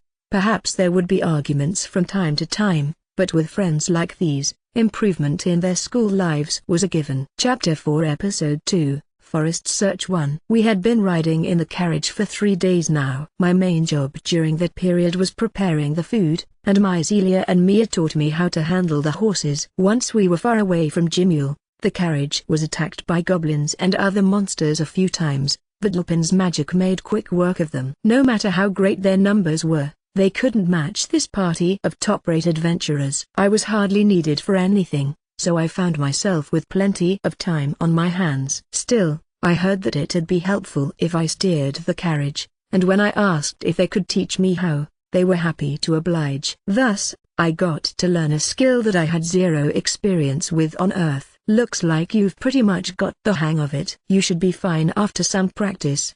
Myzelia offered her approval as she watched me from off to the side. "Thank you, Myzelia. But I couldn't claim to have mastered it yet. If I didn't stay and practice after this mission was done, I'd probably forget everything I learned." I considered buying a carriage after I got home, but I couldn't think of many situations where I'd need one, so that sounded like a waste of money. I'd also need to buy horses, so I had to think the whole idea through before I came to a decision. About 4 hours later, it was announced that we were near the town closest to the forest. After another 20 minutes, the town gate was in sight. There were a lot of pedestrians here, so Myzelia took over steering the carriage for me. I gazed out at the gate and the streets. This city seemed much smaller than Jimule, but still fairly lively. All of the buildings were made of wood, and we passed by several carriages packed with lumber. It seemed likely that forestry was this town's main industry. As I was thinking about the city, we arrived at the inn. We took 2 rooms, one for the men and one for the women. After that, we went to the Adventurers Guild to gather information about Driant sightings to prepare for tomorrow. "Is everyone ready?" Asagi asked us as we stood outside the forest the next day. After we nodded, we set foot inside the forest. Mia and Myzelia stood at the front of the group, followed by Celia and Willana, then Mia and Lupin, and Asagi guarded us from behind. The forest was dim and gloomy. It was similar to the forest of Ghana in that regard, but also somehow different. The air was stagnant, and almost suffocating. "I believe we have our first encounter already," Lupin said. "Mia, look." About 10 meters ahead. "See that one tree that's somewhat thicker than the others?" "That one?" Mia asked, pointing at one tree. "Yes, that one." The trunk of the tree looked to be about 30 to 40 centimeters in diameter. It was around 4 meters tall, and seemed to be a conifer. By appearance alone, it was nearly indistinguishable from the surrounding trees. Lupin was right, it was definitely thicker, and its branches looked longer, but those features would be practically impossible to notice at first glance. When Lupin gave us confirmation that this was a treant, and we made sure that no other treants were in the area, Mia and Myzelia approached it with axes in hand. Since we were up against treants today, The women were wielding hatchets and small axes. When they got close to the tree, it flailed its branches at them like whips. They nimbly dodged, but while the treant's branches looked hard, they were surprisingly flexible. One of them tried to wrap up Mycelia, but she promptly chopped the branch in half with her axe. The rest of the treant's branches drooped a bit, and the trunk slowly leaned over. "We're good," said Mia. "It's dead," said Mycelia. They beckoned for us to come over, and when we did, we found Mia's axe lodged inside the treant. I couldn't see it from where I had been standing, but she struck it in the face. The axe was right in the middle of its forehead. "If you just dodge the branches and land one good hit like this, you can take them down easy," said Mia. "One treant by itself is relatively easy to beat, so if we find another one on its own, I think we can let Ryoma fight it," said Mycelia. "Thank you," I said, then noticed that Lupin looked unsure about something. "Lupin, is something wrong? We found this treant rather fast." "Treants prefer the darkness deep in the forest, so it's rare to spot them so close to the forest's entrance," Lupin said. "Which reminded me, nobody at the guild yesterday reported any treant sightings near the entrance either." "Maybe there's hordes of them further inside the forest?" Mycelia suggested. "It's possible that one stray treant found its way here, but we must proceed with caution," Asagi said. Keeping our guard up, we broke the branches off the slain treant. Once Lupin had stored them away in his dimension home, we got to walking again. Sometime later, we found another treant. "There's one." "Ryoma, give it a try," Lupin said. "Right." I stepped forth and drew my big iron slime katana from its big metal slime sheath. Thanks to its hardened skill, the blade was more than solid enough, and cut quite well, too. Now that I was used to transforming the slimes, I had faith that I could instantly repair any fractures the blade might suffer. I used my magic detection to reaffirm the location of the treant, then covered my body and blade with chi and held the katana in the Hasso stance. This treant was thinner than the previous one, but just as I crept into range, its branches attacked me from above. I evaded the attack by dodging to the right, and sighted the protrusions that made up the treant's weak point. I wasted no time in swinging my katana at the treant, severing the protrusions with a downward slash from the side, like one might cut off a man's face. The treant emitted a wail the instant it took the slash, but it did me no harm. The protrusions fell against the roots below and clattered on the ground. It looked like I took down the treant in one shot. Its magical energy rapidly disappeared, and just as with the last one, its branches drooped, and its trunk slumped over. "Looks like you did well," Lupin said. "We need a lot more than this, though. Let's keep it up." The most dangerous thing about treants was how they disguise themselves as trees to take people off guard. But this also meant that if you could detect a treant before entering its range, it was significantly less dangerous. In a one-on-one fight, at least, they didn't seem to pose a problem. I didn't know how that would change if we encountered several at once, but that was something we could find out later. From then until the afternoon, we slew tons of treants. Right around when I had gotten pretty used to fighting them, we found a whole horde and exterminated them together. Then, counting our kills, we found that we had slain a stunning 147 treants. We were in an open area that people often use to rest, but it had been so thoroughly filled with treants that it seemed to be like any other part of the forest. We received no information about this yesterday, either. "There's still plenty of time, no need to rush the job," Asagi said. "Though, I'm curious as to why there are more treants than yesterday's information suggested." "The sooner the guild knows about this, the better." The current state of the forest did seem quite different from what our sources said. Between the last horde of treants and the ones we slew before that, we had already killed close to 200 of them. The goal was to kill at least 300, but we were already more than halfway there, so we decided to return to town early. At the guild, there was an older woman at the reception desk taking reports about the state of the forest. When we told her what we saw, she looked mystified. "I see, thank you," she said. "Actually, a group just came in and told us the same thing. We were discussing the idea of sending someone to investigate." "Interesting," said Lupin. "Do you have any idea what might have caused this outbreak?" "There may be an elder treant. Treants thrive in that forest all year round, and once every several years, we hear reports about an elder treant. I knew it. Do you mind if we continue to enter the forest? Are there any restrictions? You're free to enter as you wish. Shouldn't be any problems, since you're all either A rank or B rank. I was E rank myself, but decided not to bring that up. It didn't seem like the woman was going to stop me alone from entering the forest anyway. Rather, as long as we were going to the forest, she decided to show us a job posting for slaying treants. Adventurers were allowed to accept multiple jobs at once. For example, taking multiple jobs which could be completed in the same location for more income was something any competent adventurer would do. In this case, we could both collect money for slaying the treants, and receive our payment for taking the treant wood back to Jimule. The objective of this job was to slay the treants, while the one in Jimule was centered around gathering their materials, so it wouldn't take us any extra time. If we just hunted more treants the way we did today, we could complete both jobs. Thus, while acquiring the information we needed, we also accepted this request to slay treants. We wouldn't re-enter the forest until tomorrow, so we had time to kill until then. I had no plans, but I didn't want this time to go to waste, so I entered my dimension home to train with my slimes.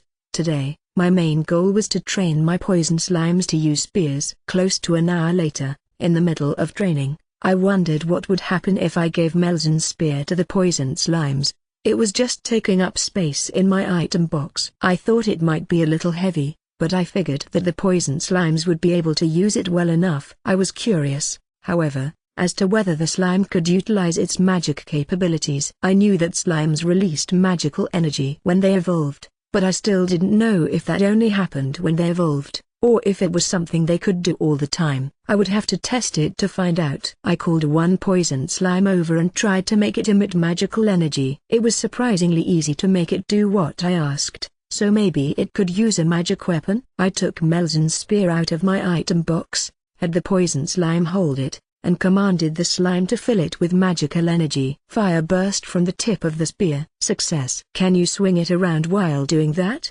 I asked the poison slime. It handled the spear admirably. It wasn't that quick with it, possibly because the spear was heavy, but it could get the job done. As it kept swinging the spear, though, it slowed down even more. It was tired and seemed to be out of magical energy, so I decided I should let it stop. But just then, the poison slime dropped the spear and started to shrivel up. What's wrong? I cried, running over to the slime. It didn't seem sick or wounded, but it was a little feeble. It had shrunk to half the size of a regular poison slime, and had grown sluggish. I decided to give it some poison magical energy and see how that helped. The shrinking couldn't have been caused by the minimize skill, because typical poison slimes didn't have that skill. I used monster appraisal on this one to be sure, but my hunch was right. With that result in mind, I considered that it might have been because I made the poison slime use magical energy. That was all I could think of, but now the question was, why would that have caused this? Maybe its body was running out of magical energy. I couldn't be sure, but it was possible that slimes were made of magical energy. If so, that would explain why using that energy would cause them to shrink. In fact, I couldn't come up with any other possible explanation. But magical energy was invisible and intangible, unlike a slime. All the same, when a slime died, its body vanished. Assuming that slimes were made of magical energy, maybe that would explain this phenomenon, but it would only create more questions. I decided to put those questions aside for now and work based on the assumption that slimes were made of magical energy. I wanted to ask Lupin about it later. I asked Lupin at dinner that night, but he said that he didn't know either. It never even occurred to him to give a valuable magic weapon to a slime, so he was even surprised that they could release magical energy and use magic weapons at all. He ultimately concluded that it was a possibility. Monsters contained more magical energy than ordinary animals to begin with, and there were plenty of monsters that couldn't use magic despite that. So there was nothing unusual about slimes possessing magical energy. But if their bodies were composed of magical energy, and using it caused them to shrink, that didn't explain how earth slimes or healing slimes could use magic without shrinking. This was going to require a lot more research.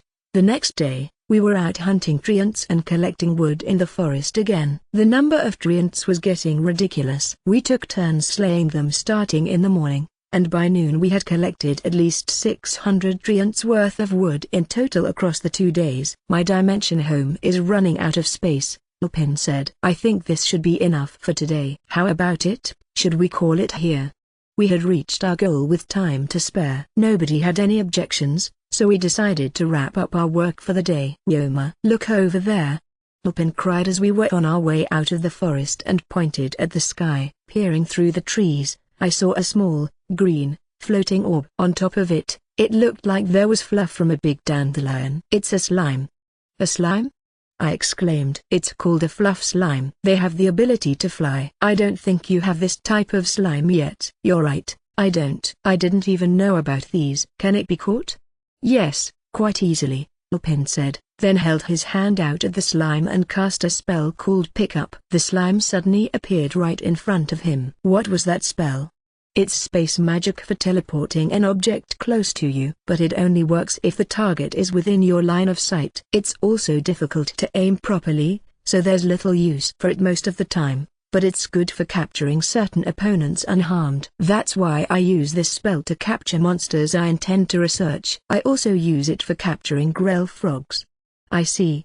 That reminded me that he mentioned using magic to capture grell frogs during the hunt. Presumably, this was that magic. Anyway, I would suggest making a contract with it quickly. This isn't exactly a safe place.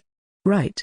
I hurried through the contract process with the fluff slime. It was small enough to fit in the palm of my hand. I put it in my dimension home, thanked the rest of the group for watching for monsters in the meantime, and then we got walking again. We got to town before sunset. I headed straight to the inn and used monster appraisal on the fluff slime. Fluff slime skills: Flight, 1, Growth Acceleration, 5, Reduce Weight, 10, Photosynthesis, 3, Absorb, 1, Split, 8. Thanks to photosynthesis, it didn't need the Consume skill. Presumably, the Absorb skill was probably for water. This was my first time seeing the Flight, Growth Acceleration, and Reduce Weight skills, and they seemed unique. Lastly, this slime split skill level was especially high. Considering the dandelion fluff, maybe it could multiply the way that dandelions did. Seeking to test the fluff slime's abilities, I picked it up and had it use the reduce weight skill. Suddenly,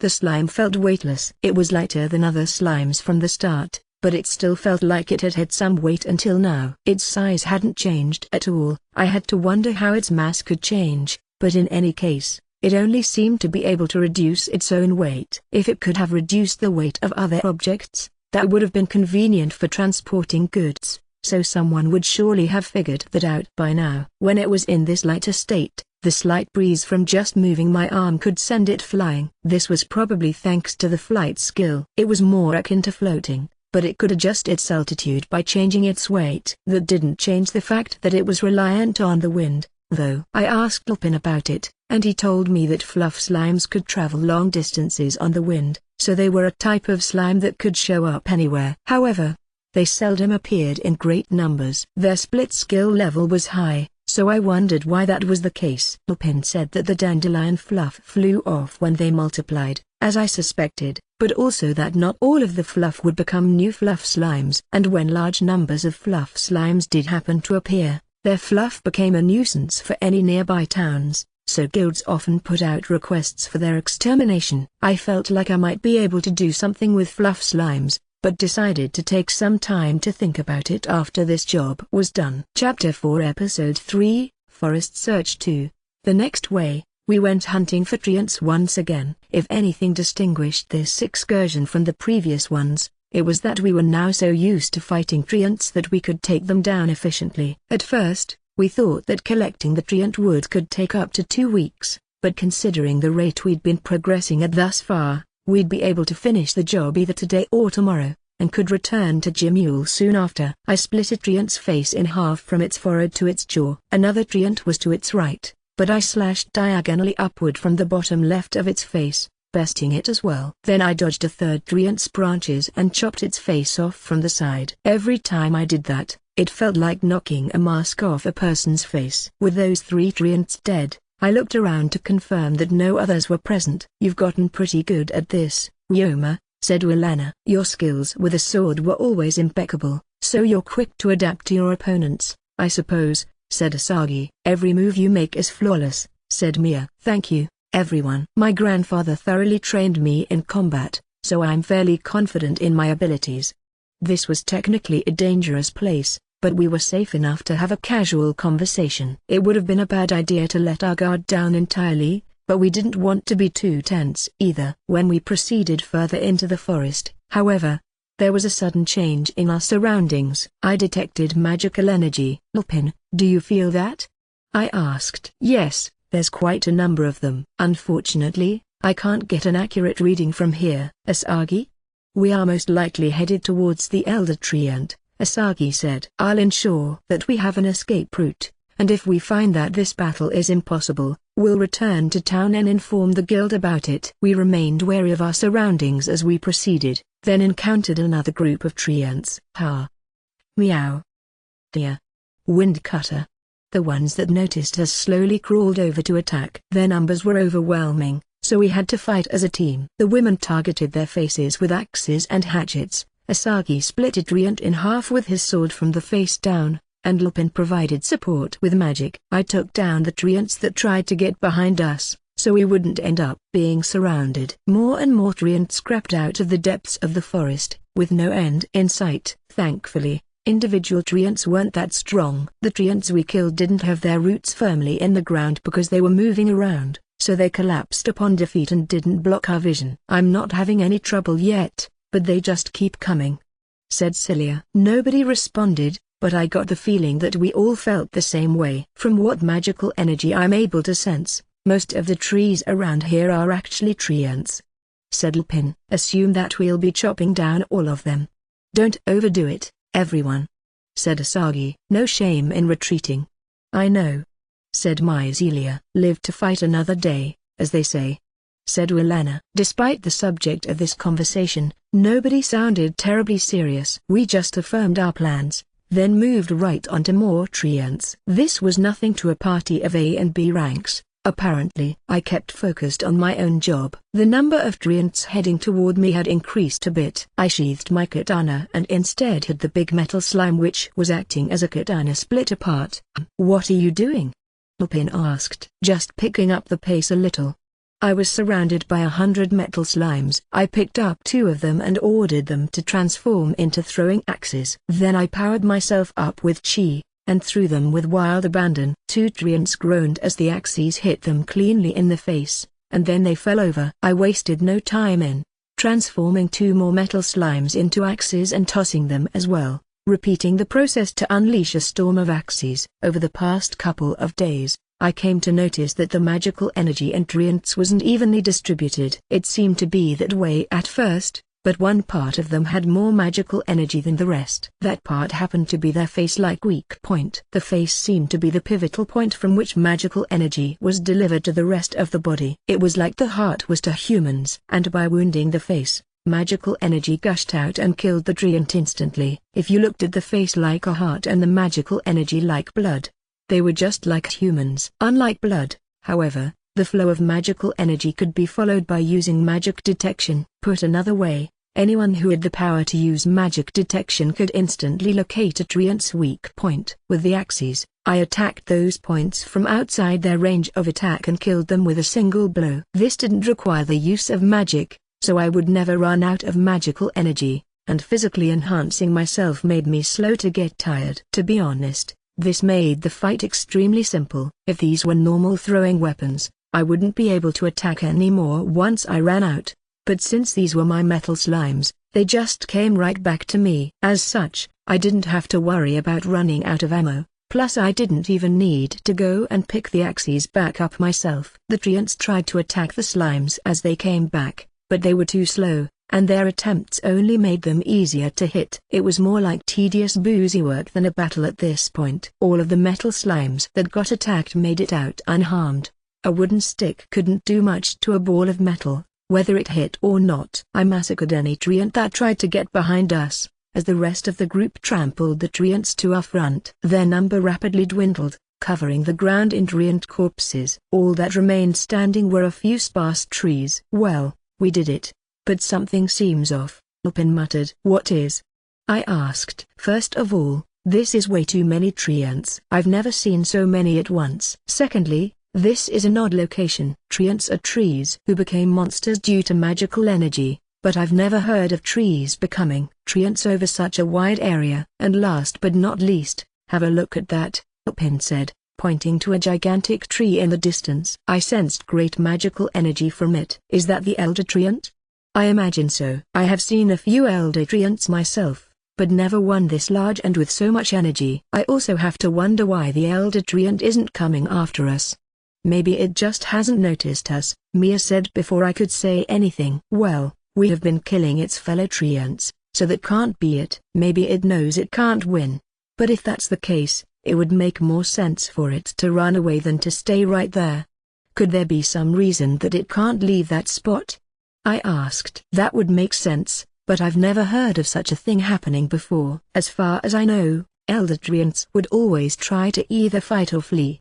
We could leave it be, but that might be a bit dangerous, Asagi said. Either we slay it, or we return to the guild with the information. Lupin, Ryoma, how is your magical energy?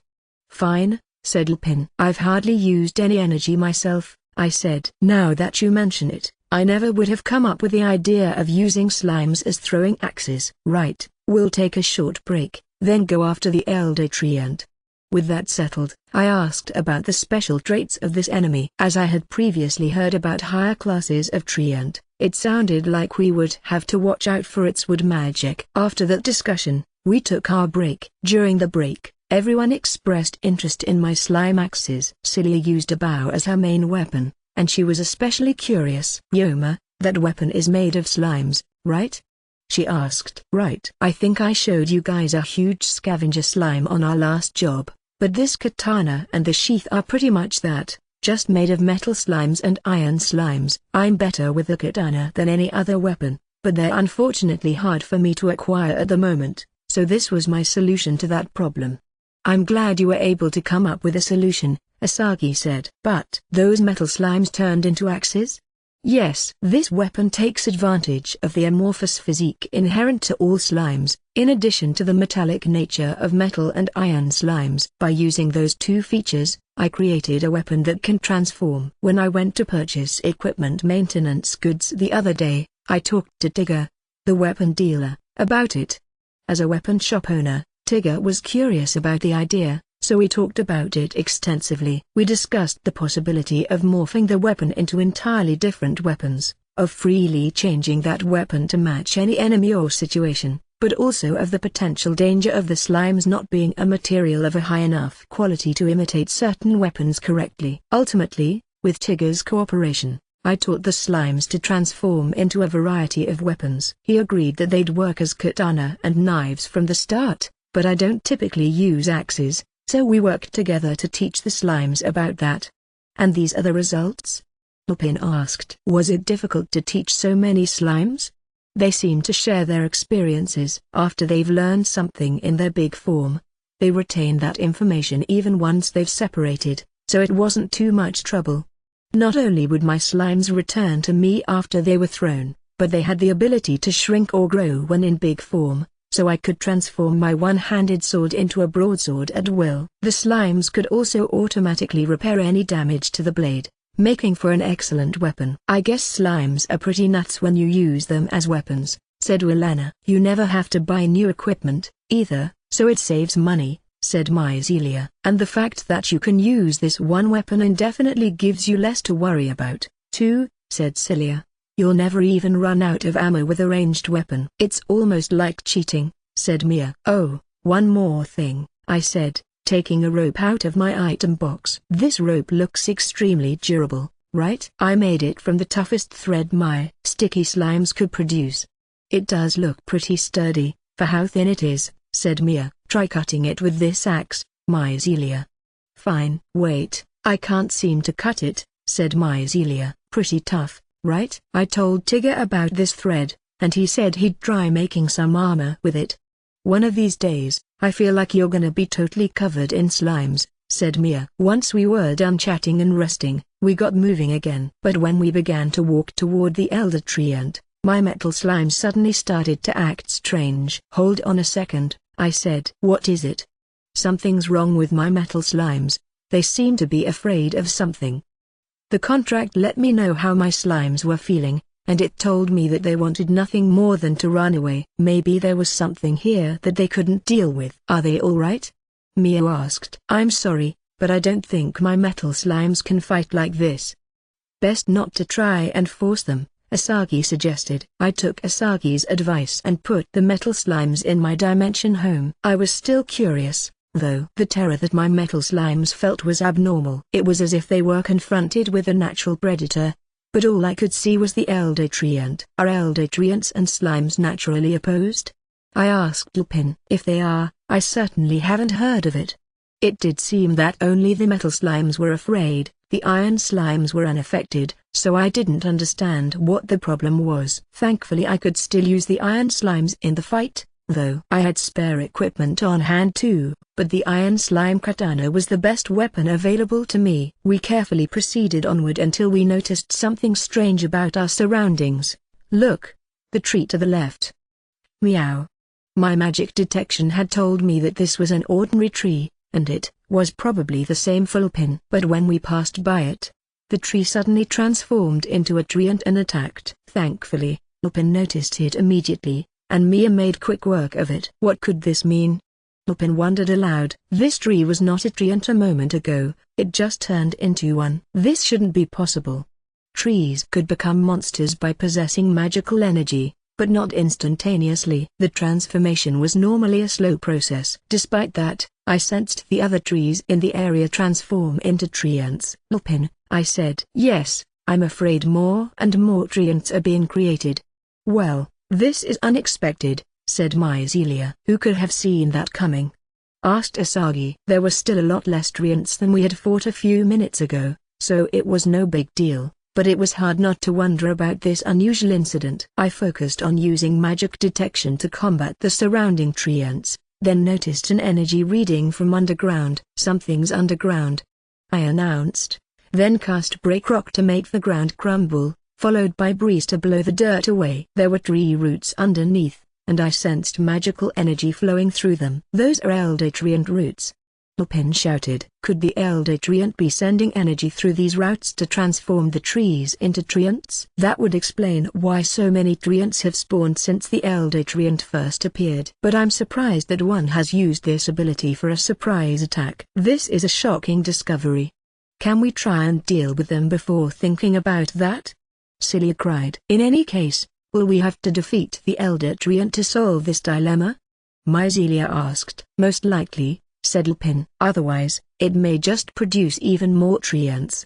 We're still about 500 meters from the Elder Treant, said Asagi. Let's get over there and kill it quick as we can. Yoma, watch our backs. We'll take on the Elder Treant while you hold the other treants back. Got it. We quickly got into action. Walana, Mia, Myzelia, and Asagi chopped down the treants in our path. Lupin, Celia, and I followed behind them. Thankfully, the treants were slow and did little to obstruct us, but as we got closer to the Elder Treant, it began to attack us directly. It was still too far away to strike with its branches, but its roots rose from the ground to attack. Not only that, but it seemed to be using its wood magic to extend its roots in an attempt to capture us. Lupin cast Wind Cutter while the rest of us fought back with our weapons, but there were a lot of roots, and it was especially hard to dodge the ones that attacked from right below us. Then, I had an idea. I cast Pavement, the spell I used when creating pavement for my store. By solidifying the ground this way, I could buy us some time. I'll help. Thanks.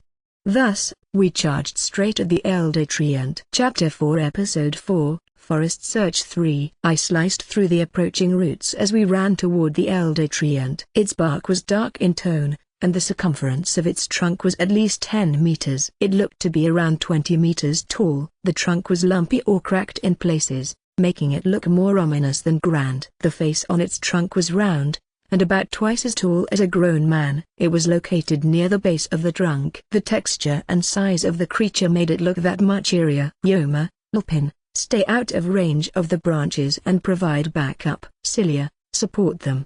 Asagi commanded. We obeyed and stayed in place. I used Pavement to cover the ground as I threw iron slime axes from a distance, mowing down the treants that crept toward us. Lupin supported me with magic, while Celia sliced the roots that grew near Tulpin and me. The rest of the group attacked the elder treant itself, but it could take more punishment than we anticipated. The size of its body, in tandem with a wood spell called Grow, made it quite an irksome foe. That wasn't a spell which usually had healing effects, but elder treants were plant monsters, so growing themselves was effectively identical to healing. We still had the upper hand, but we had to remain vigilant. The elder treant made a sound somewhere between a groan and a scream. I glanced to the side and saw that Myzelia had pounded its face with her axe. It looked like she'd already hit it a few times, but this blow dug deeper than the others. Willana and Mia promptly followed up with their own attacks, but the elder treant struck back with an unexpected counterattack. Its mouth spat a black orb at Willana. She dodged it despite being taken off guard, but its branches immediately came after her, so she was forced to stop her onslaught. That attack had to be Dark Ball, a dark spell. Willana had to stop, but at least Mia was still going. Or so I thought. But then the elder treant exhaled some black mist. Seeing this, Mia retreated. "What's that?" she cried. Her axe was rusting before our eyes. "I'd love to know myself," Asagi said. "That last spell was Dark Ball," Lupin explained. "This elder treant can use dark magic too." That reaction was likely also caused by dark magic that defied all the information we had. "We're too lacking in understanding," Asagi declared. "Let's retreat for now and come up with countermeasures." Thus, we were forced to retreat for the time being. Once we were outside the elder treant's range of attack, we took a break and talked amongst ourselves. "Mia, how's your arm?" "Just fine, but this thing's done for," Mia said and showed us her axe. All of the metal had rusted, and the sharp edge was crumbling. "All thanks to that black mist." "This isn't good," said Asagi. "Can't fight with a weapon like that," said Willana. "Lupin, how should we fight this thing?" asked Myzelia. "Even I have never heard of an elder treant that can use spells apart from wood magic. I have also never heard of a dark spell which causes weapons to rust. Dark magic can be countered and recovered from by the use of light magic, and dark magical energy can be purged with light magical energy. But this cannot be done perpetually throughout the course of a battle. That dark spell could apparently cause metal to rust. Maybe that was what frightened my metal slimes, but that didn't explain why the iron slimes were unaffected. With that in mind, though, this gave me an idea that I decided to relay to the group. After I explained my hypothesis, we confronted the elder treant once again. There was a lot that we didn't foresee about this monster, but it wasn't strong enough to be that threatening, and we could always retreat if it got dangerous, so any plan was worth attempting. Here we go. Pavement.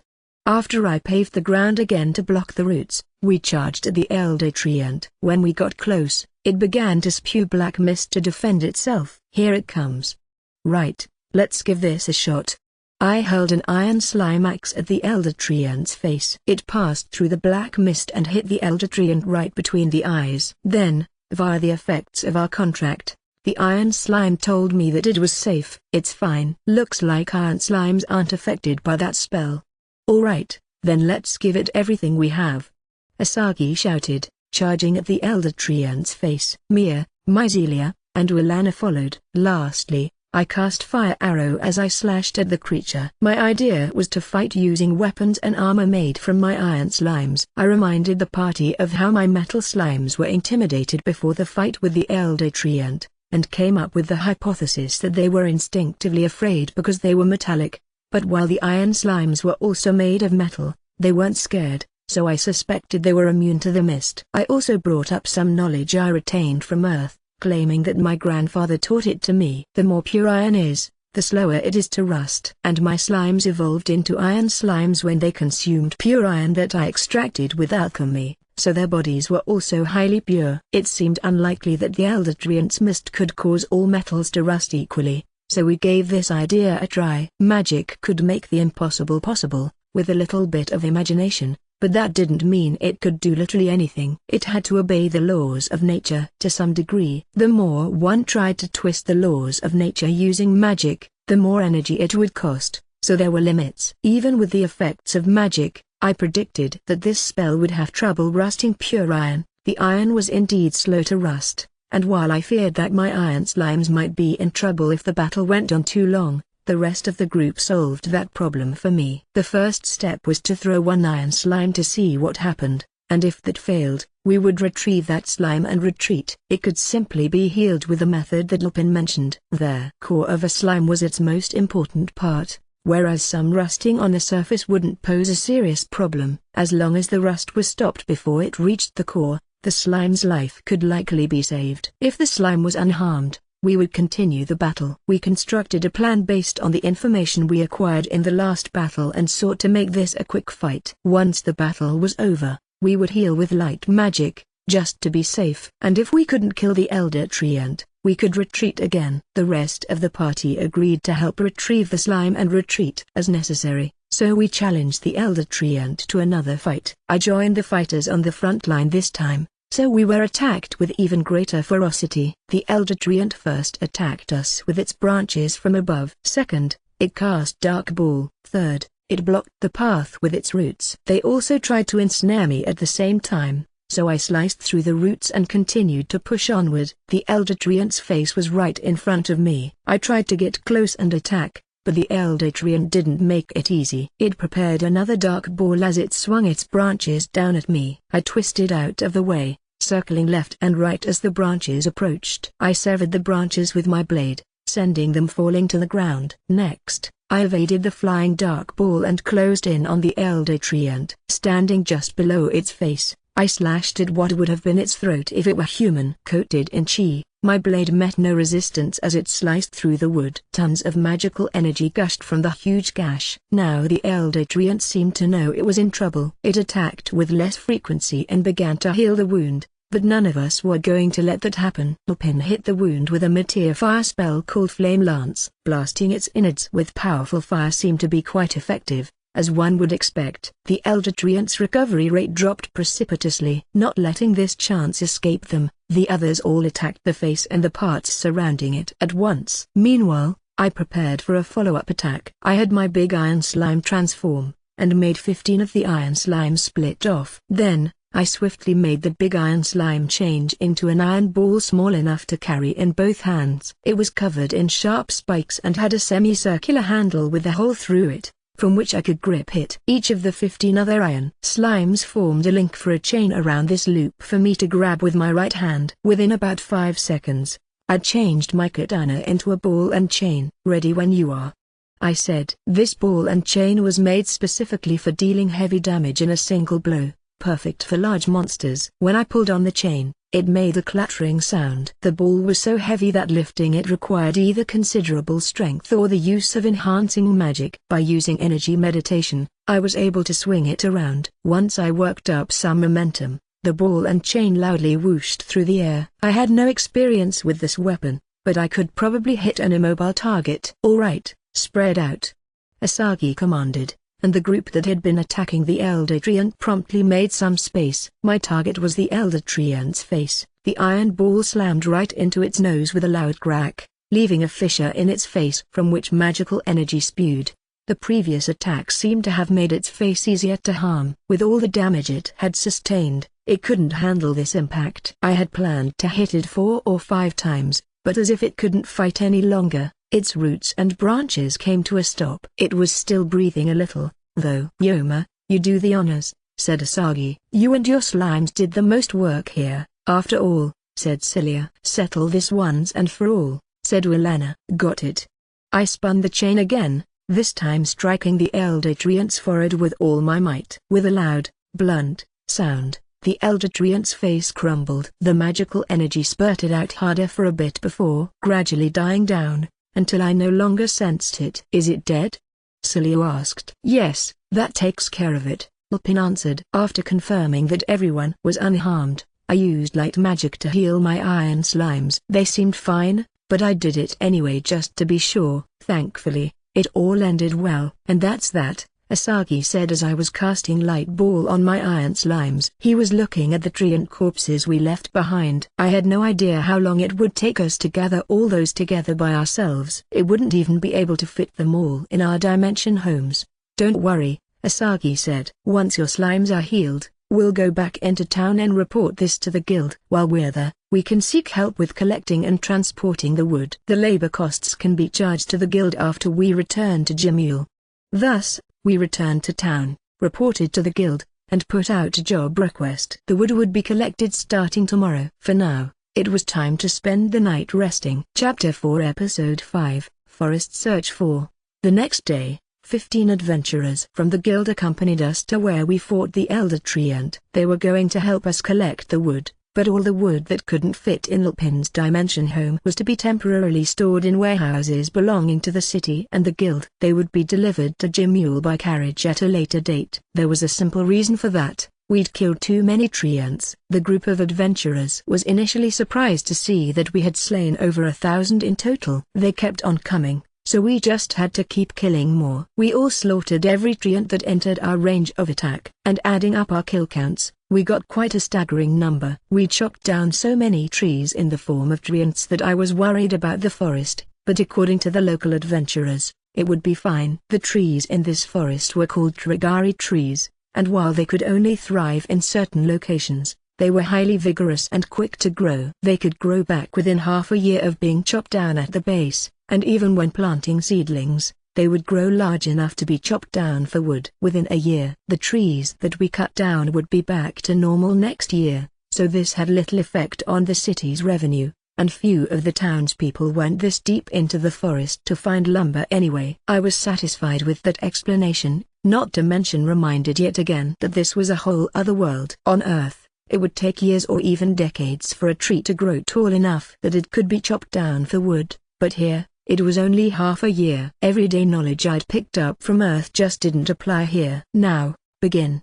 Asagi declared. We killed the occasional treant that we found as we collected the wood. The rest of the group gathered the wood in one place so Lupin and I could stuff it in our dimension homes and carry it to town, then come back to the forest for more. By 3 p.m., we'd finished collecting the wood. Lastly, to make sure the guild in Jamul was prepared to receive the wood, I sent Tynes to my store to ask my employees to contact the Adventurers Guild. Now everything related to treant wood was taken care of, so the adventurers who helped us out headed back to town. But there was still one job left for us. We had to tear the Elder Treant apart and collect its wood. The job in Jamul specified treant wood and not Elder Treant wood, so it wasn't for that. In these situations, the hunter could use the materials as they wished. But if we wanted the Adventurers Guild to help us chop down and transport this Elder Treant, it would cost us. However, Elder Treant wood was top rate when it came to creating magic staffs. It would go for a high price,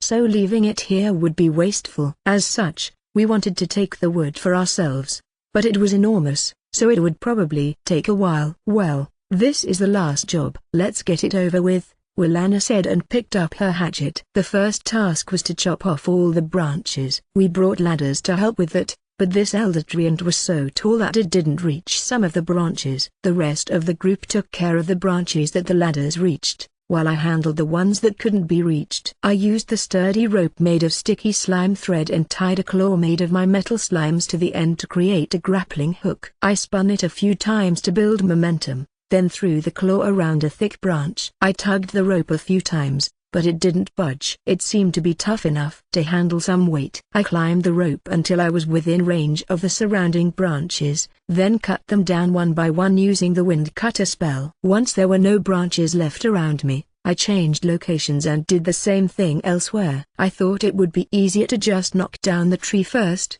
but the branches were apparently better suited for making staffs than the trunk, and that would break the branches, so this was my only recourse. I silently continued my work, ultimately spending the entire day on those branches. I decided to leave the rest for tomorrow. Climbing up and down the tree once or twice was fine enough, but doing it repeatedly was inevitably exhausting. The next day, we continued to work on collecting wood from the Elder Treant. We finished breaking all the branches off, so today we were going to dig out the roots and knock the tree down. But an unexpected incident occurred. Come over here for a second, everyone, I cried. My earth slimes and I were using earth magic to dig near the tree, when we found tons of decaying wooden boxes buried underneath. What is it? Asked Celia. Did something happen? Asked Willana. It looks like something's buried here. See? Are these wooden boxes? Asked Asagi. There's a whole bunch of them, said Mia. Why are all these buried here?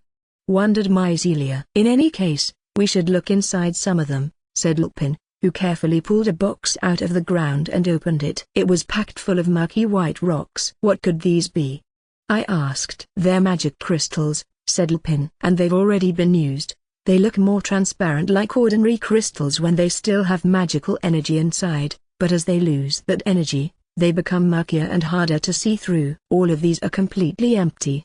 Sounds like we'd best report this to the guild, said Asagi. I'll go tell them, Lupin offered. Can the rest of you keep digging and checking the rest of the boxes? Nobody had any complaints, so Lupin teleported to town. We stayed behind and opened up the rest of the boxes. Nearly all we found was fully used magic crystals. Some, however, had a little magical energy left over. The energy in these was either non-elemental or dark elemental. Then we learned why so many magic crystals were here. I have returned, Lupin said. Has anything changed here? Hello, a woman attending Lupin greeted us. I was sent by the guild to, eek. She yelped when she saw what lay at our feet. Anyone would have been surprised. There were human corpses sitting there, after all. Where did these come from? They were buried with these boxes, Asagi explained. The bodies were thoroughly rotted, but judging by the bone structure of the corpses, they were presumably men. Some of their things were still with them, I said. Well, thank you for explaining. Then, the woman said haltingly, are you okay? I handle seeing blood or injuries well enough, but seeing bodies in this state does make me a little sick. I'm sorry, but can you help out a little? The pale woman accompanied us in looking through their belongings. We found an accounting book indicating that the men were magic crystal merchants, and they had engaged in illegal acts such as smuggling and black market dealings.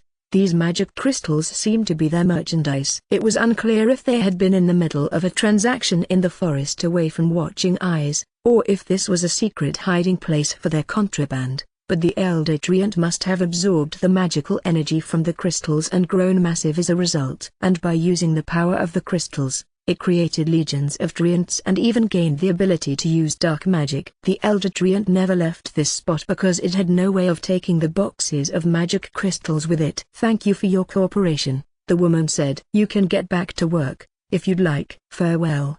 With her investigation complete, the woman ran off. We watched her go, then resumed our work. Once the elder Treant was knocked on its side, I used a giant saw made of my iron and metal slimes to chop it into pieces, then stored them in my dimension home. Now we had done everything we needed to do in this town, but due to our last unfortunate discovery, it didn't feel as satisfying as it should have. That called for one thing. Shall we drink tonight? I suggested. Since it would dispel this awkward feeling we had, we decided to celebrate a job well done after dinner. The gathering place was my dimension home. We still have to make it back to Jimule, but we've acquired plenty of Treant wood, Asagi said. We can consider this job complete. Tonight, we drink. Cheers. Cheers. The rest of the party said, then began to drink and eat the snacks we prepared. Today, our drinks were accompanied by tempura. There were plenty of vegetables to be picked in the forest where we hunted the Treants, and they were on sale at a grocer in town. Only Asagi and I knew about tempura, but after all the Japanese food I had provided on this journey, they were interested. And to my surprise, the people of this country seldom ate fried food. They were selling fries at the founding festival, so I thought it was normal. I said, it exists, but here's the thing, fried food means wasting a lot of oil, Celia replied. I hear that using the same oil repeatedly makes you sick too. So it gets kind of needlessly expensive. High-quality oil goes for a lot of money. And if you don't know how to fry food properly, you can start a fire, Willana added. So festivals are the place for it. Those were the reasons why most households didn't cook fried foods. I thought it was sad to go your life without ever frying food yourself, personally. But admittedly, it did use up a lot of oil. And reusing oil did cause it to oxidize and become unhealthy. I could use alchemy to separate the oxidized oil from the oxygen anyway, though, so I could reuse oil as much as I wanted to, as long as it didn't get too dirty. Actually, I could just separate the oil from the filth too. I used alchemy when making juice or cooking with oil, among other things, but I didn't know if that was a proper way to use alchemy. Either way, it was too convenient to stop now. But wow, your slimes sure are weird, Yoma, said Mycelia. Slimes are omnivores. It's not strange that they can drink, but still, said Lupin. It's actually savoring and enjoying its drink. The tempura, too, said Cilia. In addition to the 3 men and 4 women at the party, one of my slimes was joining us. Ever since I gave it some ale, it would come up to me while I was drinking at night. I started to drink with it regularly, and at first, it devoured its alcohol all at once the way that other slimes did water. But recently, I made it start using a sake cup which was made just for slimes, and it gradually began to drink as slowly as I did. It even started to pour itself more when its cup was empty, and it ate whatever I was eating with my drinks too. As I was telling the rest of the party about this, the slime suddenly began to quiver. "Oh, could it be?" said Asagi. "Is something wrong?" asked Mia. "The slime's evolving," I said. "Huh?" There was no doubt that the slime was evolving. When I told them that, all eyes turned to the slime. Then, much like with my other slimes, it began to release and absorb magical energy for about 10 minutes. "It appears to have stopped," said Lupin. I checked to see what my slime had evolved into. Drunk slime skills: alcohol production, 4, disease resistance, 3, consume, 5, absorb, 1, split, 1, blessing, protection of Takun, god of wine. Now I was confused. Not because it became something called a drunk slime, which was hardly surprising, considering it had been drinking. I could understand why alcohol production would be one of its skills as well. The alcohol was obviously the cause. But I didn't know how it was blessed by Takun. I didn't even know that slimes could be blessed. It would be something to ask Takun about at some point. In any case, I checked what magical energy it preferred and discovered it liked the dark, water, and wood elements the most. "Yoma, what happened?" Lupin asked. "Oh, well, it became something called a drunk slime with a skill called alcohol production. I'm guessing it can spit up alcohol. Another unusual slime, is it?" I placed a new bowl in front of the slime and had it demonstrate its new skill. As anticipated, the drunk slime released fluid that smelled like alcohol. I cast appraisal on it and found that it was 40% alcohol, safe for humans to consume, so I tried some. "Well, that's certainly alcohol, all right," I said. "Is something wrong with it?" "It's strong enough, but it has no flavor." And because it had no particular flavor, it wasn't especially good. Rather than drink it neat, maybe it would be better if mixed with fruit. This would require some research. As I thought about the possibilities, we celebrated the evolution of my slime by drinking some more. After the party, I went to bed. Chapter 4 Episode 6, Invited to the Training Meetup. A few days later, when we got back to Jimil and headed to the Adventurers Guild to report our success, a meeting was immediately held. "I'm sorry about the wait," said Wergen. "I've heard the general details through messages from Yoma. I'm glad you all made it back in one piece. Now, can you give me a more detailed report?"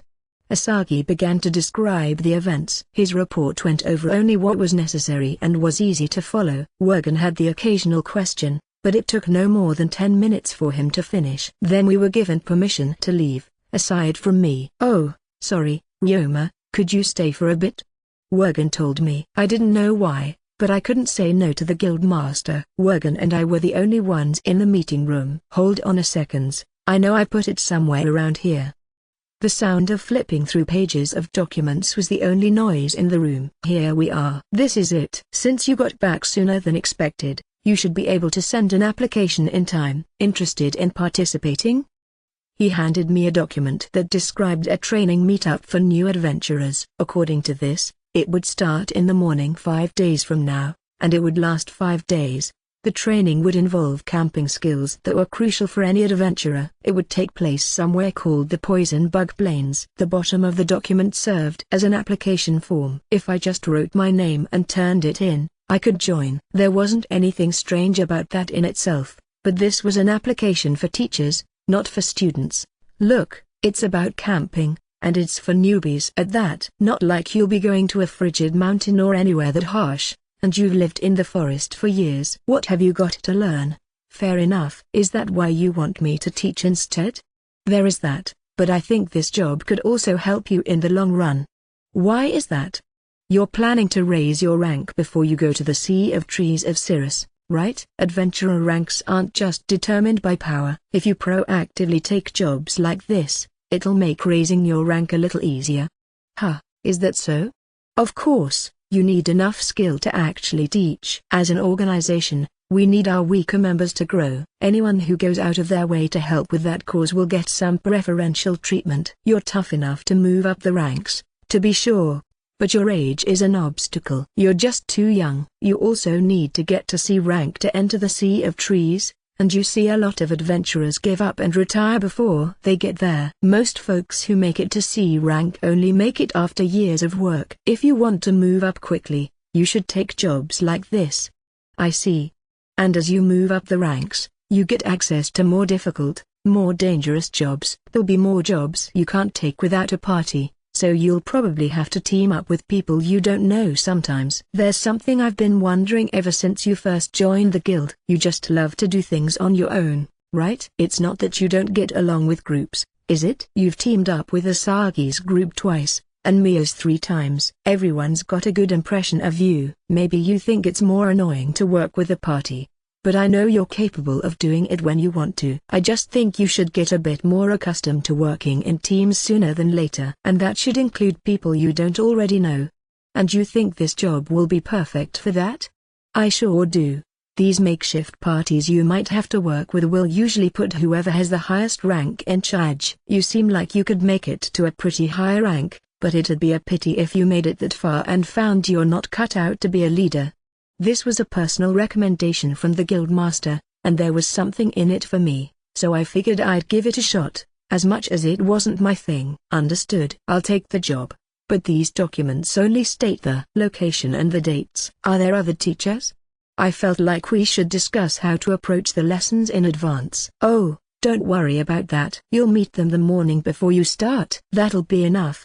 From what Wergen told me, this would be somewhat different from what I imagined a training meetup to be. First, the students would join either as individuals or with their party. They would prepare for the trip on their own, then meet up with the teachers to leave town together.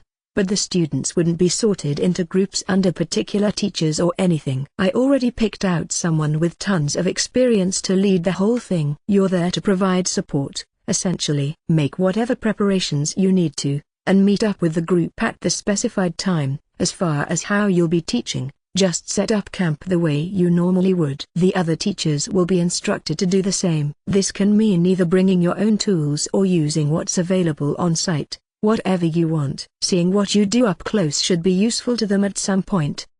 They wanted us all to do it our own way as a demonstration. Apparently, you don't have to go out of your way to advise the students, either. The ones who really want to learn will learn by watching you, and if they ask questions, just answer them. Your main job as a teacher is to ensure their safety. If you see them doing anything too dangerous, then you can intervene to stop them. But if they'd only hurt themselves in a way that can be healed with magic, stand back and let it be a lesson for them.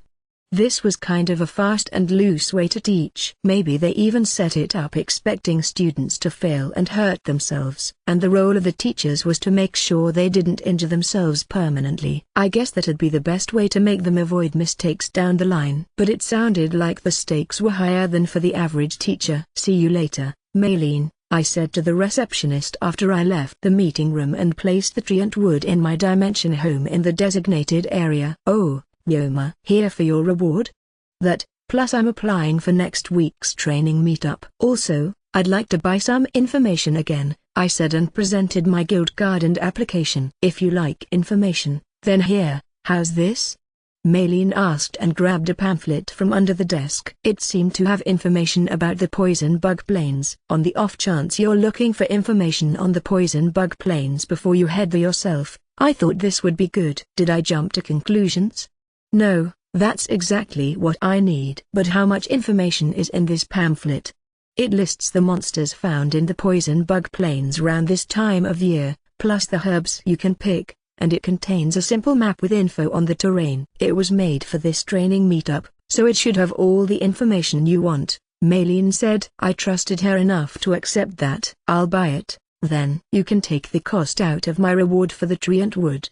Thank you for using our services. Would you like to take another job, as long as you're here? Maylene asked and took out a list of jobs. What's this? Doing a job in the area is part of the training meetup. All of the students are supposed to take one. The teachers don't have to, but you'd make a little extra money that way.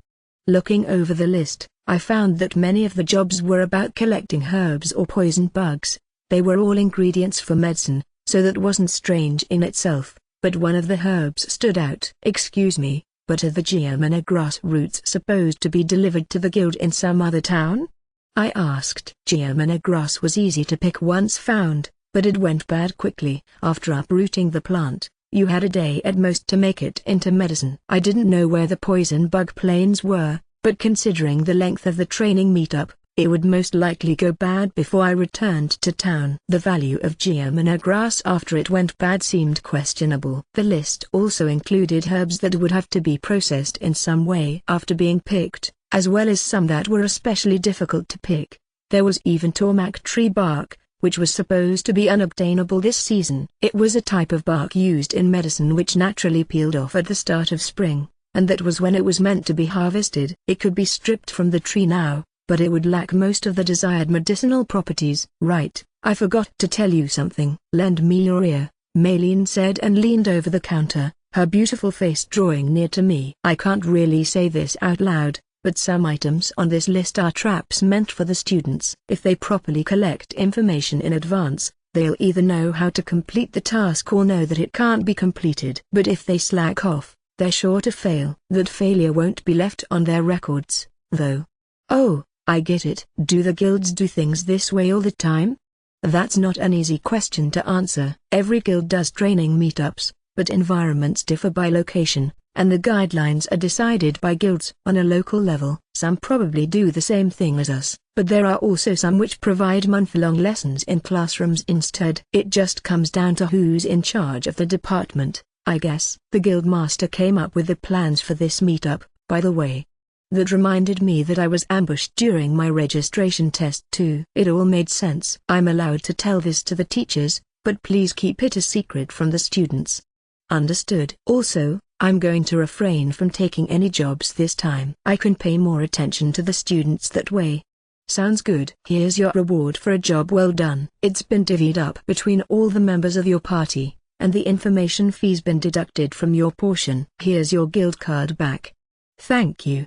I took the bag containing my reward money and left the guild. Chapter 4 Episode 7, Negative Inheritance. I stopped by the store to inform them that I was back in town, and they told me what had transpired while I was away. It sounded like everything had gone as smoothly as usual, but they did have two matters to inform me about which were unrelated to work. This is from Wiesen, Calm said as he handed me a letter. There were also two framed pieces of paper on the desk in my office. It took me a while to remember what Wiesen was, but it was the name of Fina, Maria, and Jane's village.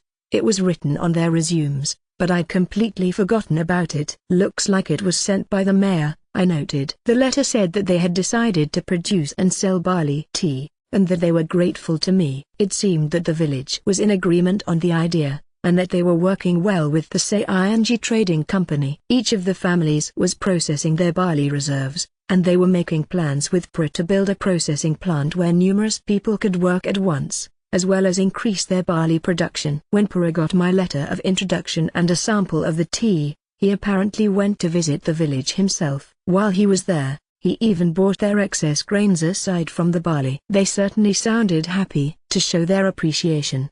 They also sent a special thank you letter and a certificate stating that I was the Wiesen Barley Tea Factory's advisor. Both of those things occupied the two picture frames. This advisor position seemed to be entirely honorary and required no input from me. I wasn't getting paid for it, either, but they intended to periodically send me some tea leaves so I could appraise their quality. Congratulations on the advisor position, Calm said. Thank you. I hadn't done anything to earn it, but I decided to accept the compliment. And what about the other message? Right. We've been catching wind of some curious rumors. The denizens of the slums have been saying that the slums will be demolished to build a new district, and that they're all going to be driven out. That doesn't sound good. It was strange, though. I understood their concerns, but I didn't know why they thought that was going to happen now. The same went for Calm, so he immediately investigated. Apparently, I checked with the Merchants Guild, and it sounds like the public office has no such plans. But there was some scandal at the public office before we started work here, wasn't there? There was. They've appointed a new leader since then, though. Does the public not trust him?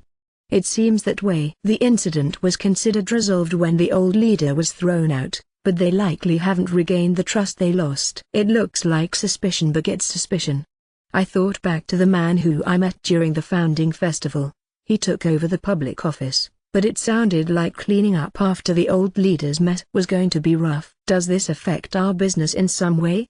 For now, not at all. But I hear that people from the slums have been seeking jobs over the past few days, and they're proactively visiting stores which are currently hiring. We aren't hiring at the moment, but we might receive visitors looking for work. I think we should figure out what to do if that happens.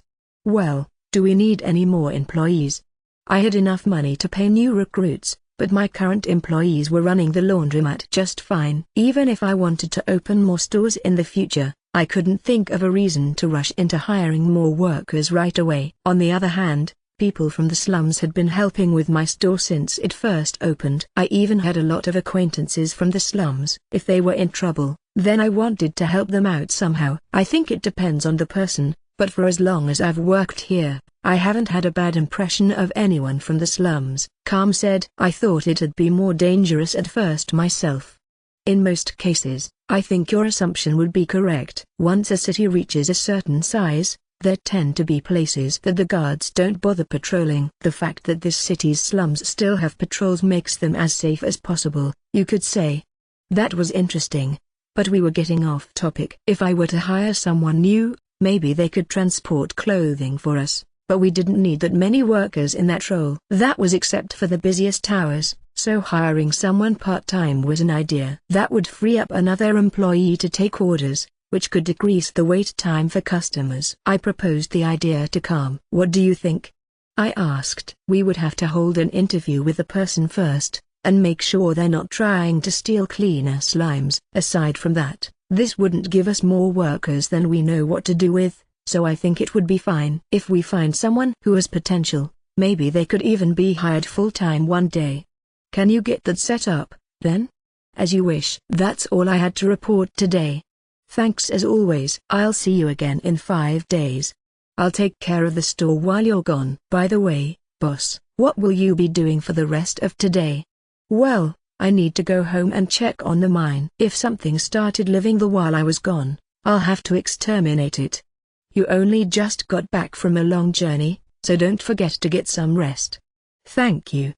With his report finished, Calm returned to the front of the store. I took Calm's advice and went home early. I was walking toward the northern gate on the road through the residential district when I smelled a sweet, refreshing aroma. It seemed to be coming from a nearby home. On closer inspection, it actually appeared to be a cafe. A sign next to the cozy wooden house said this was the Cat's Forehead, and that they were currently open. Only then did I realize it was around noon, and that it was probably a good idea to eat something, though I wasn't sure if it was right to go inside. The sign said they were open, but no customers were entering or leaving, and the words on the sign were crude enough that they could have been left by a mischievous child. What are you doing here, Mr. Takebayashi?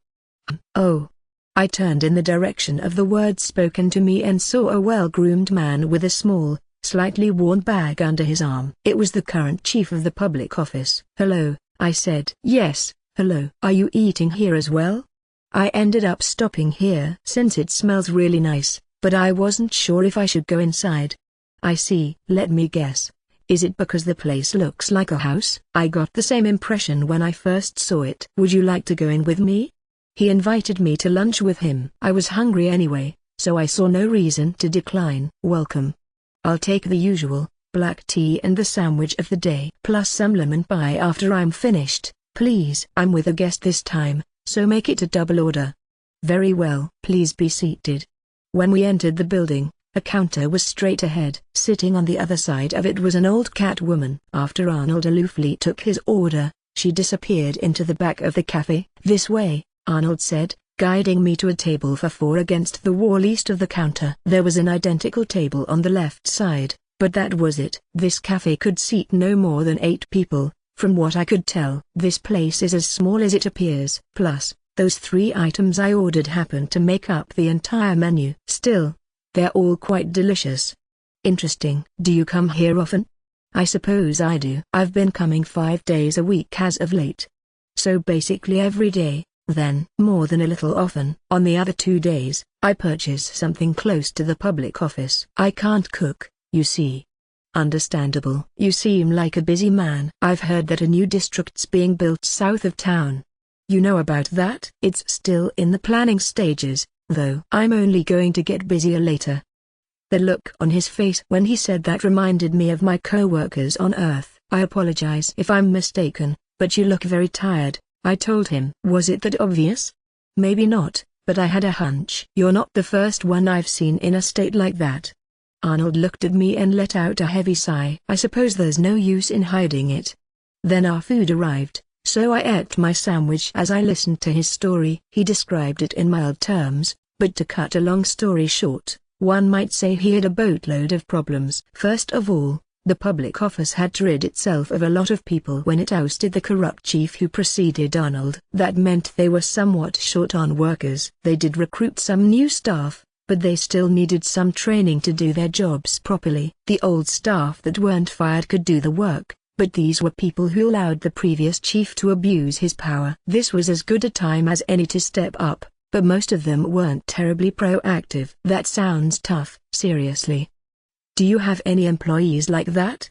Oh, no, I'm quite happy with my employees. But I used to deal with people like that in the past.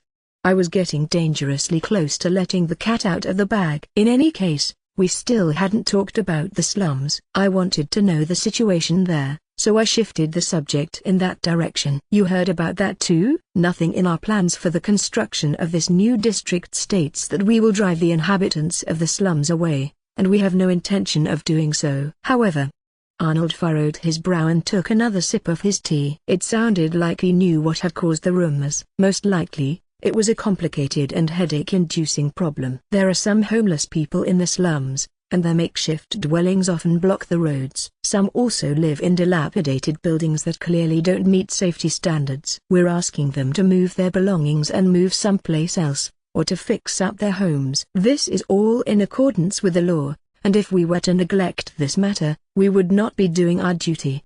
After word of that got around, it was at some point extrapolated into the idea that they were being driven out of town. Apparently, I checked our records, and there has been an increase in accidents resulting from destroyed or damaged homes over the last few years, as well as an increase in instances of freezing to death in the winter among the homeless. Something must be done. But even he didn't believe that he could expect the citizens in these buildings to move or repair their homes right away.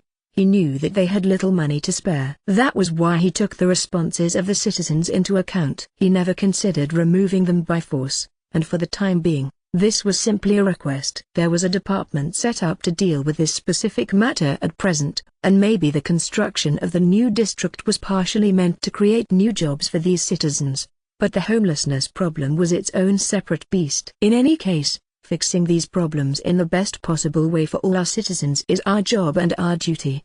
I respect your dedication. But I started to wonder if these problems didn't exist under the previous chief. Maybe he was just slacking off on that part of the job too. Here's your lemon pie. Oh, thanks. What the? I was expecting a couple slices of pie, but for some reason, we were given a whole pie. It seemed like a little much for 2 people. I'll get those old plates out of the way. Once the plates were removed, another lemon pie was left in their place. We each got 1 whole pie. What in the world? I'm sorry, perhaps asking for double my usual order was a mistake.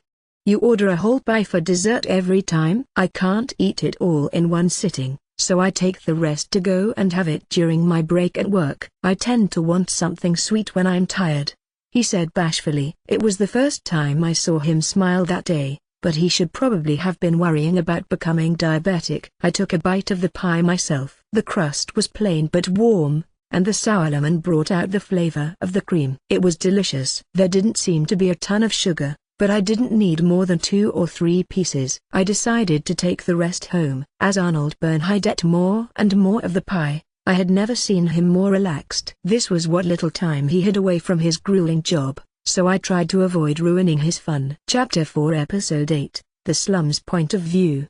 The next day, it was my first time visiting this large house in the slums since I came to hire Corkin's team. I knocked on the door and sensed the presence of magical energy as it opened. "Come in." "Excuse me."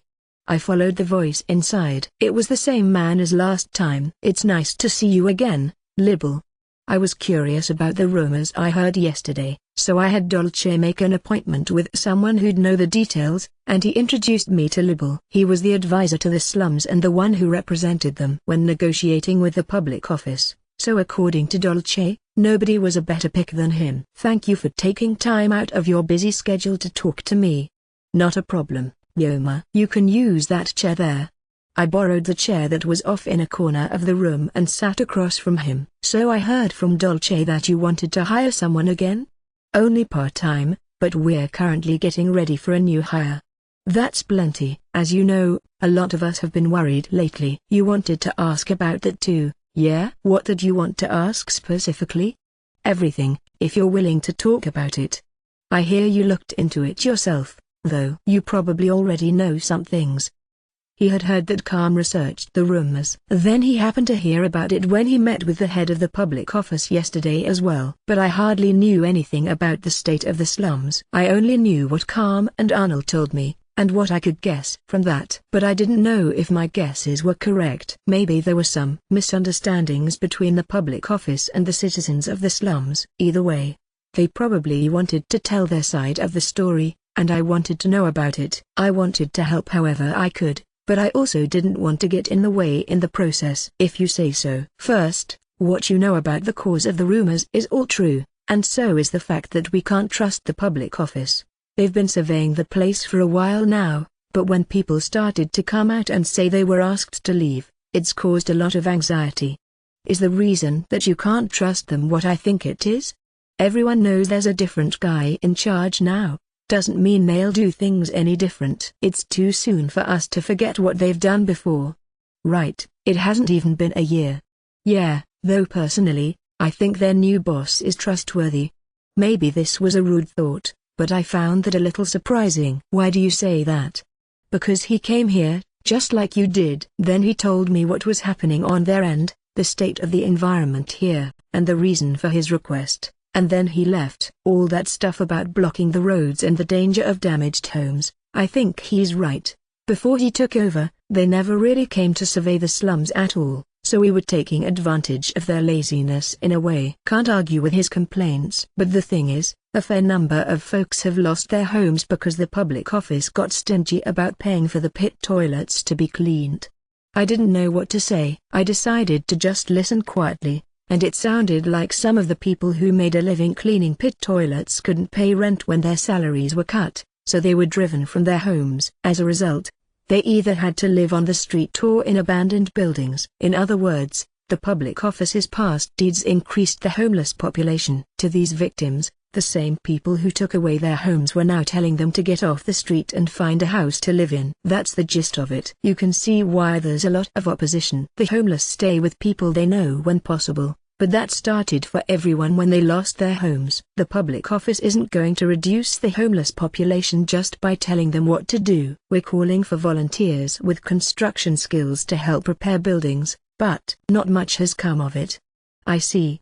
It sounded like the citizens were already doing all they could. We're currently looking for something else we could do. Seems like that Arnold guy's preparing work for us, but a lot of folks are suspicious of him. They say the people up top are all the same.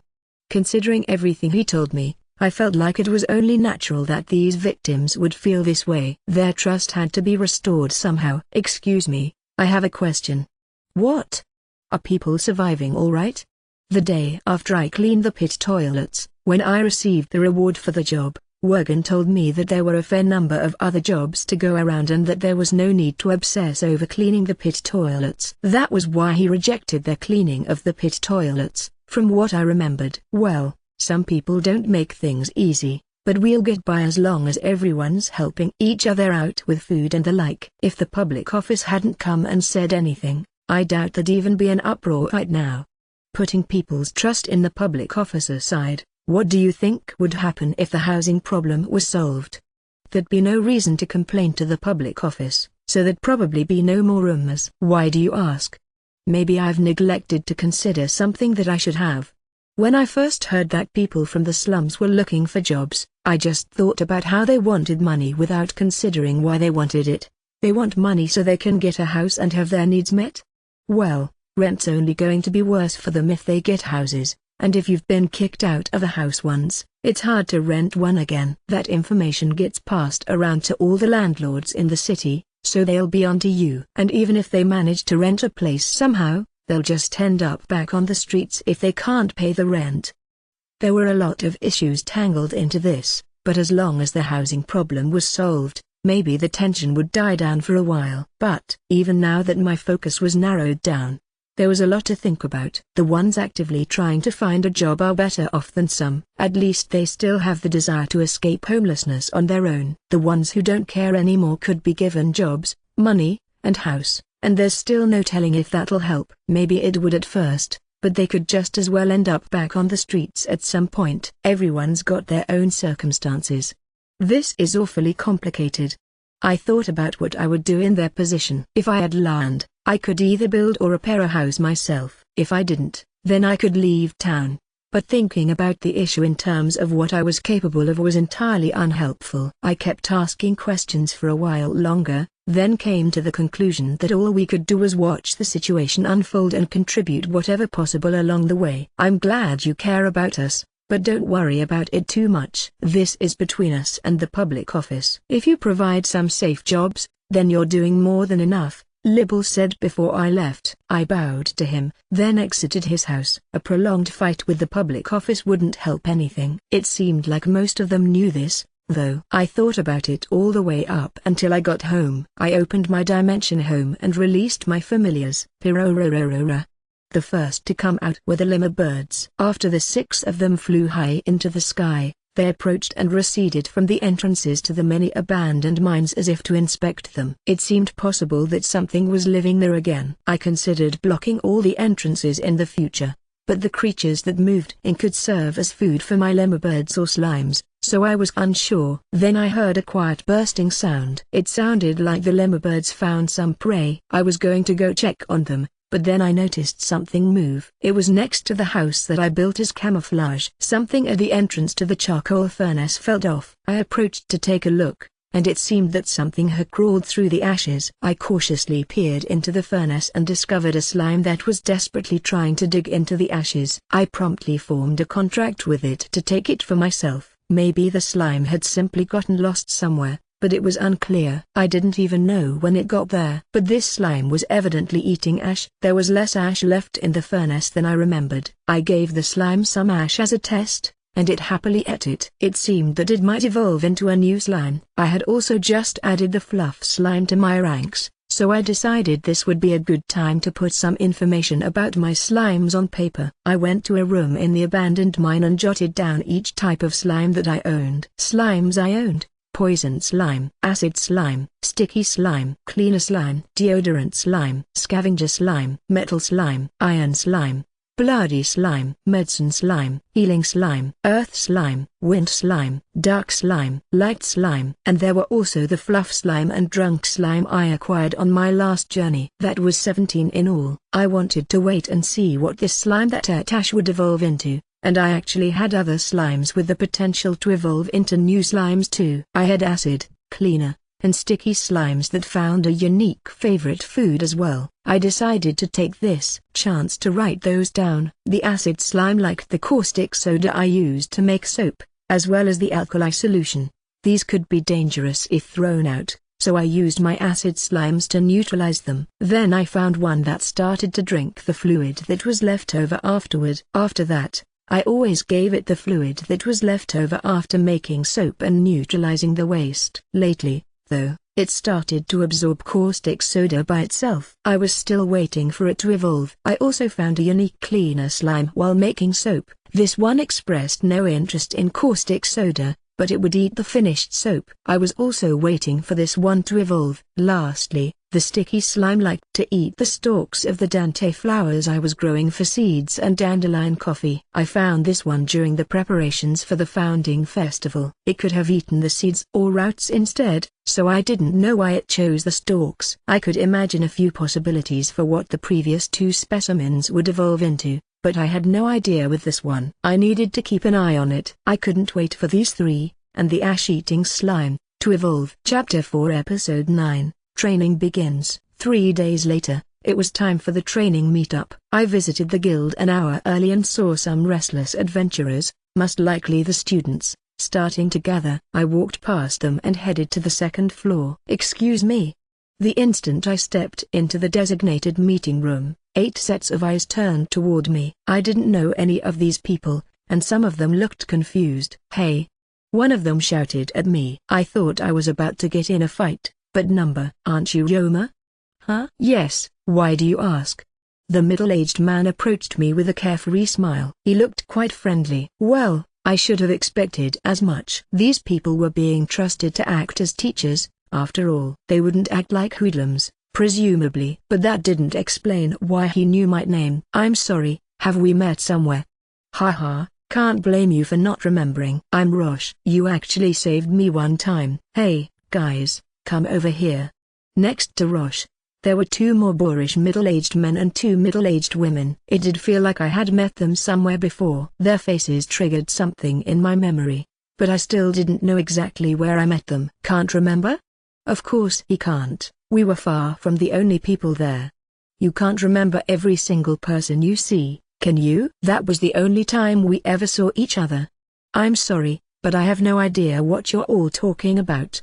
It was back in spring, at the abandoned mine in the north. There was an outbreak of goblins that you slayed, remember? That? Now I remembered them. Were you the patient I treated? You do remember. That really helped, seriously. Without you and your healing slime, I could have died.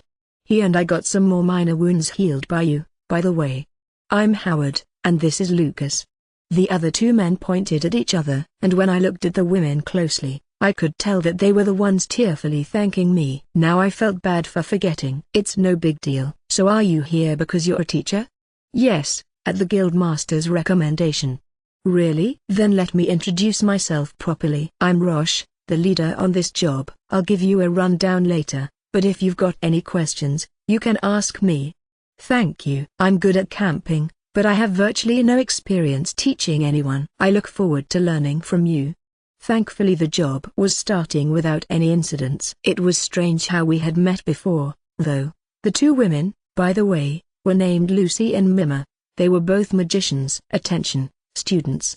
Once all the teachers had gathered, we had a quick briefing session, then got moving. As soon as we popped into one corner of the guild, Rosh shouted in a somewhat different tone than he used with me. Presumably, this was his teaching voice. From what I was told, he and his allies had semi-retired from adventuring work over the last few years to shift their focus to training new talent. They were veteran adventurers, but like Wergen said, they had plenty of experience as teachers as well. When Rosh finished going over a list of precautions with the students, it was time for all 15 teachers to introduce themselves. It started with Rosh's party and ended with me. Hello, I'm Ryoma Takabayashi. Before I came to this town, I lived in a forest called Ghana for 3 years. Where I survived by camping and hunting. That's why my rank is only E, but the guildmaster decided I know enough about camping, procuring food, and distinguishing between medicinal and poisonous herbs.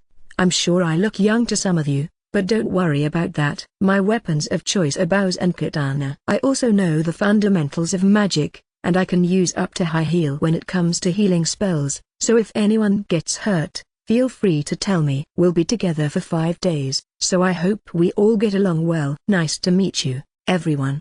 Nice to meet you, the group replied. Nobody complained about me openly, but they didn't react with much enthusiasm either. I guess I should have expected as much. That takes care of all that, Rosh said. There are 5 carriages waiting outside, So split up into groups of 6 and get on them. 3 teachers will join you on each carriage. We'll be leaving town in 10 minutes. You can take that time to decide who's sitting where and get whatever other business done. Got that? 10 minutes. That's all for now." The whole group got moving. There were 15 teachers including me, and twice as many students. Everyone tried to go outside at once, so the exit to the guild was crowded. I figured I would use this time to go to the bathroom, and when I went outside a few minutes later, most of the students had boarded the carriages. I thought about which carriage to pick for myself when someone called to me. "Yo, Yoma." "Huh? Beck's party. You're joining too?"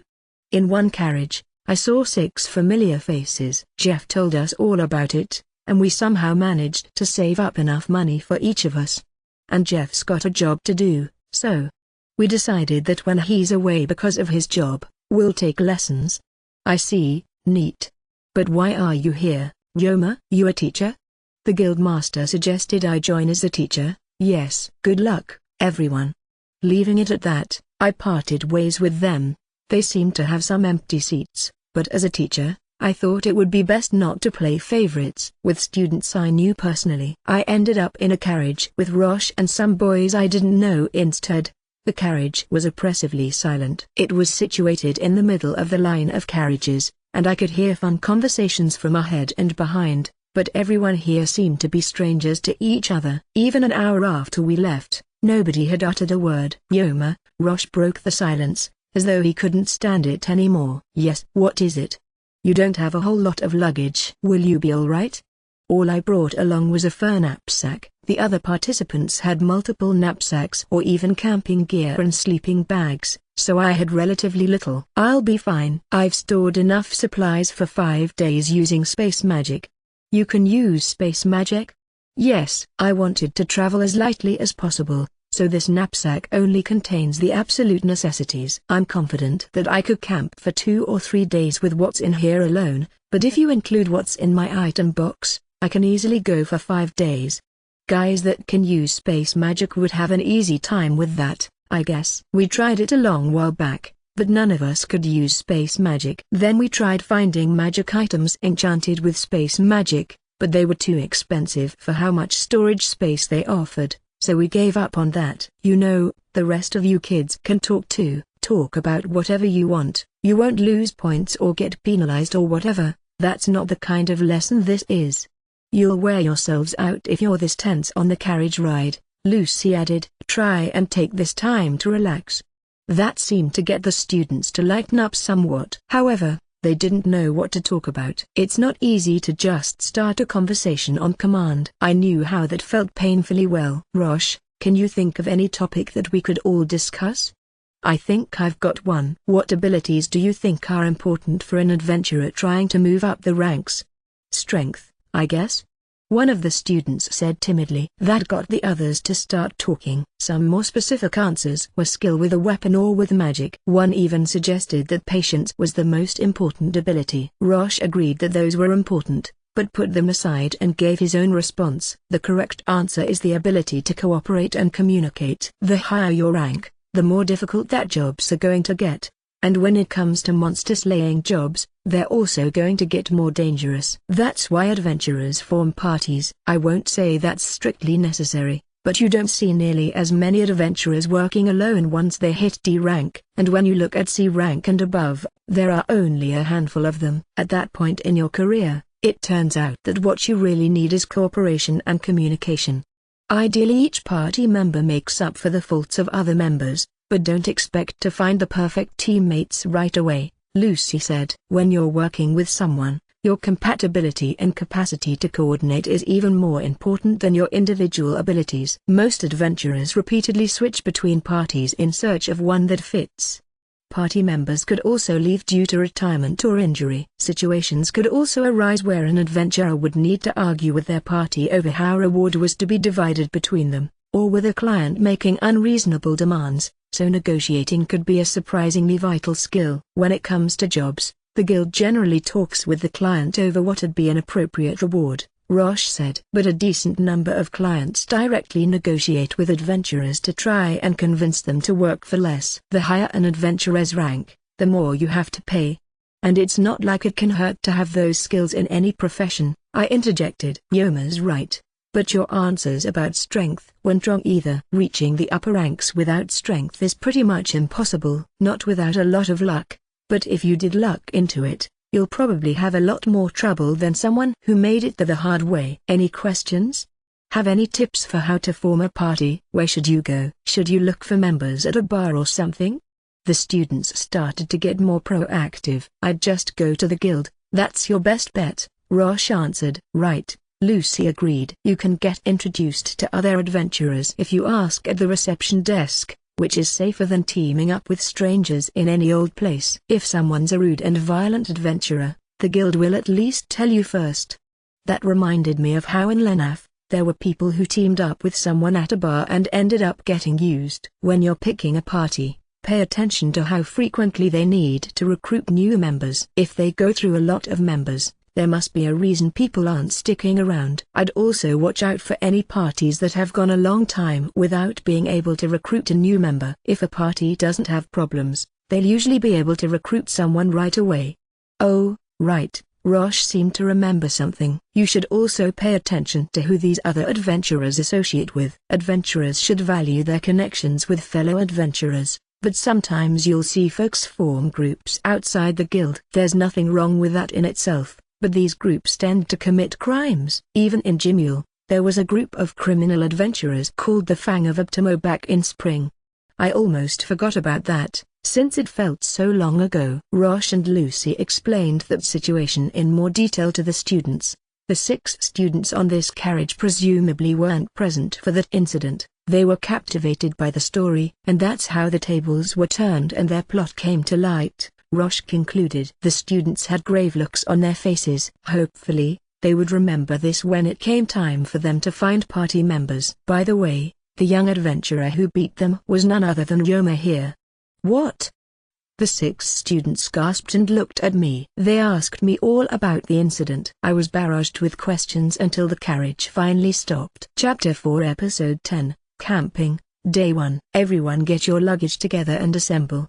Rosh commanded. Other teachers were still watching the carriages, but everyone else assembled. I think some of you know this already, but I'll explain the basics. First of all, there are a lot of campsites set up in areas that get a lot of visitors to make it easier for travelers to set up camp. There's one of those here, and as you can see, it's just an open area in the middle of a mountain path. See the sign? There was indeed a sign. It displayed a picture of a river and an arrow pointing to where water can be found. Most campsites have an easy place to set up tents and a place to get water. The owners of the land make these places to help travelers, and to help adventurers train the next generation. That's why campsites are free for anyone to use. But while we have the right to use them, there are rules you have to remember. They're all pretty common sense things. There aren't too many, and they're not that complicated. So don't worry about it too much. Today I want to go over those rules, then have everyone prepare to set up camp. If there's anything you don't know, feel free to ask any of the teachers. We'll need to take turns standing guard at night, but aside from that, you'll have free time. Use it to get some rest, gather food in preparation for tomorrow, or whatever else you want as long as you're not getting in anyone's way.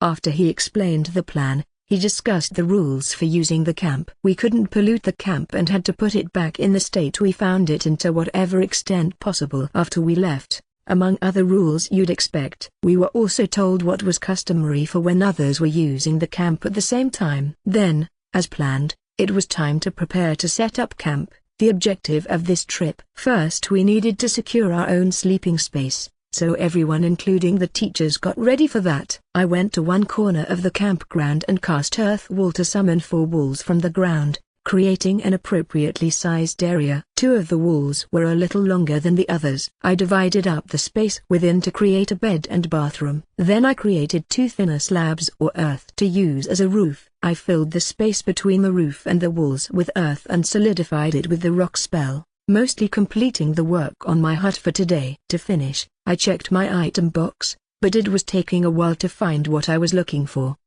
Excuse me? Yes, what is it? I turned around and saw 5 confused boys and girls. None of them were the kids who rode in my carriage. It looked like they had been watching me, but only just decided to ask questions. Honestly, I was weirdly nervous waiting for someone to talk to me. It looks like you were using magic. You're setting up camp, right? Right. It still just looks like a stone box.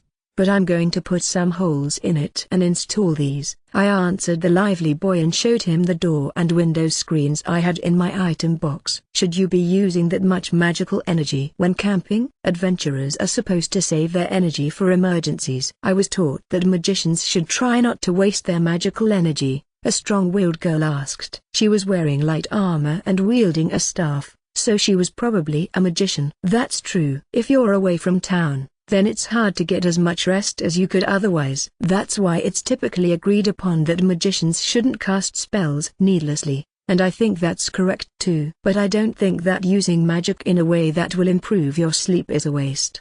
One's environment can affect the quality of one's sleep, which impacts stamina and focus. In order to use your power to the fullest, it's best to create an ideal sleeping environment. But in my case, I happened to have a lot of magical energy and could use it freely anyway. That was something the students might not have been able to replicate. But maybe there was something I could teach them. Come with me for a minute, I said, and brought the 5 of them next to the base I was constructing. I created 4 tall stakes with earth magic and wrapped a rope around them to make a square space, then filled that square with more ropes tied from one end of the square to the other to make a simple hammock. I jumped onto it to see how it works, and demonstrated that it was strong enough to hold my weight. Next, I took a big waterproof cloth out of my item box and draped it over the stakes, and in no time, I had set up a tent that could withstand wind and rain. With just these tools, I've set up a place to sleep. This method makes it hard for bugs to get in, and it works pretty much anywhere. And most importantly, it didn't cost as much magical energy as my other method. Something like this shouldn't cost too much for you, for example. Me? The lively boy from before said. You don't look like a magician, but do you use magic in fights? No, I don't know how. But you do have magical energy, right? Some. Enough to cast a couple offensive spells if I could. Then there's no reason for you not to use that magical energy on something else, is there? Even a single wall would be good for blocking wind and sunlight, and if he couldn't use magic, he could still use a magic item. For people whose fighting style didn't involve magic, they may as well use that energy in other ways. They didn't have to set up camp mostly with magic like I did, but they could use a little bit when it was convenient. After I told them this, they thanked me and left. That's a unique way of thinking about it. Magic items, though? What if you just learned to use magic for yourself? I could teach you the basics. Well, he was more normal than I expected, at least. I didn't know what that was supposed to mean. They didn't seem to be questioning my knowledge or teaching skills, they just thought I was abnormal. I didn't even use my slimes, alchemy, or anything else that only I could use. And I was trying to take this seriously. Also, they probably should have gotten a bit further away before talking about me behind my back. Hey, nice job on your first lesson. Oh, Howard, hello. Sounded like you did pretty decently. You think so? They got what you were saying, and it seemed like it got them thinking as well. You can tell if someone's a bad teacher when the students can't understand what they're saying. So conversely, you're pretty good. That's good to hear. Howard seemed kind of casual, but maybe he was just trying to break the ice. As long as we were talking, I decided to ask something I was curious about. By the way, is my way of setting up camp unusual? I'd say so. Like you were saying, you should avoid wasting energy when you're out of town. You're right about it not being so much of a waste to use that energy for camping, but most people just bring a tent and tools from town. Advanced users of space magic can apparently create a safe space for themselves, but no newbie can do that. The best they could do with magic is light a fire or replenish their drinking water if they run out. You seem fine, but how much magical energy do you have left? More than enough. I have a lot of magical energy to spare, thankfully. I've been told that I have as much as a court magician would. Guess that's why you seem fine, then. If this isn't too tough for you, then it seems like a great way to set up camp to me. Yoma, do you have a second? Lucas asked. Lucas was the largest of his team of 3 by a long shot. That and the big metal hammer on his back made him look like a force to be reckoned with. But he was currently holding a wooden board with a sheet of paper upon it in his left hand, and a quill in his right between the pinky and ring finger of his left hand. He also carried a bottle of ink. Any particular time you want to stand guard at night? Just asking in case there's any times you do better or worse. I should be fine at any time, but I'm strong at night in general. I've gone hunting very late before, and I think I have pretty good night vision. No particular time, strong at night, and with good night vision. Got it, Lucas repeated as he wrote with the quill. I guess he was asking because some adventurers might have low blood pressure or something. I had no experience with that myself, but from what I remembered of an old coworker, it could be very dangerous. Alright, thanks for your cooperation. I'll tell you what time you're getting later. If you've got nothing else to do, take a cursory look around the place. You too, Howard. Understood. Adventurers could look unscrupulous at first glance, but they had meticulous jobs. Come on, pull harder. I'm pulling. I'm going to fetch some water. Be right back. My preparations were done, so I decided to go have a look around with Howard. I don't see any problems here. Some of the students were taking a bit long, but nobody needed assistance. Just the first day, after all. Not likely to be any big troublemakers on there. What did you say? Oh, great, a fight? Guess I spoke too soon. Let's go. We went around a tent to see where the voice came from. Beck's party and another group of 4 boys were silently glaring at each other. It looked like a hostile situation. Hey, what's all the commotion? I wouldn't call it commotion. Yeah, that. Me neither. The group of 4 panicked in reaction to Howard's question. We were just discussing the idea of looking for something to eat. Then these guys started arguing with us and we got a little loud, that's all. You're the ones who started it, not us. The 4 boys responded to Beck's point by getting hostile again. Yoma, looks like we should separate these 2 groups before we ask what happened. Agreed. Can I talk to the group of 6? I know them, so I think it'd be easier for me. Sure, then I'll take the other 4. Thus, I took the 6 of them to my campsite, created a table and some chairs with earth magic, and asked for their side of the story. So, what the heck happened? I mean, same thing that usually happens. I told you that there were these guys who make fun of whist, right? That's these guys. I'd forgotten about that. But yes, they had brought it up. Apparently they were referring to these 4. They're strong. I don't like them as people, but I can't deny they're good at hunting.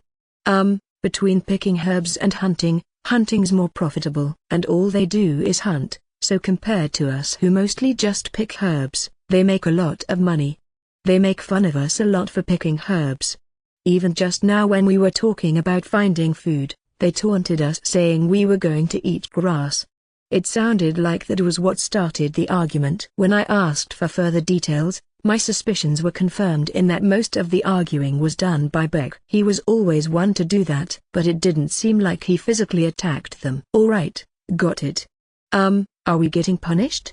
I don't know what the other teachers will decide to do, but personally, I think we can let you off with a warning. I see no signs that either side of this conflict hurt the other, and from what you're saying, it's not entirely your fault. Beck, I think it'd be best if you worked on your short temper, but better this than doing nothing when your friends are insulted, I guess. Maybe I was adding fuel to the fire, but I personally couldn't disapprove of that. In any case, I decided to just warn them. I told them to be more careful in the future, then headed off to report this to the other teachers. They agreed to handle Beck's party the same way I did. Also, everyone was informed of an unspoken rule, unless it was to share information to ensure safety, such as warnings about bandits or monsters. Groups were not to interfere with each other. Chapter 4 Episode 11, Poison Bug Plains. We left the camp early the next morning, and by the time the sun had risen to its highest height, we arrived at our destination, the Poison Bug Plains. Is everyone here? Alright. For the next 3 days, this is where we're operating. First, like yesterday, everyone needs to prepare to camp. After that, I'll talk about the rest of our plans. That is all. Get ready. The participants scattered. This was the Poison Bug Plains, a sprawling field with shallow hills. After a bit of walking, there were also woods where the trees were just starting to change color, and the refreshing wind carried the scent of grass. It was a peaceful place where no powerful monsters dwelled. The sunlight had also considerably softened as of late, so it felt like a fine place for a picnic. But what we had to watch out for were the poison bugs. The poison bug fields had its name for a reason, as it was absolutely teeming with poison bugs that bit humans. We had to cover our skin as much as possible, and use bug spray before we entered. For the duration of our time here, we had to keep the bugs away to the greatest extent. If we slacked off on that, it could get ugly. I feel kind of itchy. Did a bug bite you? Probably. What? That's not gonna end well.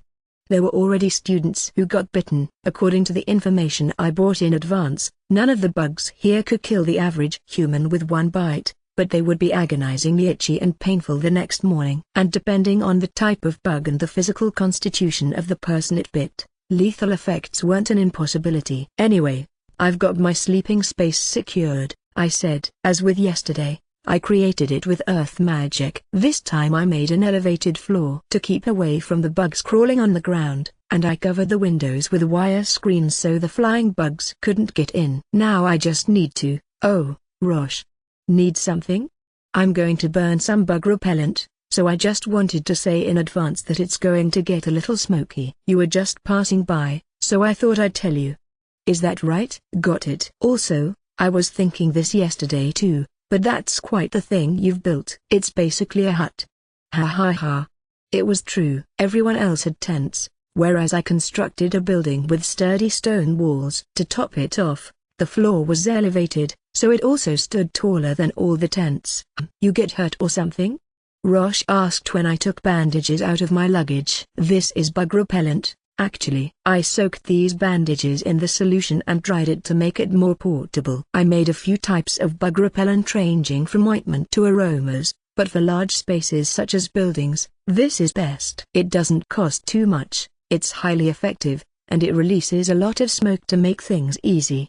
I tore off a meter-long strip of bandage and used magic to burn one of the edges. It was made of cotton, so normally it would all ignite at once. But soaking it in this solution made the fire spread slower, like burning an incense stick. It produced so much smoke that it was hard to see. Once I was sure that a good fire was going, I tossed it through the entrance and shut the door. I waited about 10 minutes for it to finish burning, creating enough bug repellent for the inside of my dwelling. Over the course of those 10 minutes, I stuck the rest of the bandages on a metal skewer and ignited them. I stuck them under the elevated floor, fumigating the entire building with smoke. I paid particular attention to the windows and the underside of the entrance. That takes care of that. Yoma, you said you brought more than one type of bug repellent, right? Yes, I have more of this too, and also some medicine in case I get bitten. I made it while I was studying medicine, so there was quite a lot of it in my item box. Really? Is there something you're worried about? Nah. I was just thinking that we might have it easy this time around. I'm sorry, can you tell me what you mean more specifically? So when we hold lessons here, there are always at least a couple students who get bitten and suffer for it. Sometimes they underestimate the bugs, sometimes they don't repel them right, sometimes they don't want to spend too much on medicine and run out. There are all sorts of reasons. We'll be here for 3 days this time, so I'm expecting a lot of ruckus tomorrow or the next day. That's why I brought medicine to spare. But we'll need help handing it out. Good to know we have someone who knows a lot about medicine. If you tell them about the importance of bug repellent and keeping medicine on hand when you're handing it out, sometimes you get a lot of weirdly passionate and specific questions. Some students ask difficult questions. Got it. Well, I'm sure they don't mean any harm from it. We can answer some questions, but nothing too specific. Do you refrain from answering when that happens? Pretty much. You can't just make up an answer when you don't know something. When Mima gets those questions, she looks up the answers when she gets back to town. So she knows more about medicine than the rest of us, and we typically leave those matters to her. She even got her emergency medical work adventurer's license recently. I think I can guess what that is from the highly specific name, but there's a license for that? You interested? It's the first time hearing about it, so sure. Do you know how you get one of those, and how many types of licenses are there? I'm kind of curious. There are licenses to prove your skill with each type of weapon, with making and disabling traps, with making maps, too many to list off. But to get any of these licenses, you have to apply for one through the guild. Then you go through some training and take a test, and if you pass, you get the license. There are some licenses where you can just take the test right away, but the aforementioned Emergency Medical Work Adventurer's license requires taking some classes at a designated medical guild. If you want more details about that, you ought to ask at the reception desk at the guild.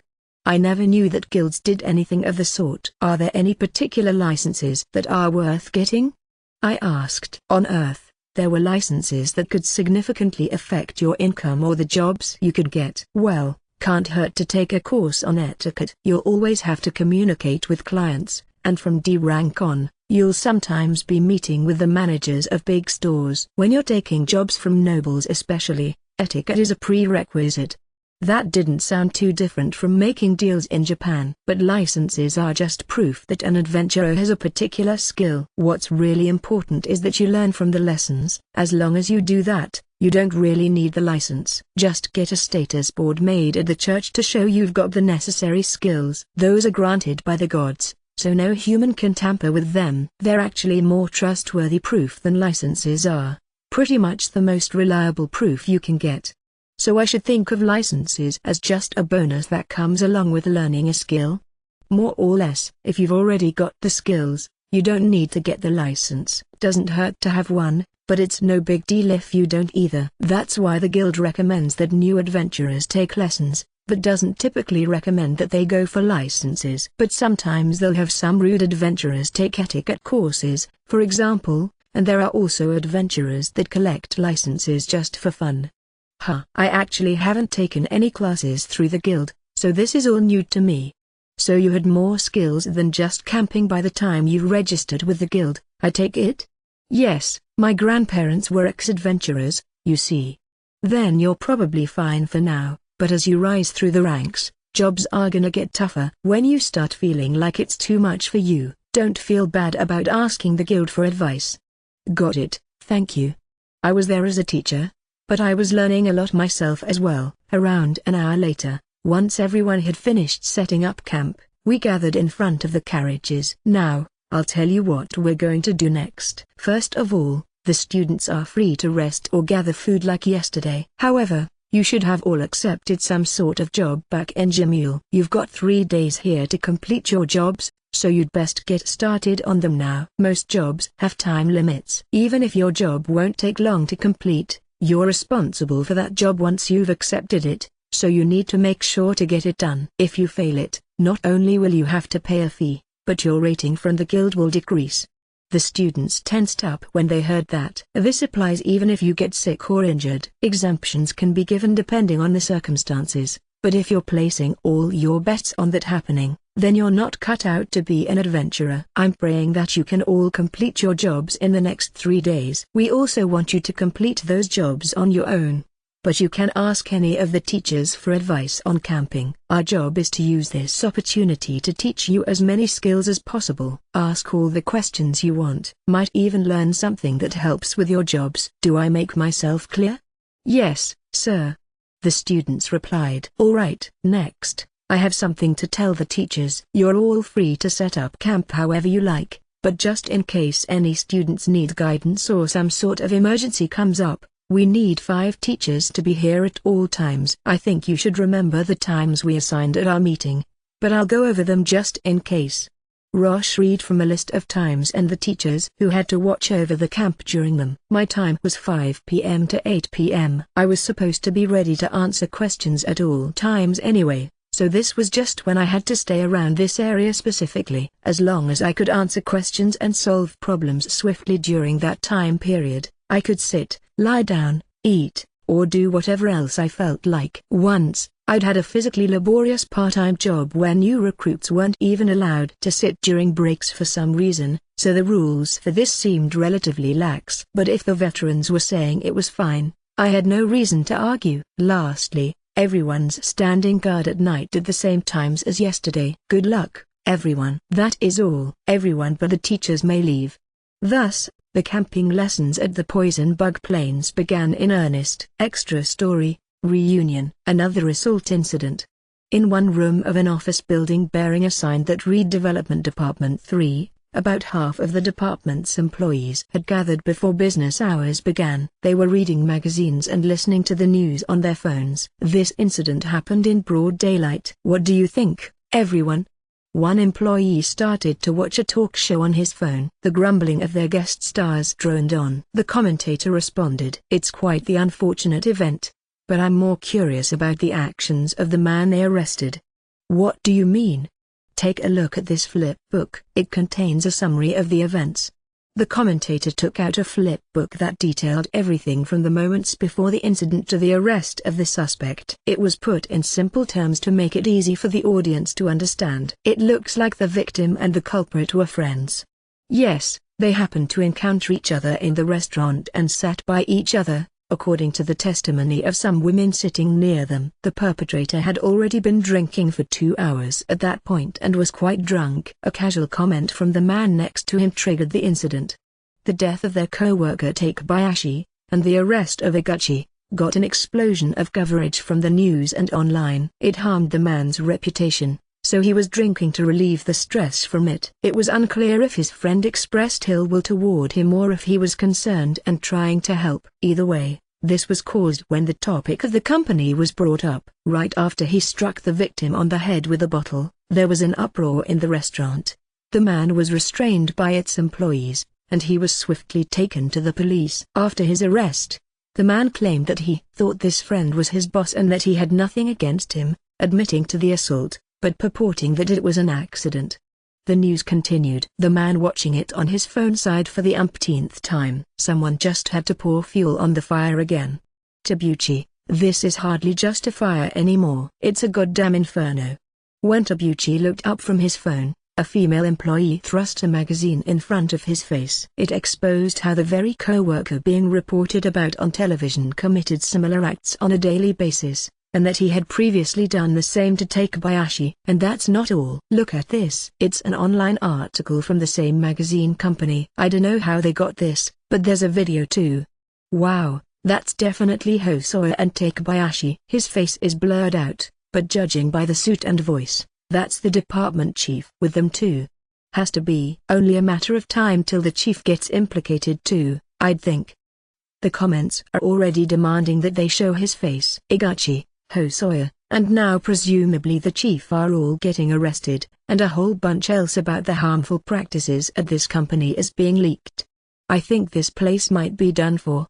The employees were uneasy and had no hope for the company, but some were a little optimistic. They felt like they may lose their jobs, but that was understandable. And the eldest of them, Baba, had secretly spoken to them about finding employment elsewhere, so there was hope to be found there. Without that, they may not have been able to discuss these incidents so laxly. Despite the company's crisis, this department was somehow relaxed. Suddenly, a man barged in and said, "Hey, everyone. How's it going?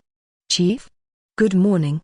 When they noticed who it was, the employees promptly greeted him. The chief gave them a wide smile and told them to take it easy.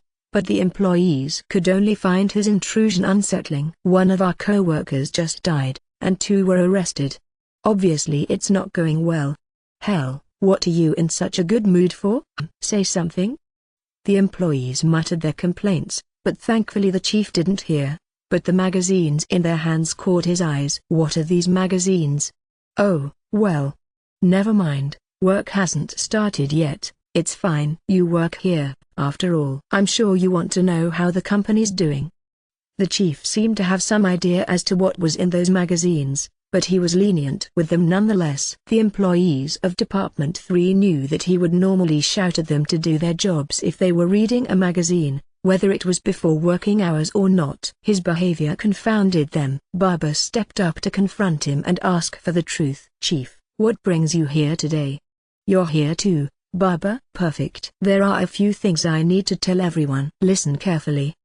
The chief waited for our attention, then cleared his throat and started talking again. "It's been nothing but bad news lately, but today I come bearing good news. The company will be holding a funeral for Takebayashi." "Now, before you say anything, let me finish," the chief said, spreading his arms and silencing the employees when they started to chatter. I know what you want to say. Our company hasn't done anything of the sort in its history. But Takebayashi worked here for, what, 10? At least 10 years. In deference to his contributions to the company, the bigwigs are offering to give him a proper send-off. This isn't something we'd normally do for just some random employee, you know. This is a huge honor. I'm sure Takebayashi would be happy. Now clap. He demanded for some reason, so the employees clapped by reflex. But the chief looked sour about it. Now, Baba. Yes. Baba answered. The chief held out his right hand. Give me a handshake, Baba. Ah, okay. Congrats. Starting today, you're the chief of this department. Then what does that make you, chief? After the incident with Iguchi, and now the incident with Hosoya yesterday, someone has to take responsibility for all these scandals. For my failure to manage my employees, I'll be getting demoted. That's why you're the chief now. You'll be taking over this department. Now, everyone, clap. We started to clap again, but louder than before, and with less discomfort from anyone. Until the ex-chief opened his mouth again, at least. So, Baba, now that you've been appointed as chief, you've got a job to do. At a meeting last night, the top brass decided to hold a press conference about these scandals. As the chief of Department 3, you need to attend. What? Hey. That will be all. Baba, go to meeting room 3 on the 5th floor at 11. You need to prepare for the press conference. Chief. Wait. You're the chief now, Baba. It's already official. As Takebayashi's former boss, I have to prepare for the funeral, so I'll be going now. I'll work with you on inheriting my duties later. At any rate, Baba, go to meeting room 3 on the 5th floor today at 11. Don't forget. That aside, do your jobs as normal.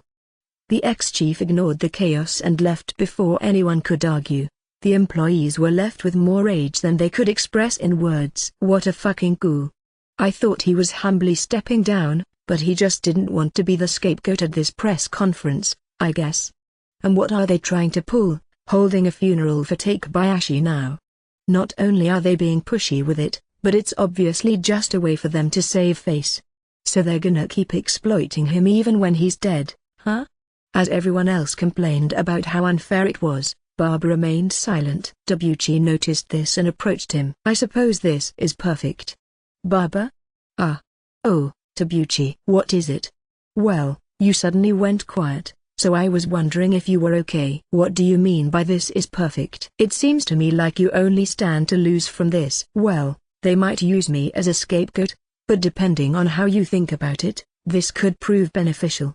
The positive words from the person who stood to lose the most drew everyone's attention. At any rate, I'm the chief now, so I'm not one to argue. So, as the chief, I have one order for you. Write your letter of resignation immediately.